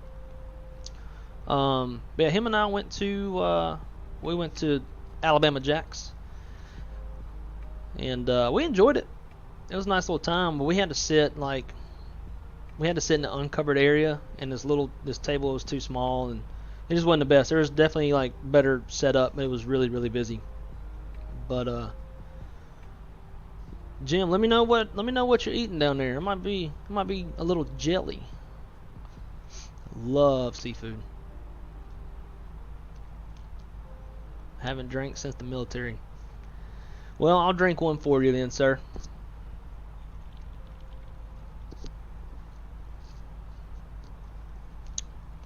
So Jay, that is another thing. It's probably good to know. At some points in your dispatch career, you'll have the FAA sit with you and just kind of watch over your shoulder and make sure that you're not a complete idiot. And you're not like the FAA will definitely ask you questions, and they'll ask you stuff that you don't know off the top of your head, and that's okay. Rule number one with that is you never say I don't know. Either use DRM, which is Dispatch Resource Management, ask the guys around you, or you got all your manuals to refer to, which is not hard. If you need to know anything, you can go to your op specs or go to your OCM, Operations Control Manual, and do Control F, search keyword, and be able to find it. Some things are a little hard to find every now and then, like what is the max crosswind limitation on your aircraft on a narrow contaminated runway. Like, you can find it, it'll just take a few more minutes. It's one thing I like about working my overnight shift is you don't see the FAA that much that late at night. Now they're going to come just because I said that. But when you get your dispatch license, you'll take your ATP first. So if they still do it the same as whenever I was in dispatch school, they take a random 75 questions out of the 1500 Part 121 questions, and then that'll be a mixture of like FAA regulations, performance, weight and balance, what else? They'll do some like instrument stuff like holding on VOR radials and all this kind of stuff. Most of that you won't ever deal with again. You just have to get through the test. And then you'll do 3 weeks of flight planning. Learn how to flight plan using SID stars, connecting the dots using jet airways. What's the difference between a jet airway, a Victor airway, and a GPS or a Quebec airway. Super easy. You also learn some aircraft systems. For us at my dispatch school, we use the 737-800 as our default airplane. They might use the Embraer 175 since that's where you're going to be going. Although I don't know if they're sending you to a dispatch school, if they've got their own little dispatch school program. I guess you'll figure that out. But yeah, so at the end of the 5 weeks, you'll take a written exam and then a oral exam in the same day. I can't remember how long the written was. I think you get like 2.5 hours to take it. I passed. I think you have to make a 70. And then after that, you take your oral. My oral was with an FAA certified dispatcher who is also an active dispatcher at American Airlines. And they know that like you haven't dispatched in the real world yet, so they'll ask you stuff that you're supposed to know. They'll have you like read a METAR, read a TAF, and make sure you can understand that when the alternate's required. Read some NOTAMs. They might ask you, some obscured stuff in the remarks part of like a METAR or NOTAM or something. Is by Indy, not their main office. Gotcha. Yes, it might be a dispatch school and not something directed by them. They'll run you some scenarios. So, for example, a scenario that I got, and this was in a way like Flight Sim kind of hurt me because I thought too in depth on the scenario. But my scenario was, all right, you've got a flight from Atlanta to Dallas. You're over Shreveport, so that's like 120 miles away or so. Come on, bro.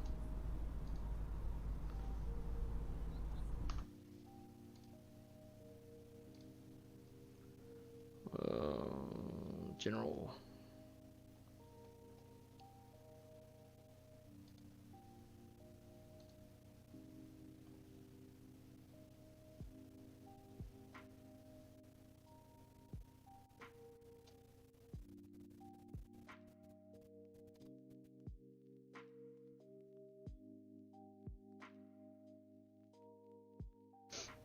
Then like some technical difficulties.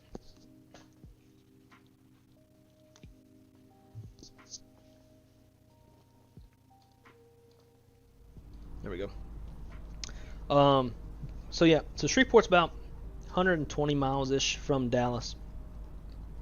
From a cruising altitude of 38,000 feet, you would start your descent around 120 nautical miles. And I know that because of Flight Sim. So he asked me, he's like, you're over Shreveport, you lose an engine, what do you do? And so I was like, 120 miles away, I know where Shreveport's at. So I elected to continue. Because in my brain, I'm thinking, all right, 120 miles out, we're starting our descent. Aircraft engines are predominantly going to be at idle when descending, so, you know, not really worried there, so let's continue. Plus, I'm thinking too, like, long runway. Now we don't have, one of our thrust reversers, so we need a little bit longer landing distance. And this is really just overthinking it. He says, okay, so you continue. And then, for whatever reason, like Delta slaps one on the runway in Dallas, and now the whole airport is shut down. Although typically that wouldn't happen. If an airplane slammed one on the runway, that runway would close and the rest would stay open, unless like the plane literally crashed or something. But anyways, so I like to continue. He says Delta slaps one on the runway. Now the airport's closed. Now what? And then I was like, ooh, because it's real hard to hold on one engine. Airplane can do it, especially like an Airbus, but it's not ideal, right? So he saw like that gear in my brain, like, oh shit. So he then asked me, he's like, what should you have done? And my answer was divert to the nearest suitable airport where a safe landing can be made, which is the exact answer that they want. And he was like, correct. He's like, but I do like that you thought that whole process out and understanding like the altitude and descent and da-da-da-da. He just wanted to make sure, they want to make sure that, you're not an idiot and like you understand, I guess. So we're going to Dallas Love. Well, yeah, very true. In that scenario, obviously we're not going to continue with an engine out, but say if you're going into Dallas, Fort Worth, it's a beautiful day and good rides, good weather, low arrival rate, like no real reason to add extra gas, and then all of a sudden an unforeseen circumstance happens and Dallas Fort Worth is now closed and we can't get in. Us as well as everybody and their mama are going to Dallas Love. There's probably some other airlines that have Alliance in their op specs could go there. My company doesn't, so we would go to Dallas Love. But other airplanes could go to Alliance, which is also really close.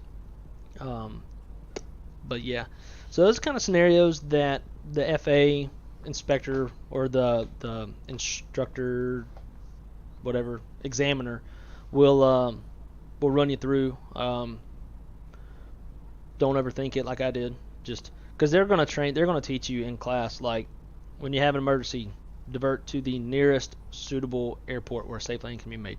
Like that's like the ideal verbiage. They just want to make sure that you understand that. So, Jay, you're gonna be fine, dude. It's the first 2 weeks are gonna be hard. It's gonna be a kick in the nuts for sure. It's gonna be tough in class, and you're gonna have to put your nose right back in the book when you get home. But it's only 2 weeks. 2 weeks, a lot of coffee, and you're good.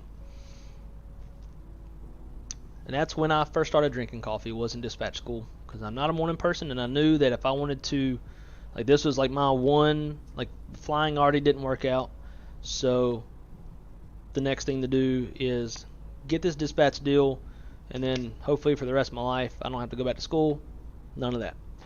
Obviously you got training at airlines, but once you get experience, it's all pretty much the same. My son thought he would be a smartass and say, "You are now going to be in charge of." I mean, I think just about every dispatcher said that.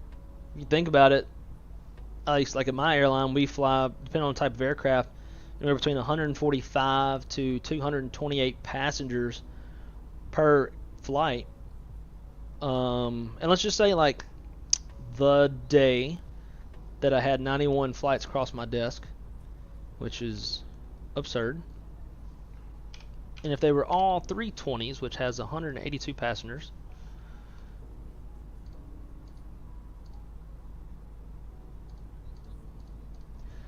that's 16,562 passengers.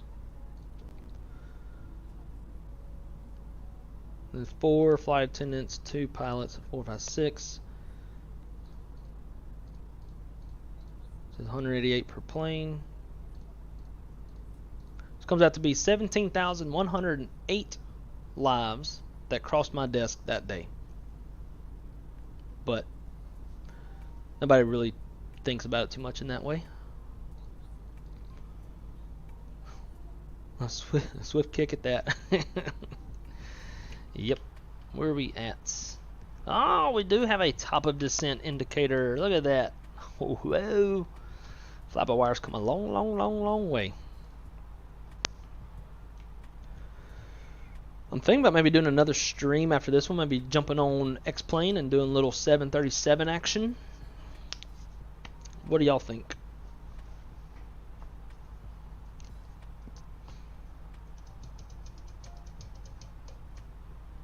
Oh, and Shaq, I was asking you the other day, but you were busy on approach, so you weren't able to read the chat. On the MD-11 for X-Plane, I'm a little more hesitant to buy it now because I just spent $75 on the MD, and I know the PMDG is coming up.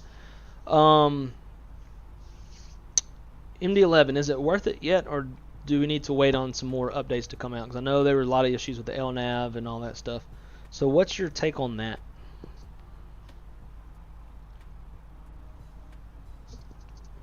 Oh, dude, 7.5, it's worth it. And then when you buy the 7.5, you get a discount code to get the all-glass cockpit, and then do a little modding with the Carta 7.5 Rolls-Royce engines. Isn't nice. All right, sounds good, Rio. Let's do it. Where should we fly? That's the question. I don't remember what all payware airports I have for X-Plane. It's about time to break the seal too.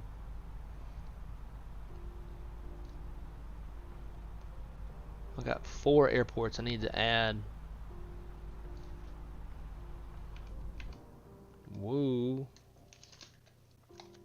Our camera's still in Ketchikan.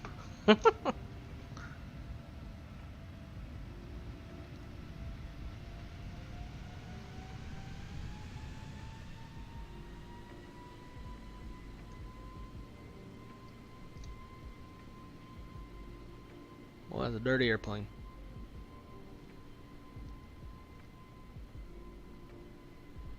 I never really liked viewing the outside of this plane for some reason. I don't know why. It just doesn't look as nice. I guess it looks a little better there.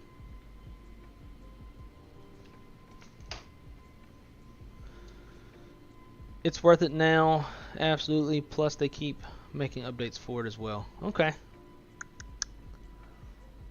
I would say I'd fly it today, but I probably need to get a little practice in it, because, I mean, it can't be, it's got to be relatively the same to the MD-82.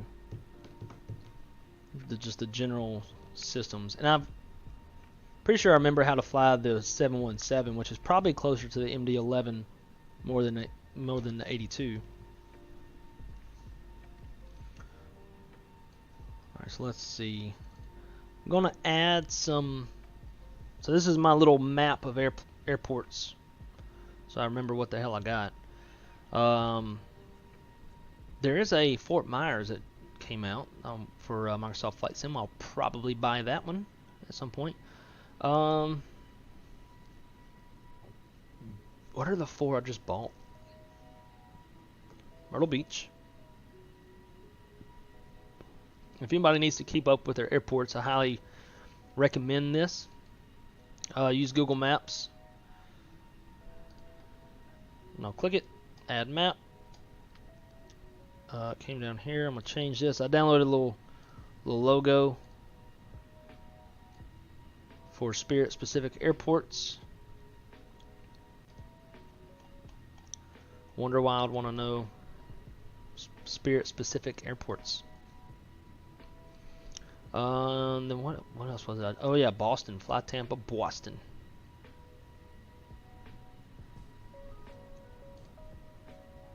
Add a map.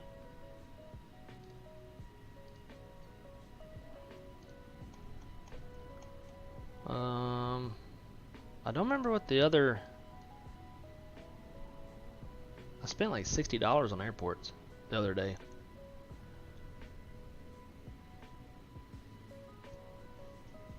Figure it out later. Well, I guess I should probably keep that up so I can figure out what we should do for the X-Plane.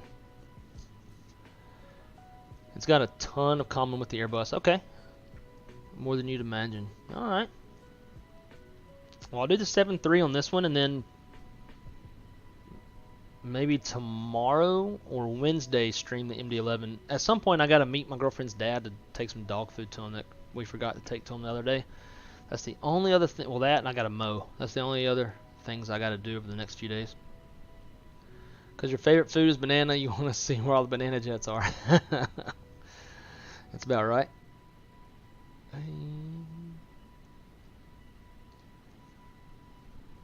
Alright, let's see.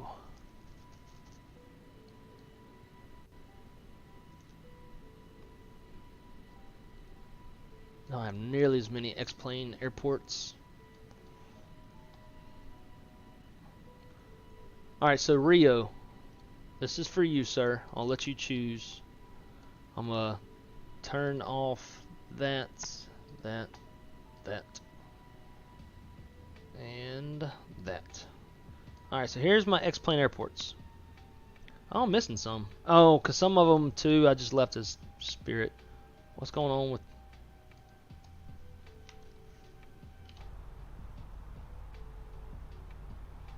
I guess maybe the wind's updated. Now we got a 20 knot tailwind. I just heard the engines idle down.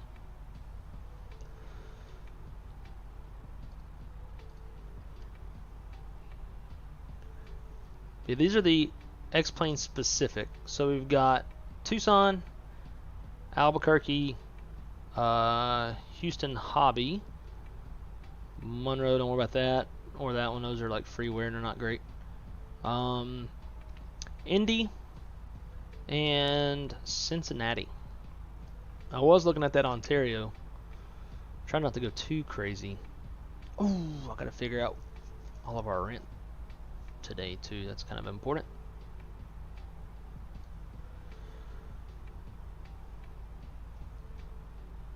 Less than 80 miles out from top of descent.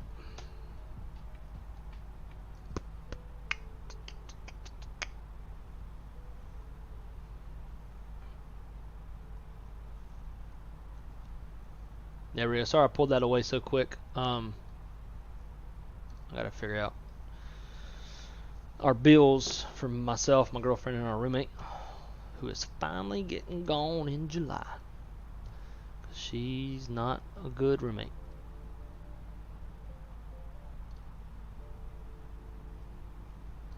Whatever. I'll do it after we land. Alright, so let's brief the approach before we get busy.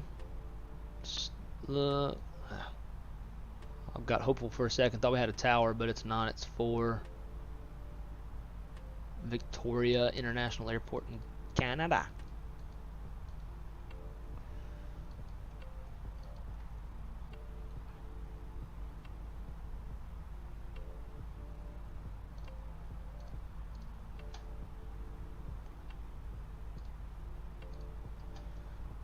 Okie dokie.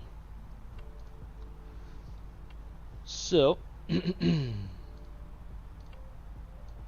this up a little bit bigger for y'all. We are coming in on the Mariner 7 arrival on the Victoria transition. Be at or above flight level 200, work our way down. We got a speed restriction, 280 knots at Orcus, above 17,000 feet. Jigib, above 12, work our way down. 250 knots at or above 11,000 feet. Bone, and then 230 above 8,000 at Nehos. Griffey 210 is at 6,000. From there we'll join the approach. On the approach we'll go direct to again. Our ILS approach frequency is 110.75. Final approach course is 164 degrees. Final approach fix is Finca, 1,900 feet. We're planning a Cat 1, so it's going to be 200.5 on the minimums. Touchdown zone elevation is 415 feet. If we go miss, we're not going to do any of this. We're just going to climb 5,000, and we'll box back around unless we get ATC. We have a 3-degree glide slope. Approach lights, Pappy on the right. And again, if we go miss, we'll climb the 900 and climbing. So we're coming down on the right side. We'll make a climbing right turn to box ourselves back around up to 5,000 feet. To shoot this approach, we need 200-foot ceilings. Currently, refresh. We have a new Addons. Winds are 180 at 5. Scattered 800, broken 48, overcast 55, temperature's 9, dew point 8, altimeter 2985, and they're still landing on 16 right. So we have the weather to shoot this approach. For runway 16 right, we have high intensity runway lights, center line lights, approach lights, touchdown zone lights, Pappy on the right, 3-degree glide slope. RVR is reporting. That's interesting. The runway is not grooved and it's wet, so that's a fun flirty time. From the glide slope, we have 7,352 feet of usable runway. It's 150 feet wide. Oh, actually, it is grooved. Nice. So we got this little 3 for this special note here, and it looks like all the runways are grooved. Typically, it says grooved over here. That's why I thought it wasn't, but it is grooved. Nice. Once we land, we will plan to exit probably, if we're a good pilot today, November. If we're moderate to okay pilot, Papa, and if we really suck, we'll exit at Quebec. And then we'll just make our way into whatever we want.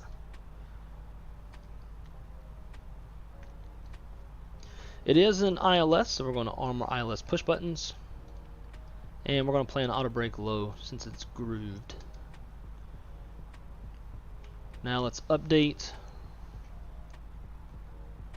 our FMS real quick. So altimeter is still the same, 2985. The temperature is still the same, 9. Winds are 180 at 5, so the winds change 10 degrees. Big whoop.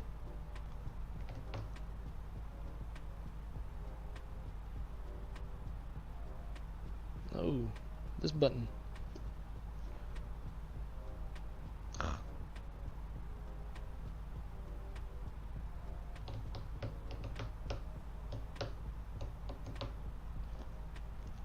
There we go. Everything else is the same.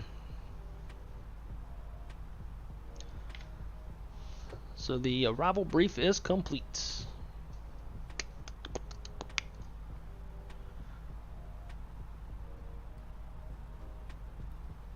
And we're about 20 miles from top of descent.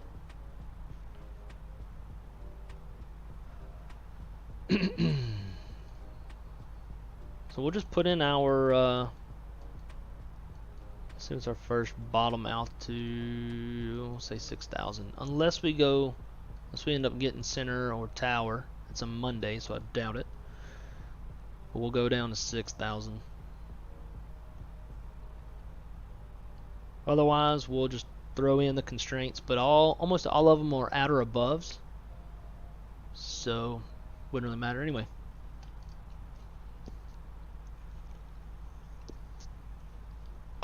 Alright, I'm going to run to the bathroom real quick before we reach top of descent. That way we are in the best nerves for this arrival. Because you can't land very good if you got to pee real bad, you know?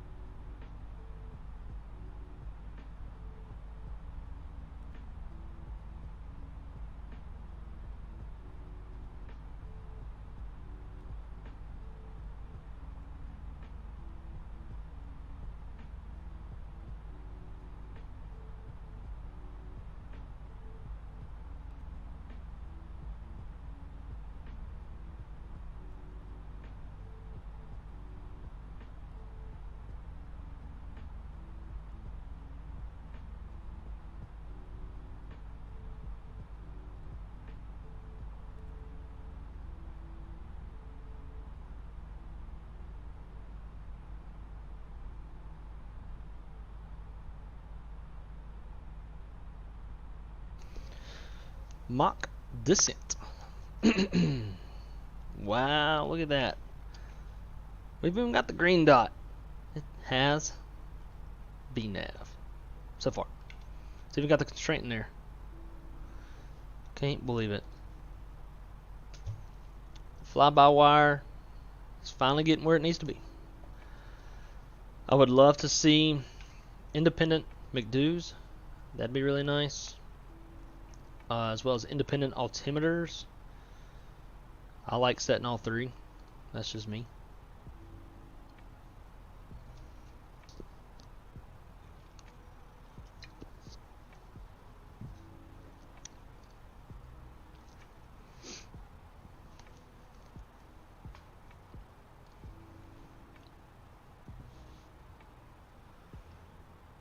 Hey Rio, what runway you planning to land on?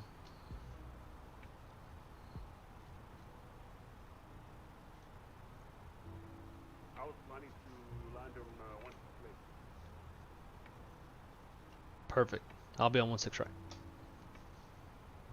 right. Wish you could turn up the volume. That one works, but why don't this one?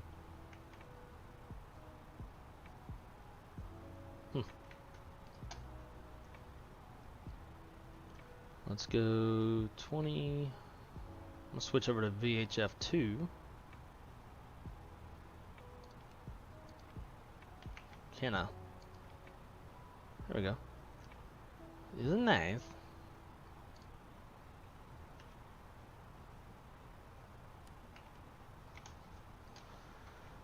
And we are on glide path. We're a little bit high at first. I stopped flying Microsoft Flight Sim for a little bit. The VNAV descent seemed a little behind, like you were higher than it called for. Yeah, I could imagine. And that could happen here. Guess we'll find out. It's my first time doing the VNAV. Whoa. Somebody's drunk.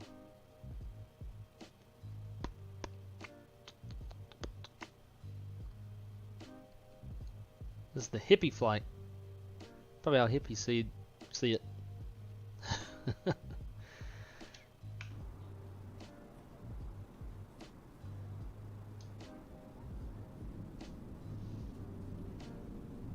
Throw out a little speed brake.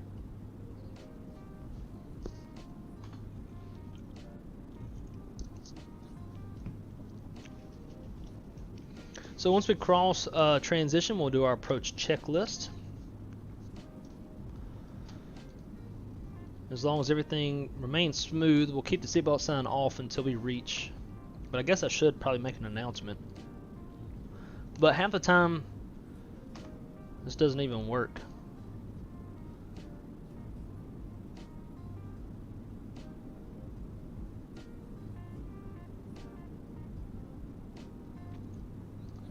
Let's see. Whoa, yeah, it's not following the glide path very well.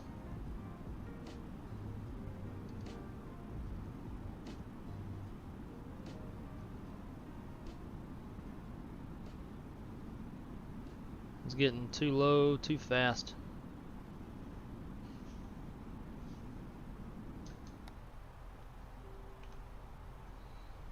Let's go Prague. We're 560 feet below, now 500 feet below. It's catching up.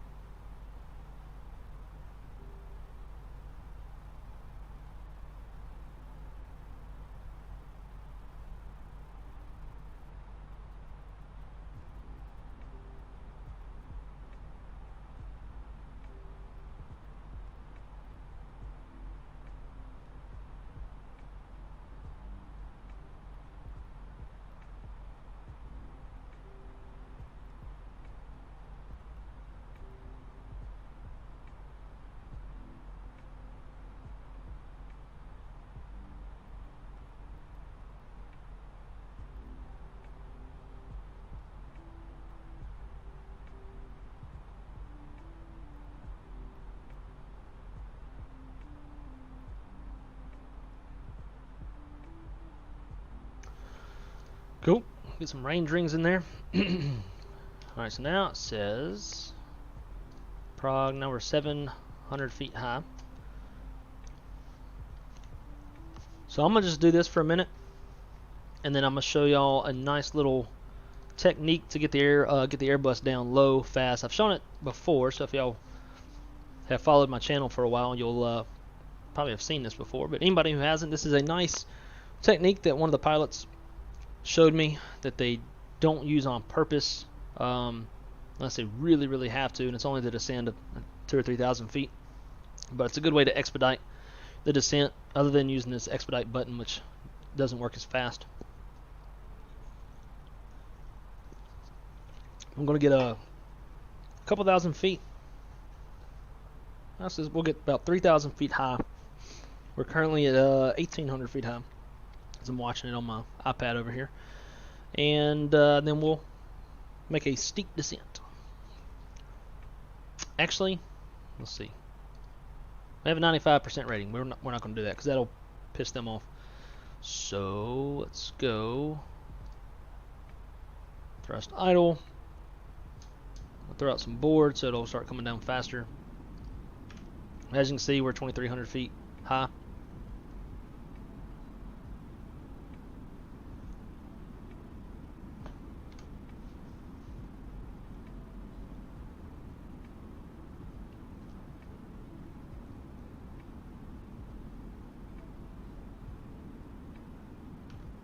And we're coming down at 3,600 feet per minute, 35. And ladies and gentlemen, from the cockpit, we've started our initial descent to the Seattle area. We're expecting on-time departure. Current weather in Seattle, we've got light winds from the south, a little overcast layer. It's a pretty muggy day. Temperature's about 45 degrees Celsius. And as always, I want to thank you for flying Alaska. Flight attendants, please prepare to cabin for arrival.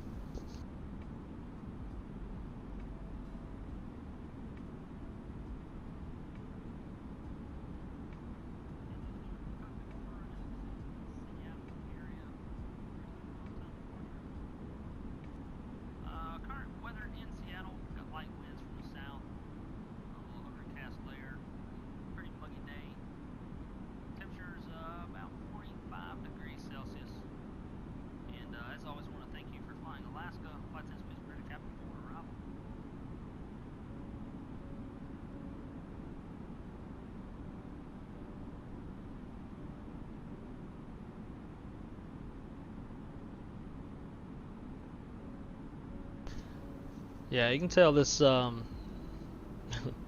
VNAV is definitely not perfect. So we were about 600 feet from meeting the glide path, and now all of a sudden it jumped up and we're 1,100 feet low.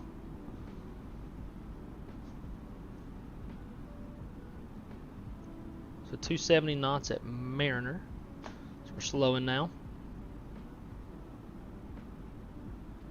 So yeah, I would imagine that the glide path will be, or the airplane's going to fly it like this. It's going to bob and weave as it keeps trying to figure it out. So here comes the green dot. Let's see what it does next. It'll probably go boop, way on down.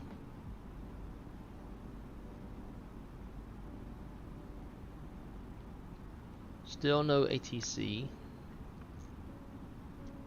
Portland's got ATC. They got tower, so if we want to divert, we can go there.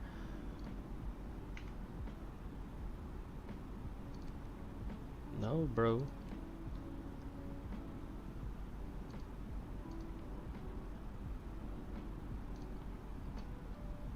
I'm going to hear myself on both frequencies if I do that.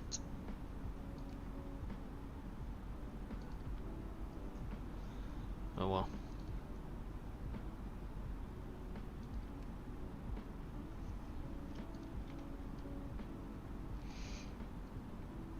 Alright, here comes transition altitude. So there's 2985. 2985 is set, and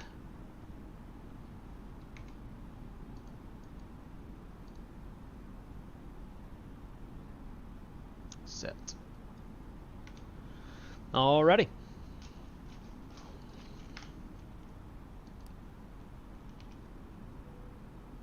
Check that status page. It's checked. Cool. Approach checklist briefing is complete. Approach stable by 1,000 feet. AGL ECAM status is checked. Seatbelt signs are on. Minimums 200 is set. Engine anti-ice 1 and 2 are off. And altimeters 2985 set. Approach checklist complete. Brah.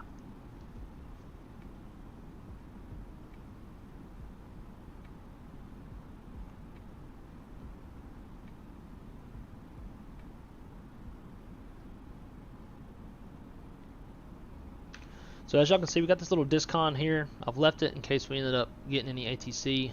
Doesn't look like we're going to, so what I'll probably do is go take that discon out, and we'll go direct from Griffey to a gain.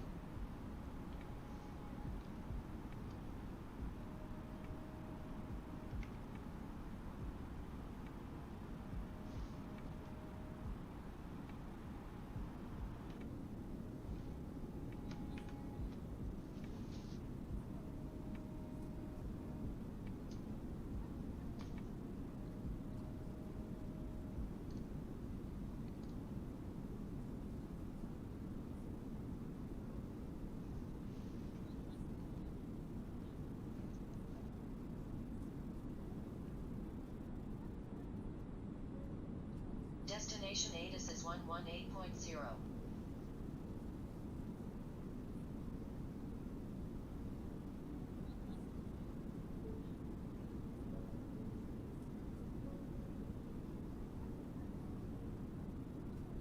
That looks nice.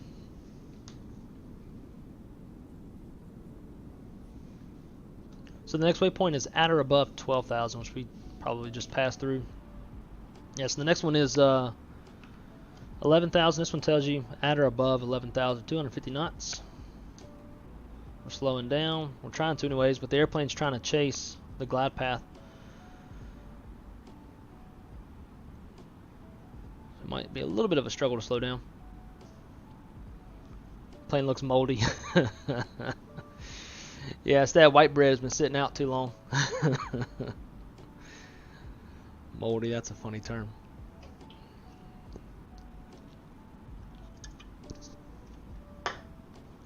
Alright, ranch water's out. And see the glide path just shot back up. So the airplane should shallow off the descent to try to let this catch up. It definitely has a little more refining that needs to be done, but they're on the right track. over at the Flybywire.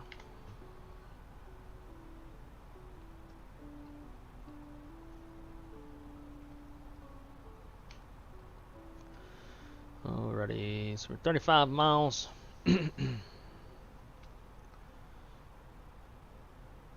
Seattle traffic. Alaska 256 Alpha is 35 miles to the northwest on the Mariner 7 arrival, planning ILS runway 16 right, Seattle.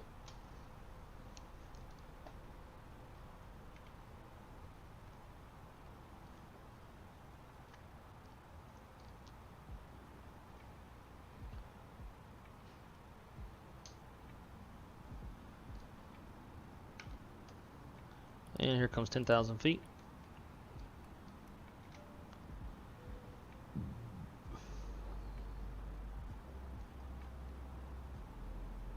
Alaska traffic, Jetline Systems, 20 miles east, finding the Msfs arrival. We have begun our final descent into Seattle. Flight attendants will be passing through the cabin to select any track one final time. Please ensure tray tables are stowed and secure in the full upright position. Please also store any carry-on items either in the seatback pocket or under the seat cushion.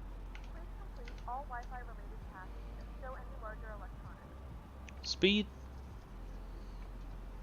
Alright, let's get that discon out.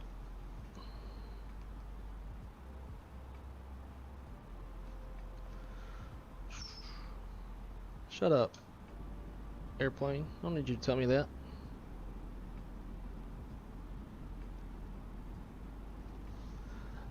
I am the captain now, not you.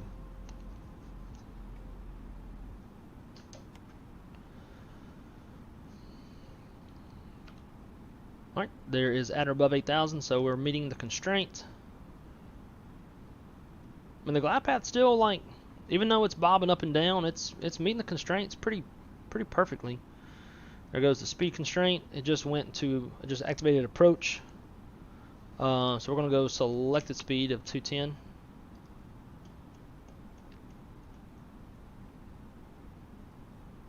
Here we go. Thrust idle.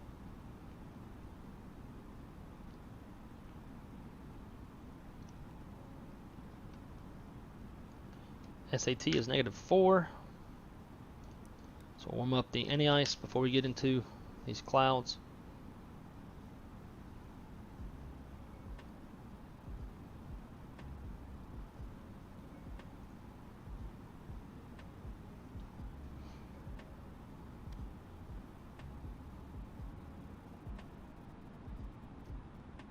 But you know, if other airplanes are able to have terrain, I'm curious as to why this airplane doesn't.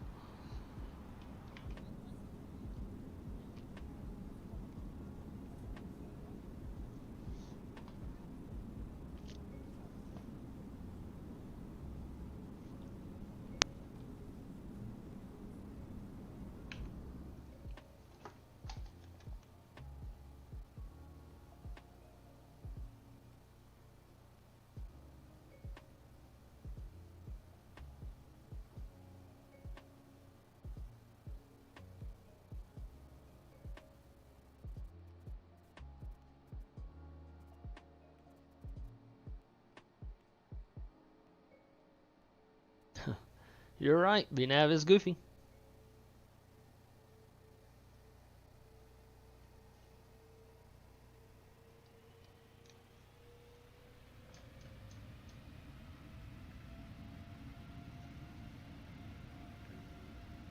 God, I hate how you have to like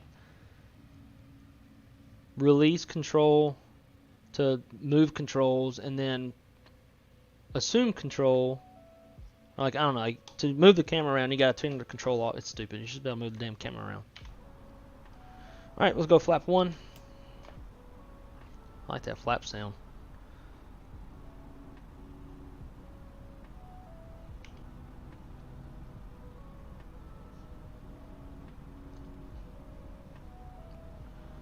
Seattle traffic, Alaska 256 Alpha is 19 miles to the northwest on the Mariner 7 arrival. Planning ILS runway 16 right, Seattle. Seedle deedle.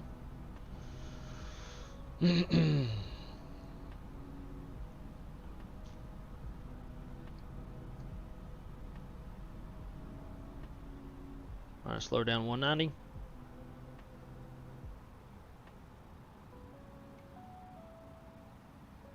And hopefully we can get on the ground and go into drone camera and watch Rio's landing if my daggum.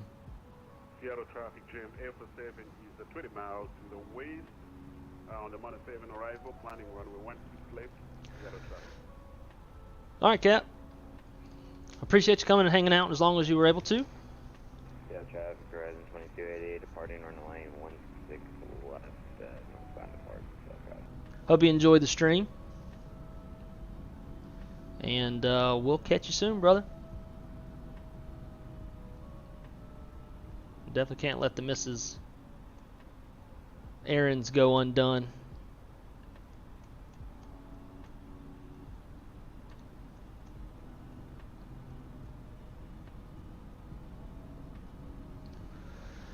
Alright, working our way down. Well, we are above the glide slope. That's no bueno. We gotta catch up. Let's go approach arm. This airplane will descend like it's supposed to. It's staying at 1,000 feet per minute. I commanded 2,000. We should be able to catch back up with the glide slope. There it goes, glide slope. Star.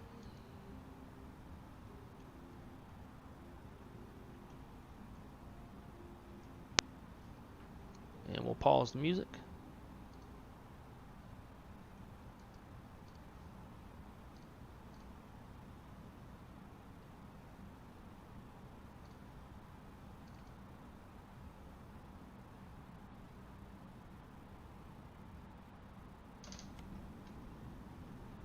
$13-mile final.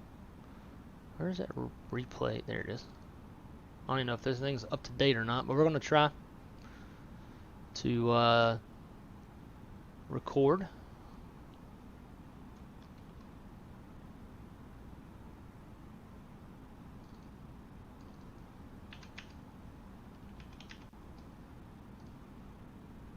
Alright, it's recording. Hopefully it works. We are struggling to slow down. And we are going to ignore... Now the screens ain't bright enough.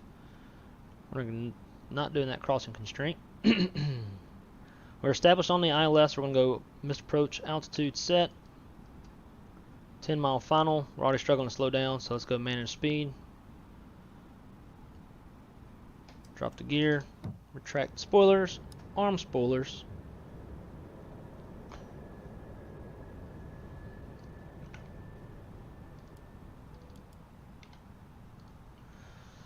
Seattle traffic. Alaska 256 Alpha, 9-mile final, runway 16 right. Seattle. 2,500. Alright, we're just below flap 2 speed, so we'll go flaps 2. And hopefully we don't have to go around for being too fast. 8-mile final. I think we'll be alright.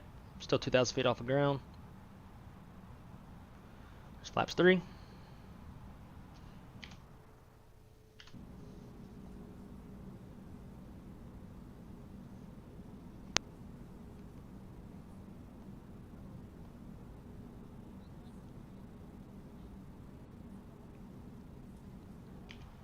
And flaps full.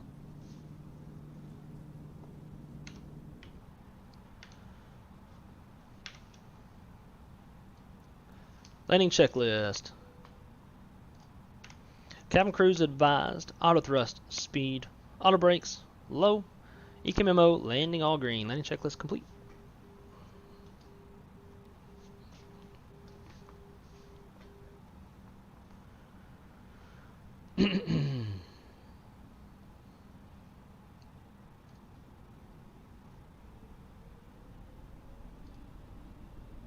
Alright, got approach lights. Seattle traffic jam F7 is 3 miles, runway 16 left, Seattle traffic. On the final. Seattle traffic, Alaska 256 Alpha, 5-mile final, runway 16 right, Seattle.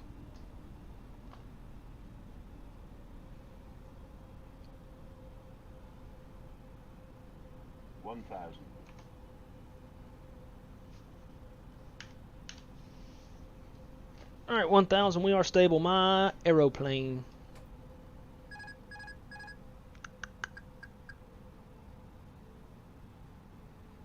That's my text notification. Somebody texts me, my phone goes. And then pilots at the crash pad would hear it and like, what? 500. Airplane dipping below the glide slope. Correcting. 500. Come on, airplane. 400. 400. A little bit of a quartering headwind from the right side.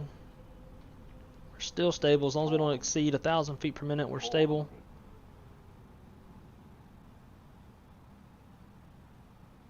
300.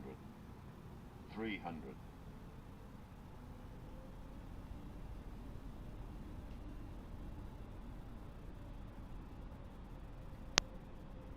200. 100. 50. 40. 30. 20. Retard. 10. 5. That downslope in the runway got us.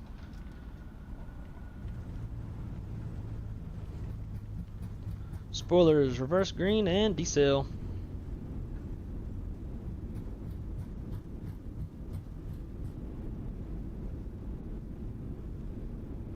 $60 knots.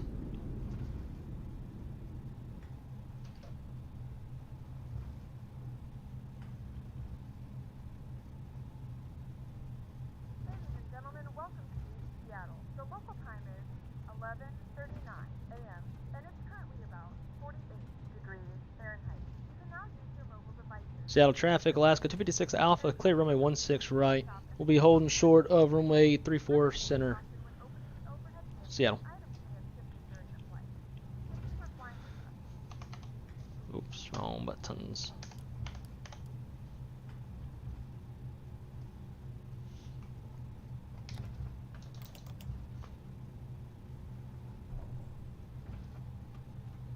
I'm gonna try to see if we can see Rio land or not.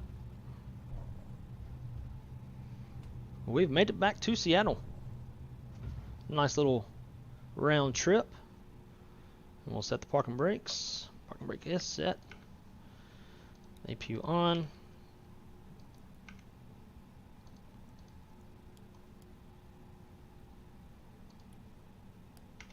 Alright, let's see if we can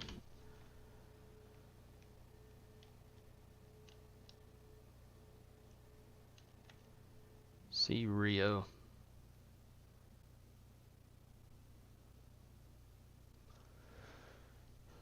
What's the most buttery landing you've gotten in the 320? That's a good question. I'm pretty sure in the teens. But for sure like in the 20s, negative 20s, negative 30s, somewhere in there. I know I got a back-to-back in the CRJ once. I got a negative like 13 and a negative 19, something like that. That one probably would have been a little bit smoother had I not had that, if I'd adjusted correctly for that downslope in the runway. That made me set it down just a little bit harder because I was in idle for a tad too long.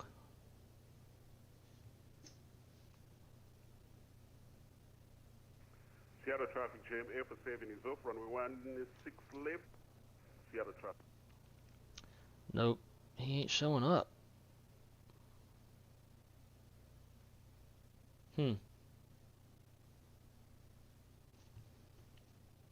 Rio, when you get to the gate, check your, see what server you're on. I'm wondering why I'm not seeing you. Got you, Wilco. Alright.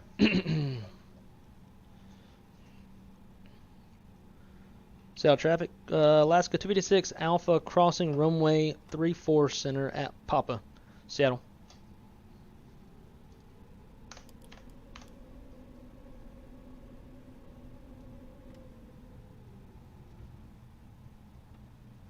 It's funny because I can see you crossing the runway. I actually stopped to watch you cross the runway.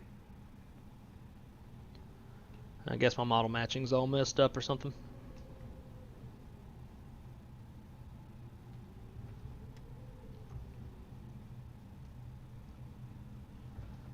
I'll follow you in the park close to where you are to see if you can see me.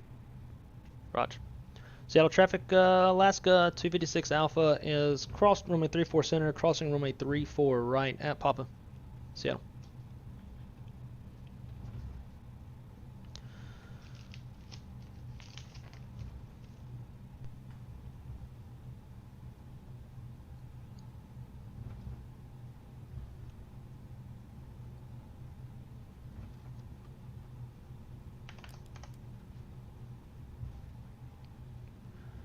Seattle traffic, Alaska 256 Alpha is clear runway 34 right at Papa, taxiing into the terminal, Seattle. Alrighty, it's gonna be hard to do while taxiing. After landing, checklist stereo lights are set. Flaps retract TCAS to. Actually, I gotta finish my flow. I didn't do my flow.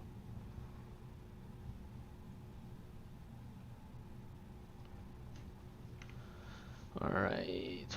Boom. Boom. Boom.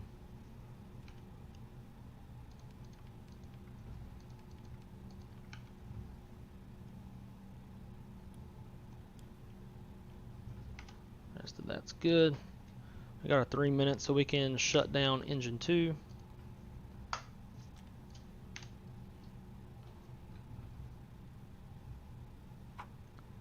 Let's see, we're gonna go over here to the left. Wonder why there's not a taxi line. Oh, I just missed it, that's all.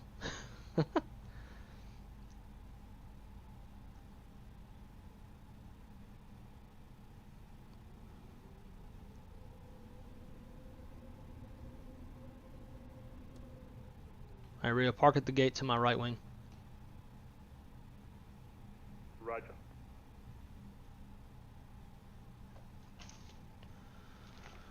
Alright, so after the landing checklist, exterior lights are set, flaps retracted, TCAS, just stand by, engine mode selectors, normal ground spoilers disarm, radar protected wind shears off.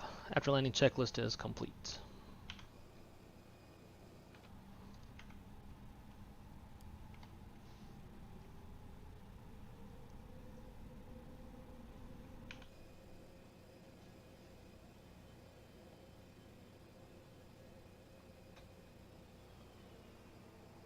Come on now. Don't you go. Don't you do it. Don't you stop. I tapped the brakes just a little too hard.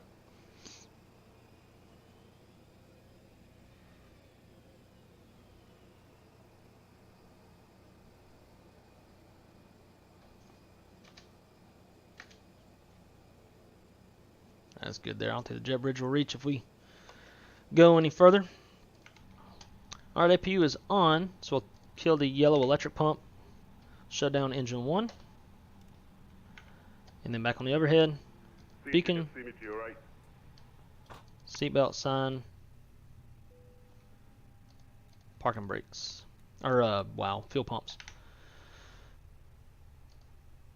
And then aircraft, jetway, power, catering, bagage.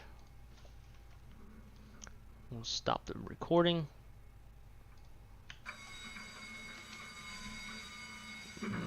Nope. Negative. Stand by. I'm gonna change some settings real quick.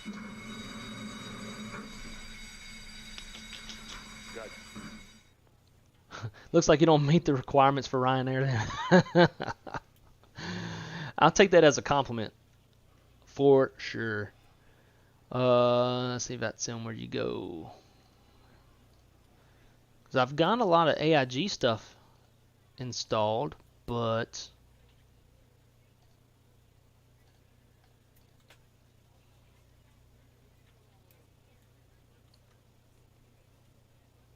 none of it works. Like I saw the Alaska guy earlier on the last leg, but I don't see. It just keeps saying, yeah. Network on USA East. I don't know. Nope, Rio. Whatever I do is not working. It kind of sucks, but I'm sure I'll see you on X-Plane because that one works fine. Absolutely. See you in X-Plane. Could be my settings. I have to check. All right. So, let's see. What else is there to do? Let's go.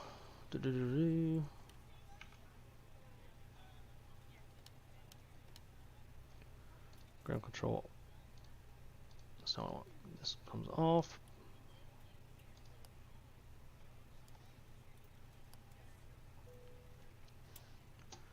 Then those passengers get off.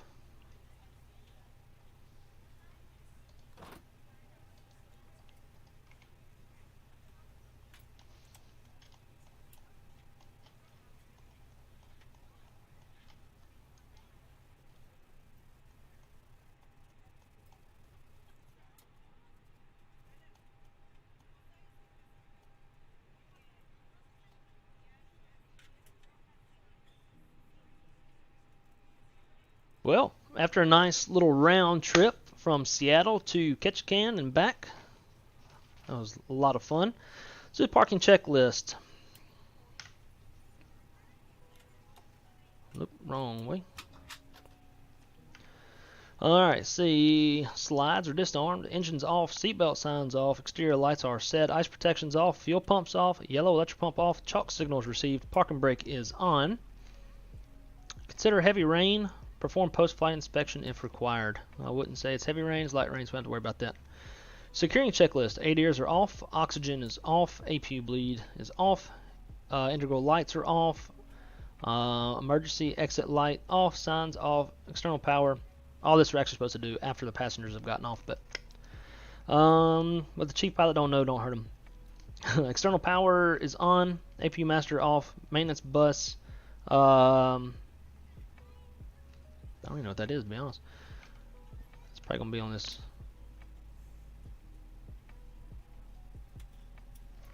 I don't know. I didn't know that either.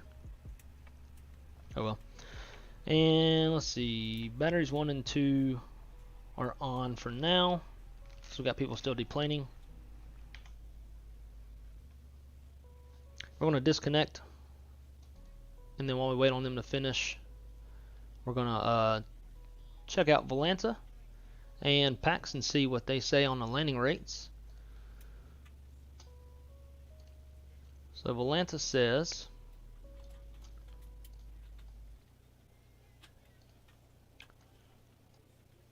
no way. Negative 244. I mean, I felt like I set it down a little hard with the downslope on the runway, but I don't feel like it was no negative 244.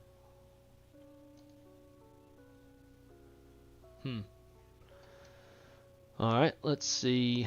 Let's pull up. See, Timothy Handy. Oh God, I hope Fly Tampa or does Wiki redesign? Oh, dude, I'm telling you. I was thinking, in fact, before I did the stream today, I went online looking, hoping that there was another Seattle, because this one, it's missing a lot. Like, I wanted to spawn my airplane over here at this Alaska hangar, and in real life, there's like blast fences over here and a bunch of stuff like that, and it was, like, you can even see it on the satellite image when you're placing the airplane. And I was like, you know what, I'm just not gonna even fool with it, because I'll select one of these, and then I'll be facing a weird direction or not be able to push out right or something dumb. So I didn't do that. But dude, I am with you. Definitely needs it. That weather isn't accurate. I'm in Seattle and it's not raining in Seattle right now. Oh well, let's do. And I think you're right, because the latest ATIS isn't showing it.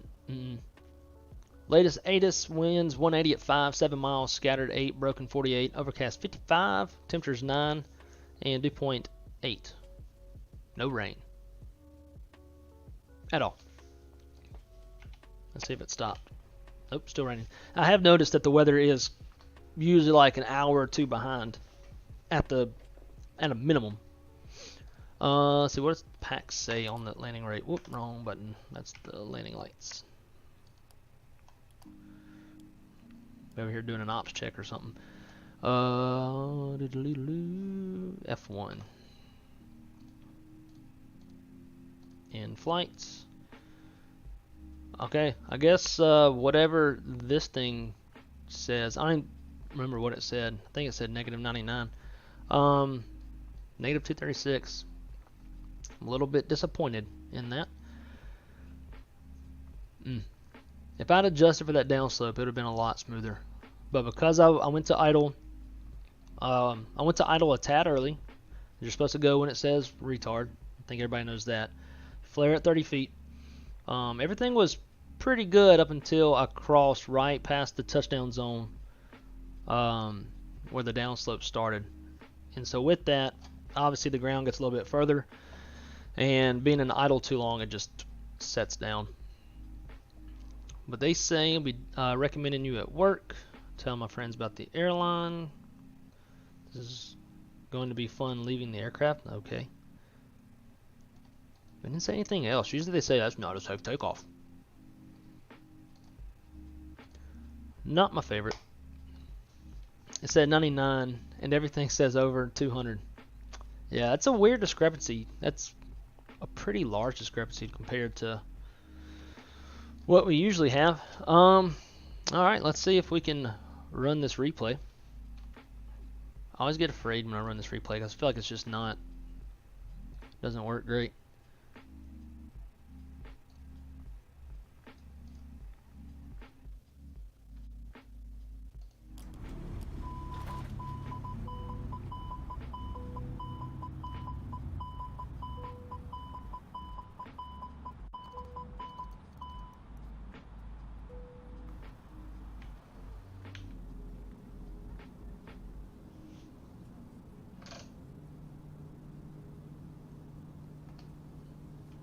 Engines are dead.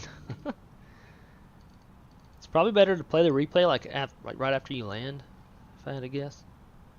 I haven't messed with this replay stuff too much because it's just not. It's not nearly as good as X-Planes.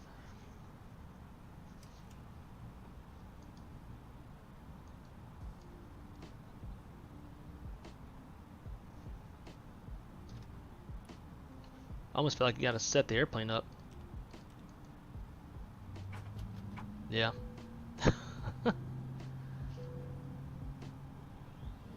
Yeah, so I guess it's probably better just to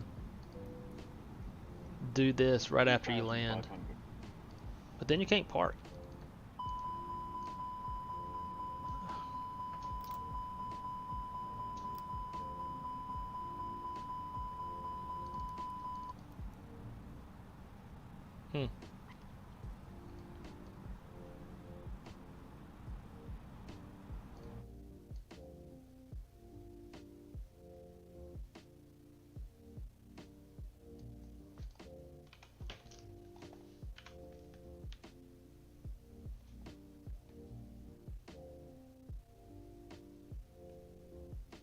I wish I could make more views, like have a camera system like X-Plane at least, where you can get some good flybys and stuff like that.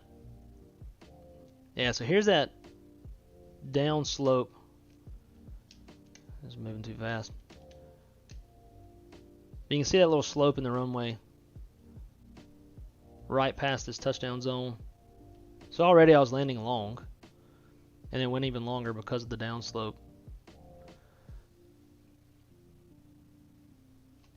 Alright, now let's play and see what we get.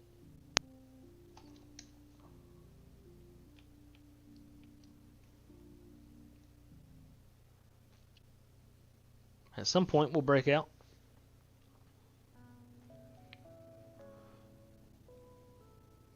Unsafe takeoff. Shut up. Sometime today. There we are.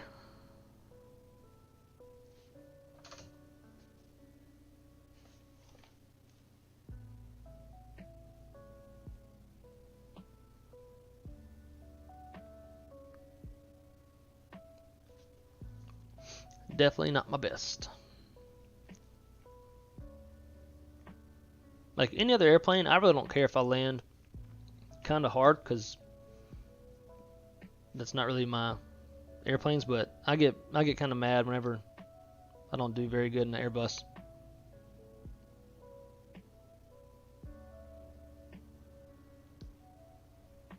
See, float, float, float. That looked pretty damn smooth, if you ask me.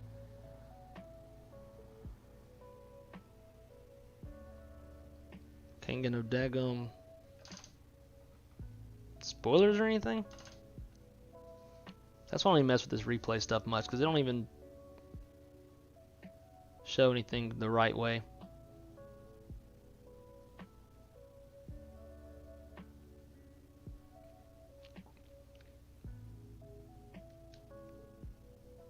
We got this weird little... Oh, I guess because we're not close enough.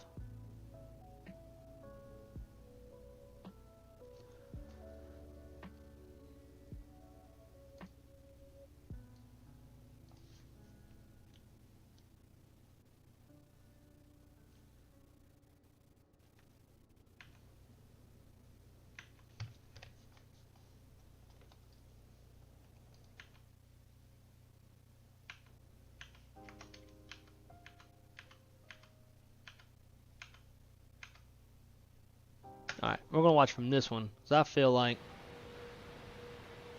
it was definitely smoother than what it gave me.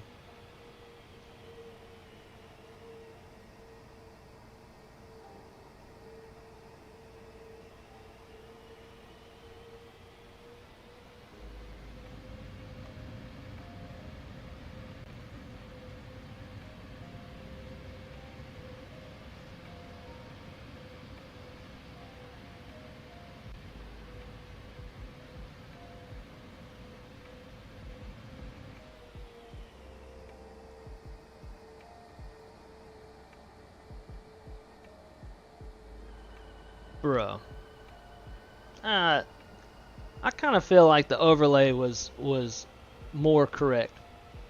That looked pretty smooth to me.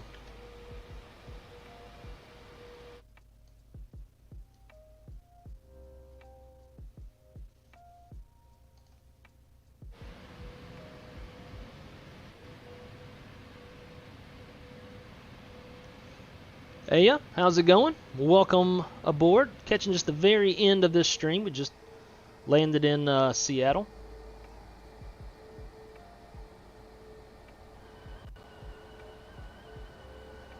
Yeah, that definitely wasn't 244 feet per minute. Look at that center line, though. Why doesn't it show reversers and stuff?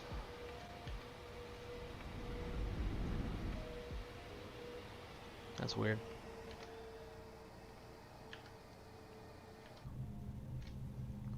Alright, watch it one more time and then we'll get out of here. Look forward to probably going to do an X-Plane stream here in a little bit. I'm not really sure the city pair yet. Rio, I will communicate that with you so you can fly with.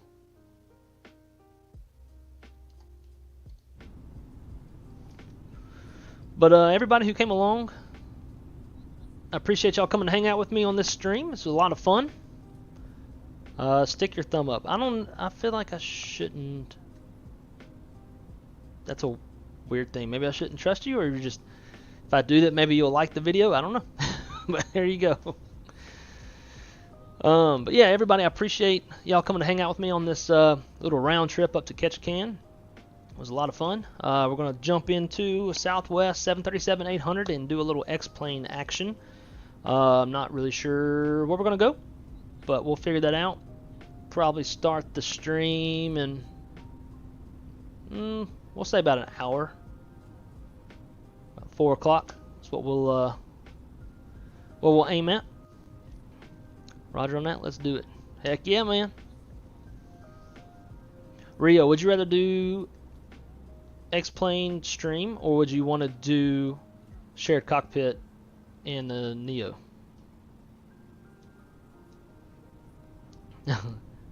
Alright, you are welcome.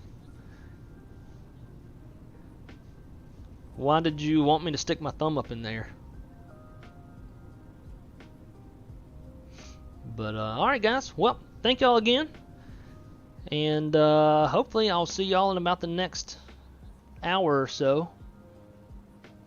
And it scares me, but Great flight. Love to see it. Appreciate it.